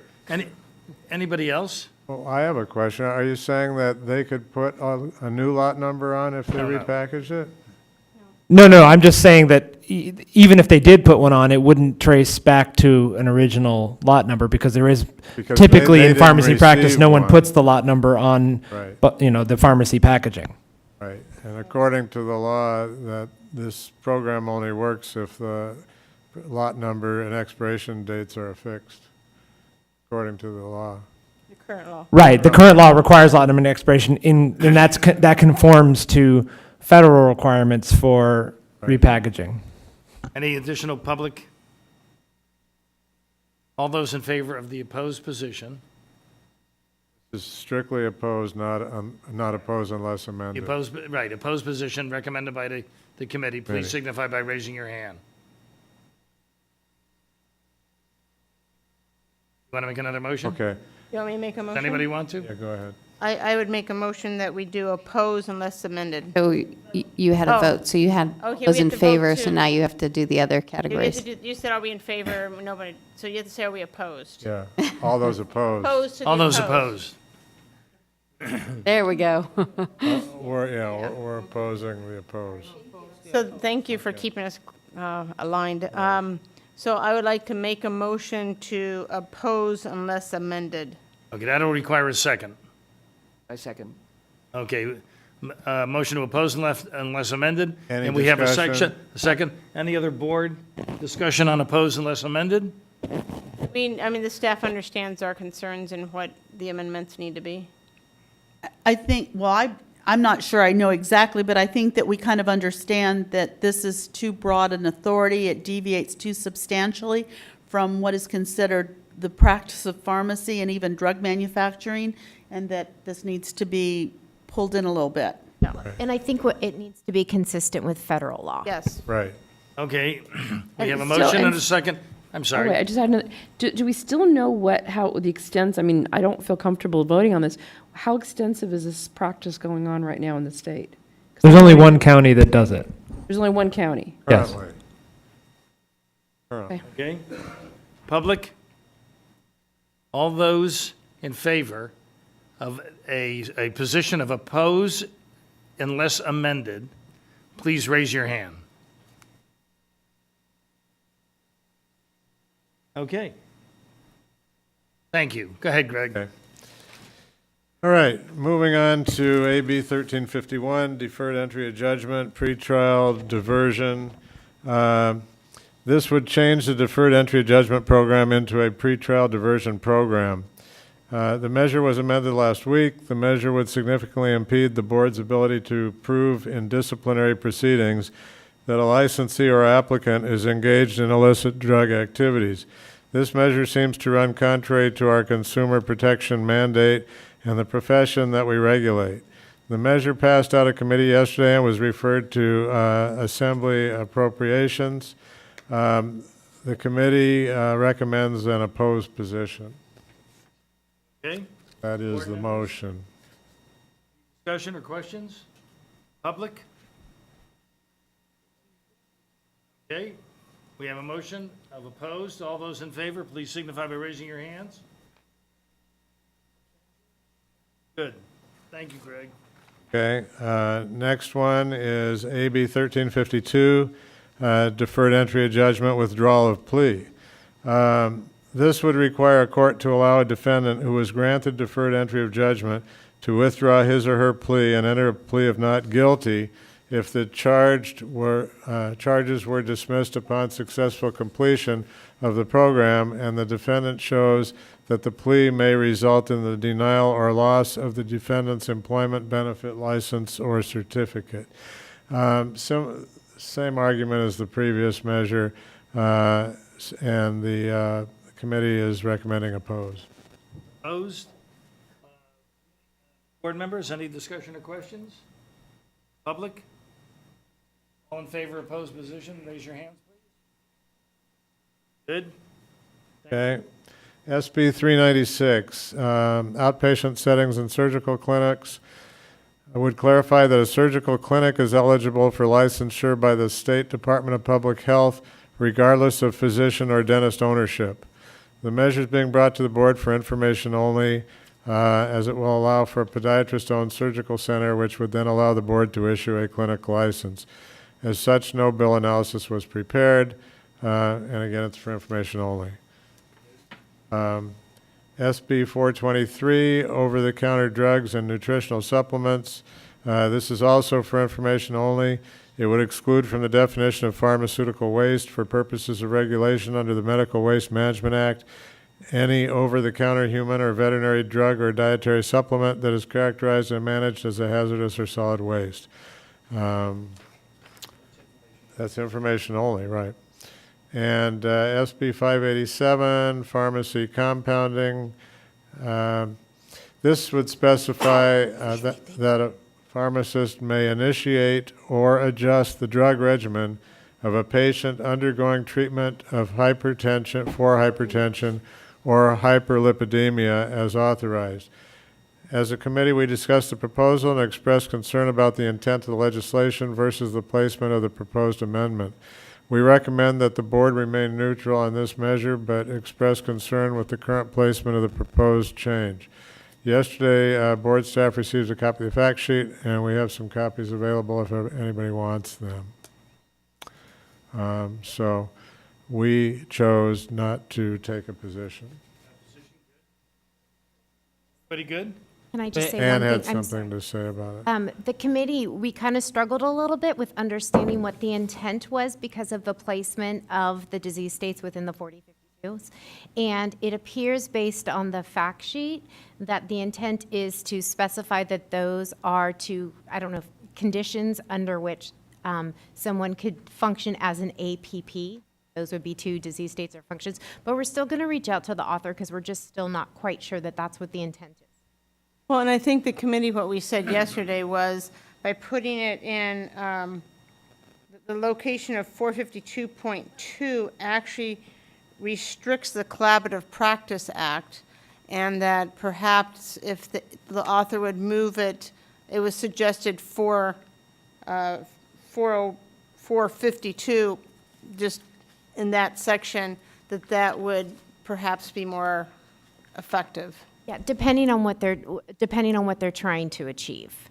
Yeah, but I mean, according to this, it sounds like he's trying to, according to his fact sheet, it sounds like he thinks he's expanding the scope of practice for pharmacists by allowing them to treat for hypertension and hyperlipidemia. Right, but it's But actually we think restricting. that that's actually already being allowed in 452.2, and by having these two therapeutic classes defined, we're actually eliminating everything else.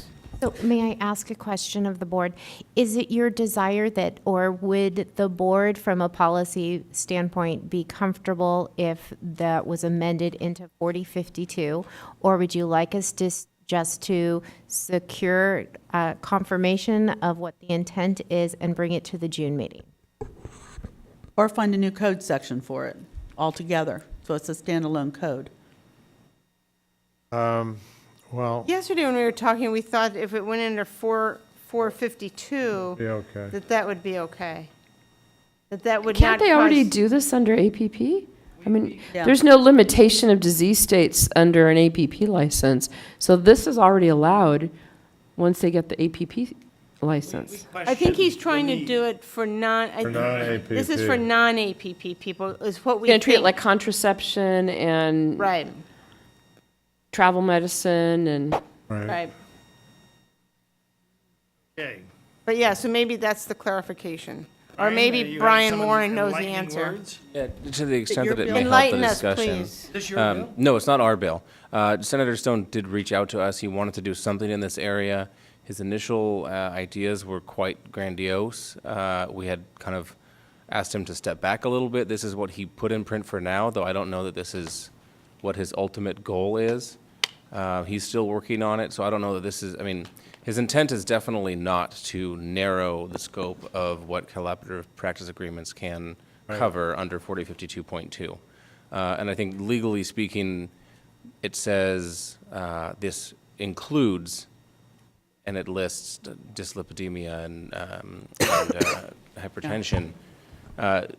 In the way the legislature writes laws, if it says includes, it basically means includes but is not limited to, whereas if it said it means those two things, then it would be exclusive of everything else.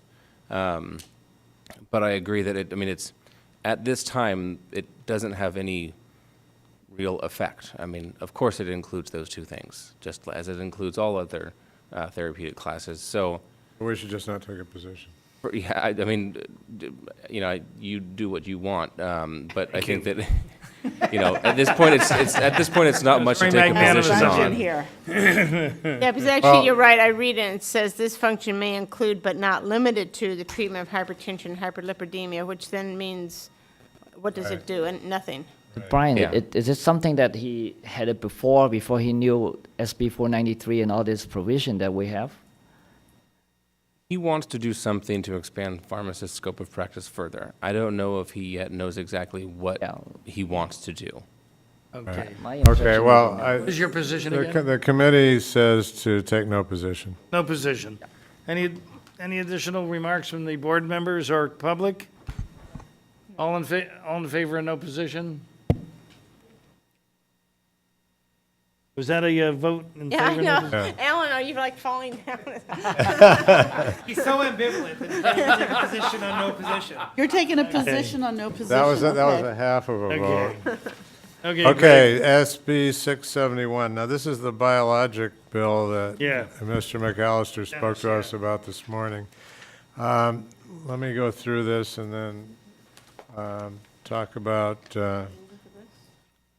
looking for this. Okay. First, the bill would authorize a pharmacist to select an alternative biological product when filling a prescription order for a prescribed biological product if the alternative biological product is interchangeable as approved by the FDA and the prescriber does not personally indicate do not substitute. The board opposed this type of legislation last year as the list from the FDA to which the bill referred did not exist. The FDA now maintains a list of interchangeable biosimilars. I thought we discussed yesterday that they don't have a list. Is that? One on the list, we found out. There's a list of one, okay. Yes. The committee received a lot of comments on this bill, some in opposition to and others in support of the prescriber notification provision. We heard from a member of the Arizona Board of Pharmacy who stated that their board did not take a position on a like bill in their state. The committee had recommended oppose unless amended. Now, this morning, Dennis McAllister Committee did what? recommended oppose unless amended. Good. Okay, but this morning, the biggest problem was the notification that was required within 5 days. SB 671 specifically on that topic says, within 5 days following the dispensing of a biological product, a dispensing pharmacist or the pharmacist designee shall communicate to the prescriber the specific biological product provided to the patient, including the name of the biological product and the manufacturer. The communication, this is the part he talked about, shall be conveyed by making an entry into an interoperable electronic medical record system through electronic prescribing technology or a pharmacy record that is electronically accessible by the prescriber. Otherwise, the pharmacist or the pharmacist designee shall communicate the name of the biological product dispensed to the prescriber using facsimile, telephone, electronic transmission, or other prevailing means, except that communication shall not be required in this instance to the prescriber when either of the following apply. And one is there is no FDA-approved interchangeable biological product. Two is a refill prescription is not changed from the product dispensed on the prior filling of the prescription. And that's it. So question is, based on the fact that this electronic method is acceptable, so they wouldn't actually have to make the call, if they have use of this type of a system, which he said Express Scripts does, and they have an app and all that kind of thing. But that doesn't say everybody else has the ability to use the system, just because it's, they So, don't all have it. So the problem that we had with it was Proposed unless amended. the need to notify within 5 days. The fact is, you're notifying after it already happened anyway. And, by that time, the money's been spent, and you're not going to get somebody an insurance company to pay for a new one if they change it or whatever. So that was our problem with it. And can I just add two things more? That these products are considered therapeutically equivalent, and it's been in existence, I believe, someone testified for 6 years in Europe, and there has not been an issue. This morning when Mr. McAllister testified, I think I asked Board Staff, and Laura, I don't know if you've had a chance to look at this and say, do you agree with his summation that if it says the communication by this inoperable electronic or through e-prescribing or for electronic, anything that's electronic, so as long as the pharmacy processes it electronically, he's basically saying that then it is available to the physician. It's not our responsibility to check every physician if they can get on there or not. Well, it does say that. Do you agree with his summary? And I think what he really said was that most of the patients aren't going to pay for them because if it's a claim transaction, it'll show up in SureScripts because the claims go through. Right, And but then I'm he not said if there sure was a every- cash prescription, it may not come through. So, and my question to him was, does every doctor have, can they get on to SureScripts and see the patient history? And because, do all the medical system, prescribing systems, do they have them there in their office, and are they all connected to SureScripts? And my understanding of what he said was that it's not really the pharmacy's responsibility to determine that. It's available to the doctor, and it's the doctor. Yes, somehow the doctor has it available. It's not our responsibility whether he does or not. So that's what this morning when he asked, that's what I was kind of wanting you to check and make sure you agree with what he implied is being stated here. And having just looked at this in our health system, it depends if the EHR actually does query SureScripts and if the pharmacy actually does submit the data. So there are some pharmacies that are submitting dispense data to SureScripts, some aren't. I think if you're doing a claim through PBM, it's getting captured. So that's why he said the cash thing. Right, but there's some that are submitting cash transactions too, but it's not 100%. Okay. And I think it depends if the physician, he or she, has an e-prescribing system. So that's my question to our legal. Is whether or not that Is is it- sufficient. If it's Right. an Do we have any electronic responsibility? record. Because the doctor Query SureScripts. might not even be electronic yet, for all we know. Yeah. Go ahead.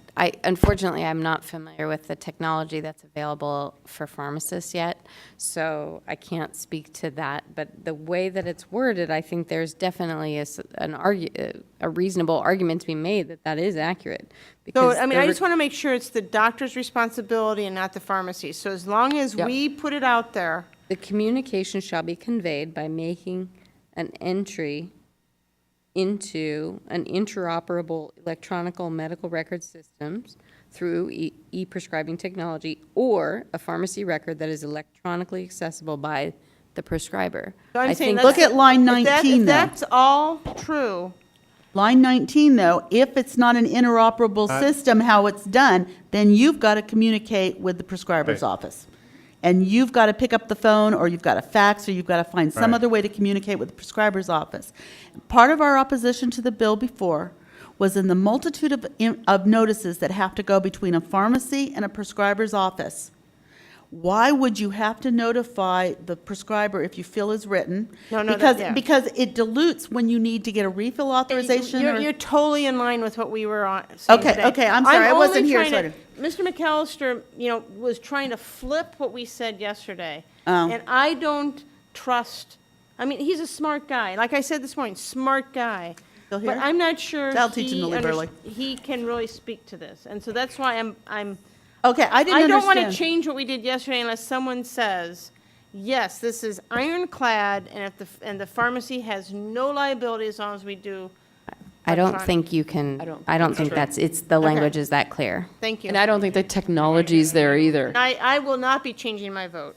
Am I here to assume that you're going to substantiate what Debbie Veal is saying, Brian? Yeah, so we would lose quorum at that time. we would right? agree that the way it's written, because it says the Or hang on, you technology is accessible by the prescriber, that the pharmacist, the measure of whether or not they met the obligation in the bill is based on whether or not that prescriber does in fact actually access it.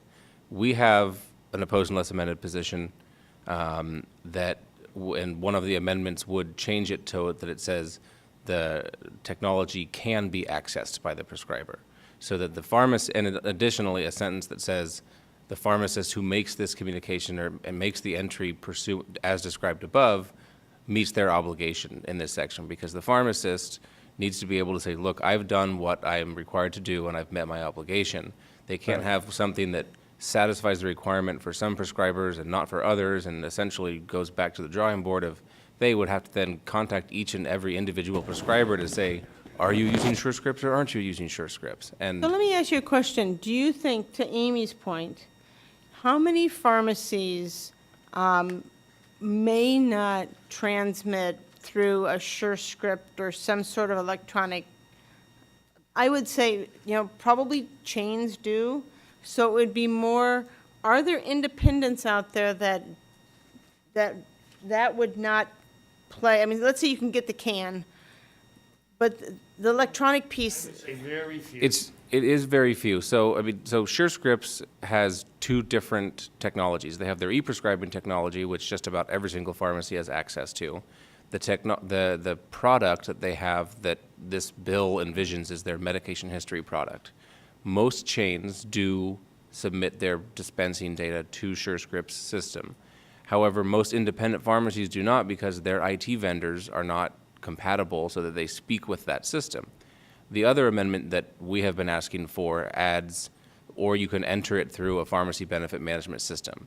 The reasoning for that being that I think every PBM submits the billed data to SureScripts, and almost every single biologic drug, and potentially biosimilars as well, are billed through insurance, because with the exception of insulin, people are not paying cash for biologics very often.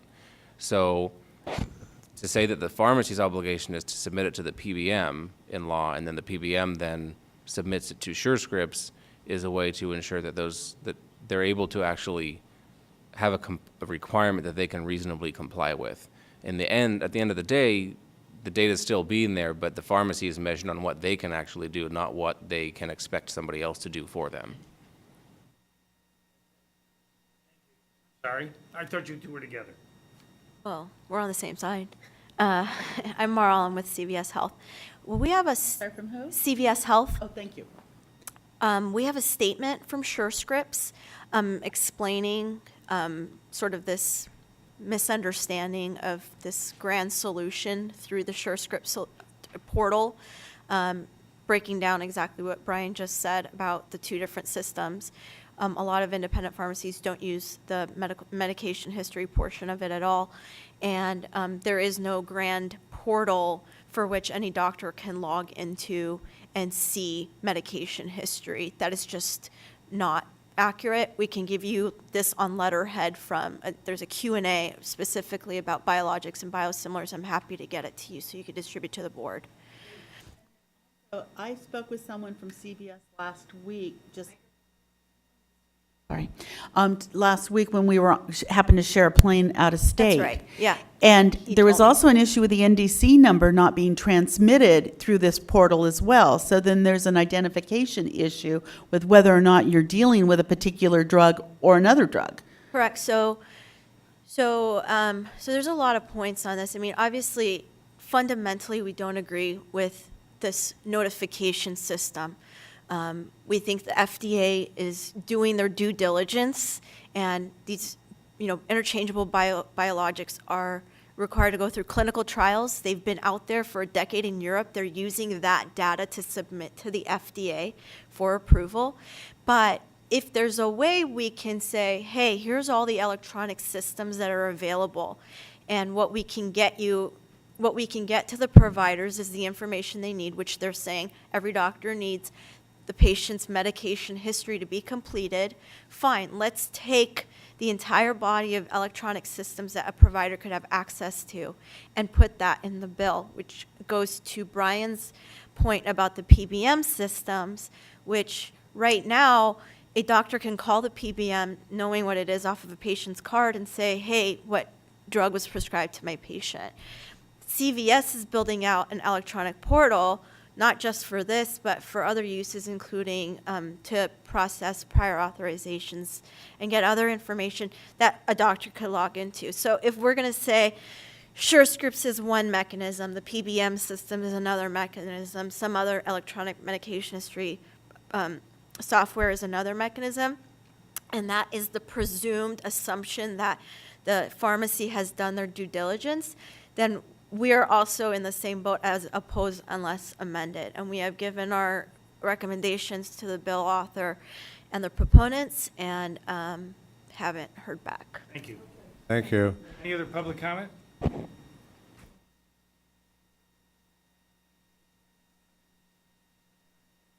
Steve Gray from Kaiser Permanente.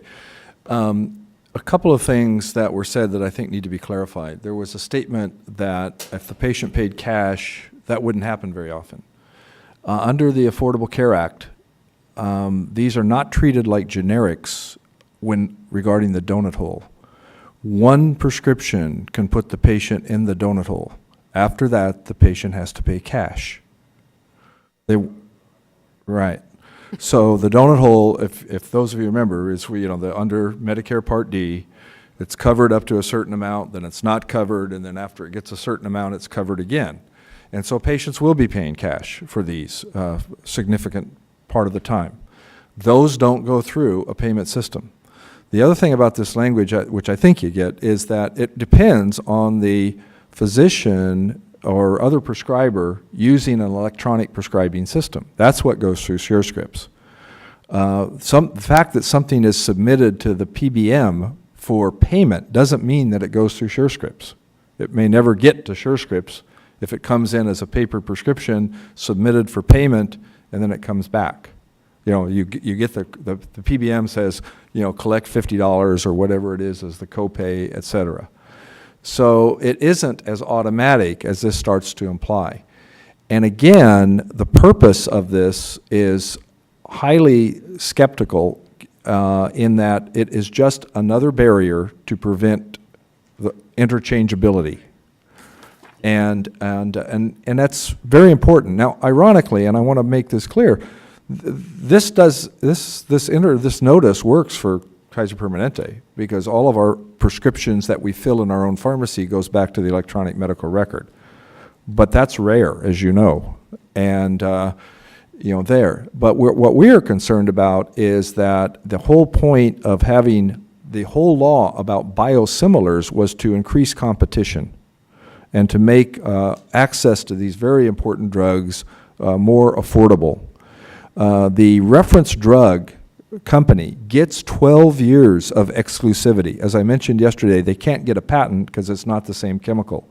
But they get 12 years of exclusivity before the FDA can declare that something is interchangeable. That was the compromise worked out in the legislation. And so since they can't protect the drug at the federal level any greater than that, the reference drug, they're trying to do this state by state. The other thing that was mentioned yesterday, and I realized that someone had said, well, the first time that we have to notify the prescriber and they say, no, I didn't want that, well, then after that, the prescriber will always say, do not substitute. That's probably true if they're the type of prescriber that uses the drug often. But what we're concerned about is the first time the pharmacist goes through that and is put in that position, they'll just say, I'm not doing interchange anymore with that prescriber or any other prescriber because you've put the patient in a very awkward position, you've done some other things. So the notice is more than just a the ease of notice. It's actually a tactic to discourage interchangeability, and like some other things that are in the bill. So that is our concern. Okay, any other public comment? Amended as the motion from the committee. All those in favor of oppose it as amended? Wait, who did we lose? Kenny, doesn't matter. Right? Not a voter. No, as long as we have our 7, we're No, we're okay. good. Move on. Okay, Greg. Okay, next.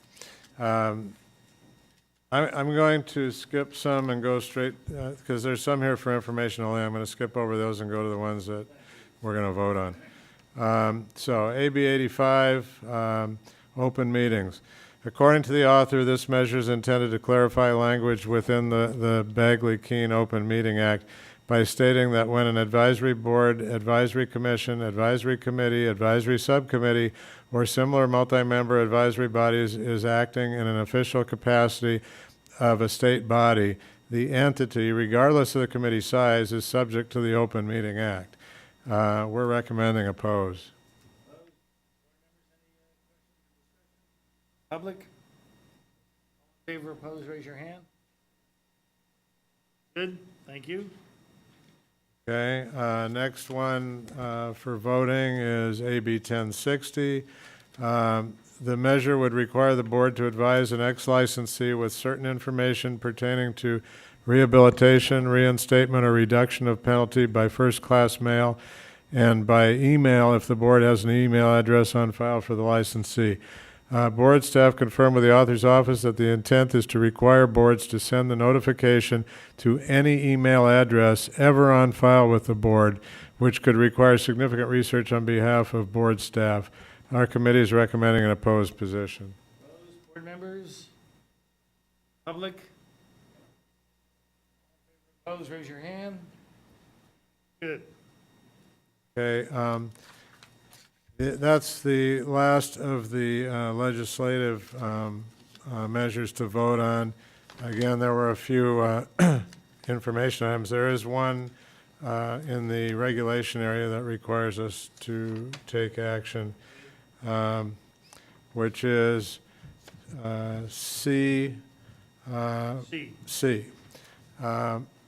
the July 2014 board meeting, the board approved a proposal to amend Title 16 California Code of Regulations, Section 1793.5, to change the wording of the criminal conviction question on the pharmacy technician application, which is incorporated by reference in the regulation. The 45-day comment period ran from February 20th, 2015 to April 6, 2015. No comments were received during the comment period. Board approval is necessary for minor amendments to the application to conform to statute. Recent update, yeah, you can all see that. Attachment 6, our committee recommends that the board approve the incorporation of the proposed changes as specified in the attachment into the pending rulemaking, that we initiate a 15-day comment period, absent any negative comments, delegate to the executive officer the authority to make any substantive changes, and adopt the regulation, and to file the adopted regulation with the Office of Administrative Law. Very good. So since it's going out to comment, we just take. Public? In favor, raise your hand, please. Good, opposed, anything? Good, very good. Okay,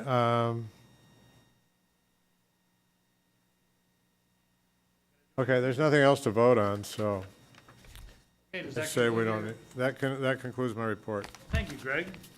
Thank you. We are Mike, at our executive officers report.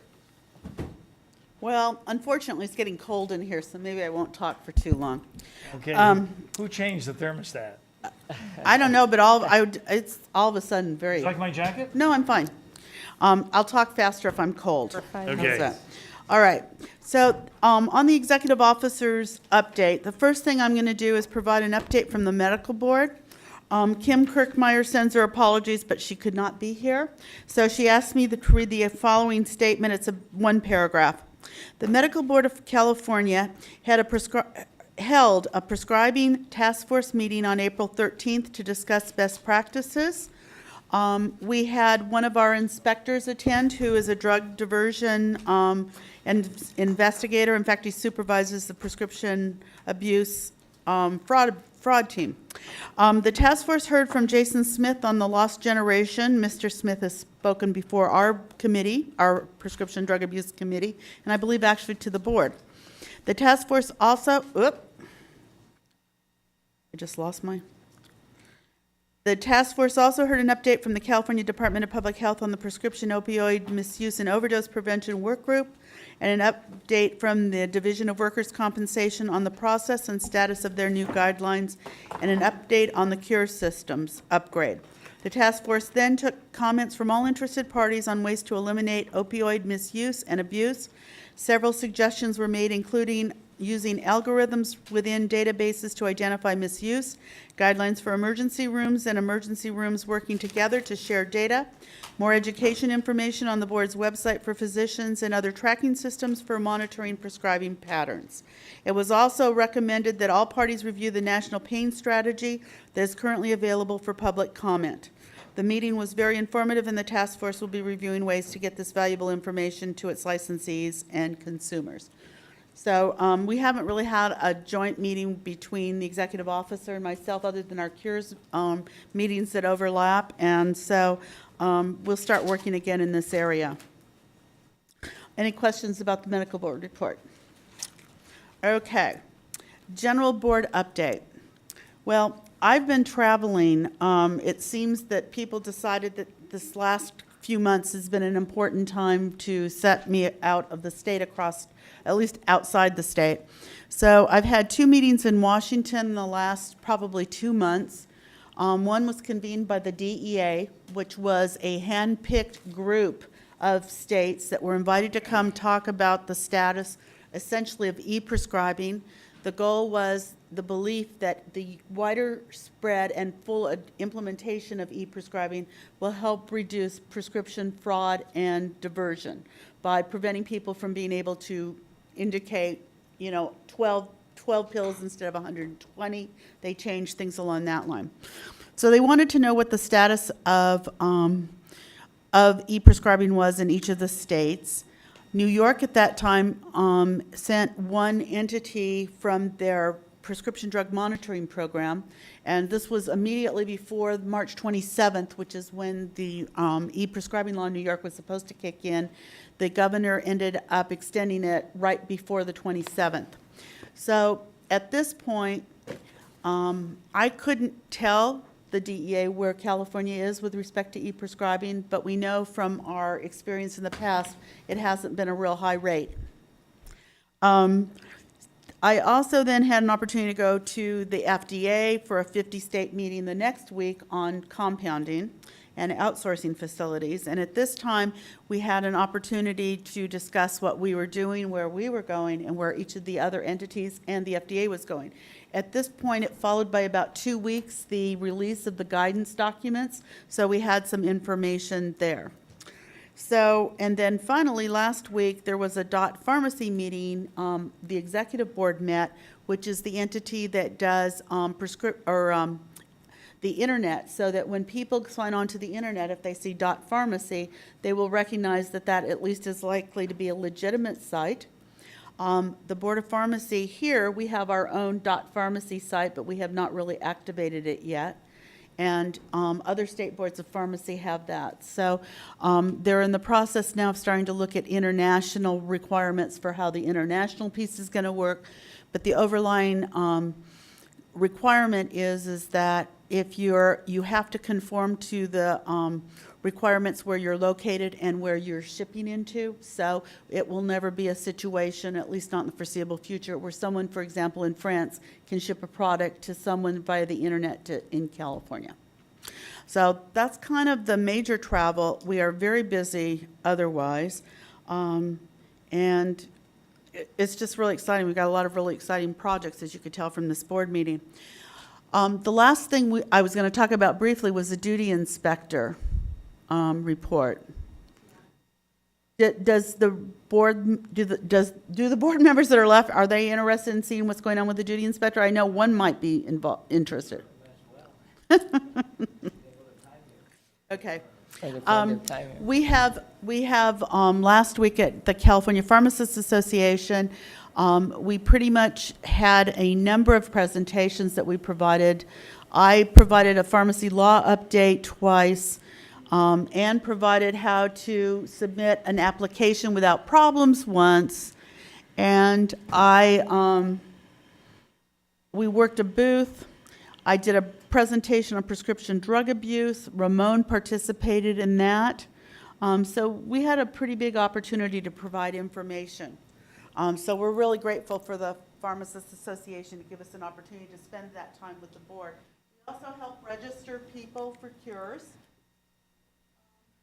We are still looking for cures implementation by the end of, January 1, 2016.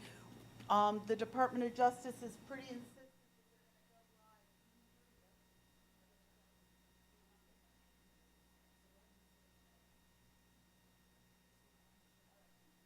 So anyway, that's kind. Now the mic is on, and you're sitting right next to me. Anyway, so that's some of the things we're doing. I seem to be busy, as is the rest of the board. But I wanted to provide the duty inspector update. Duty inspector, for those of you that don't know, is where we have one of the board's inspectors available to answer inquiries from callers or for those that send in written inquiries. We get a lot of inquiries where they want assistance, sometimes legal advice, frequently what do I do, which is professional guidance. Our role is to provide basic information so they can find answers to their questions on their own and apply their own judgment and not rely on us to tell them whether or not they should fill a prescription. So we're not going to do legal research for them. And we've had a number of inquiries. We have now started talking about the availability of duty inspector. Duty.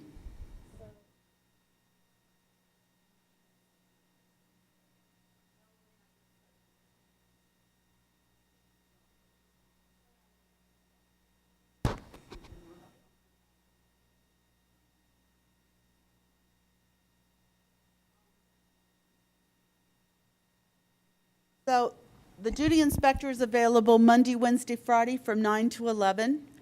And that is when an inspector will be available to answer the phone. And then other than that, the inquiries that come in that week, whether in writing or in telephone, did you find it? All right. Basically is still responsible to respond to the inquiry. It just may not occur during the hours of 9 to 11. People, according to the report I was going to give, it's taking inspectors about 30 minutes a call to respond to each caller or each inquiry. So it's very labor intensive for us. We are developing a series of question and answers that we intend to use and put on our website so that people can use that for their own guidance.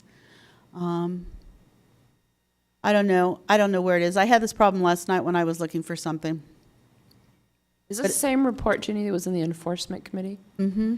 So it's on the website on the Enforcement Committee. It's in the back of the minutes. No, it's in the back of the minutes. I can get on my computer and do it that way. Did you find it? No. Get it that way faster? I'll look for the page for you, Laura. But it's kind of interesting. We started doing it right around the week that hydrocodone was reclassified from 3 to 2. So we got a lot of inquiries initially then.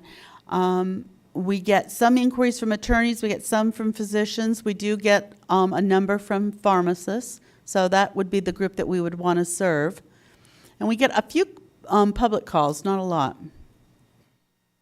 It's the March 27th meeting in the minutes.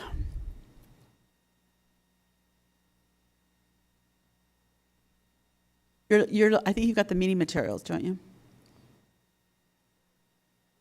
They're in the minutes. You have to, actually it's on the file. They're not attached to the minutes yet. They're in the file for the March 27th meeting. It took me a while to find them too.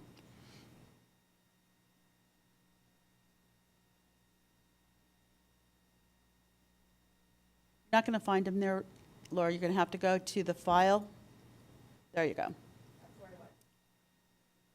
No, you have to go to our file, the Word file, where we work from, admin. Okay, then let's just forget this. I'm sorry. Yeah, the minutes for the enforcement committee aren't on the web. I just looked. No, it's not on the web, is it? No. No, it's in the file. Okay. So I'm sorry, I can't finish the rest of the details. Victor, it's being used. It's a lot of work, but we'll kind of figure out how much work, and we'll provide that at the June meeting, and we'll have summary stats then that I can't provide today. So I'm sorry that. Oh, just when I thought I was done.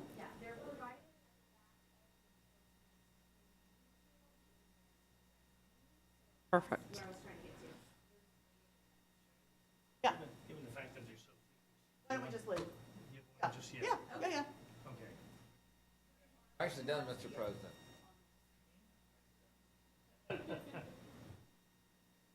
Okay. That complete? That's it. I'm done. Okay.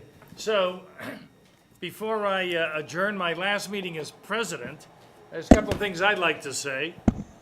And first, I want to thank everybody, board members, certainly Jenny, while I was president.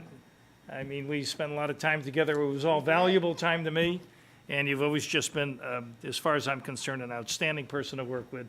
As president, I don't expect this to be, the end of my career, the speech, but. Nor mine either, I hope. But it's always, being president, being able to work with you and Ann, your staff, and Josh and legal, Lori, and the people that preceded you, Michael. It's just been great. And so you can't imagine how much I enjoyed being president, and you can't imagine how much I appreciated all the effort and support that I got as president, and we all get as board members from staff. I can't believe that there's a close second to how our board and our board staff works. Our board comes with a good amount of individual thinkers, independent thinkers, and different views. However, in spite of all of that, these years, it's been a very collaborative board. I mean, and not that it should be in spite of all of that, but it's been a very collaborative board.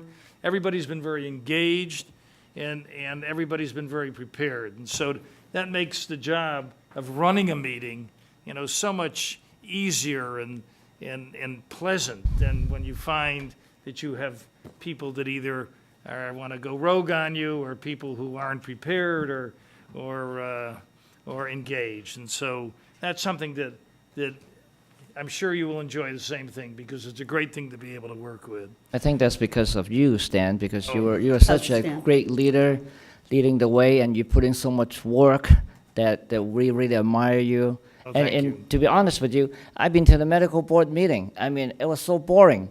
I mean, when Stan is here holding the meeting, it makes it so lively. Everybody wants to participate and put in your ideas. But the other boards, they're not quite the same. Trust me, he's such a great leader. He's a great president. So I really want to thank you for the work. As I said, it's been an honor to be the president of this board and to work with the board members. But regardless of the different positions that we might have, at the end of the day, last night was a perfect example. We get together, we have dinner, and there's camaraderie, and everybody enjoys each other's company. And so that's also something that's very, very important, because we leave here, and regardless of our positions, or regardless of any issues that we may have had that were different from each other, at the end of the day, we're able to go out, have a good meal together, toast each other, and enjoy a good relationship. And so that's been great as well. So I can't believe you wouldn't have anything but the same, and I wish you the very best. I'm here to support you for as long as I'm here. And thank you all. Thank you, Stan. Thank you, Stan. Thank you.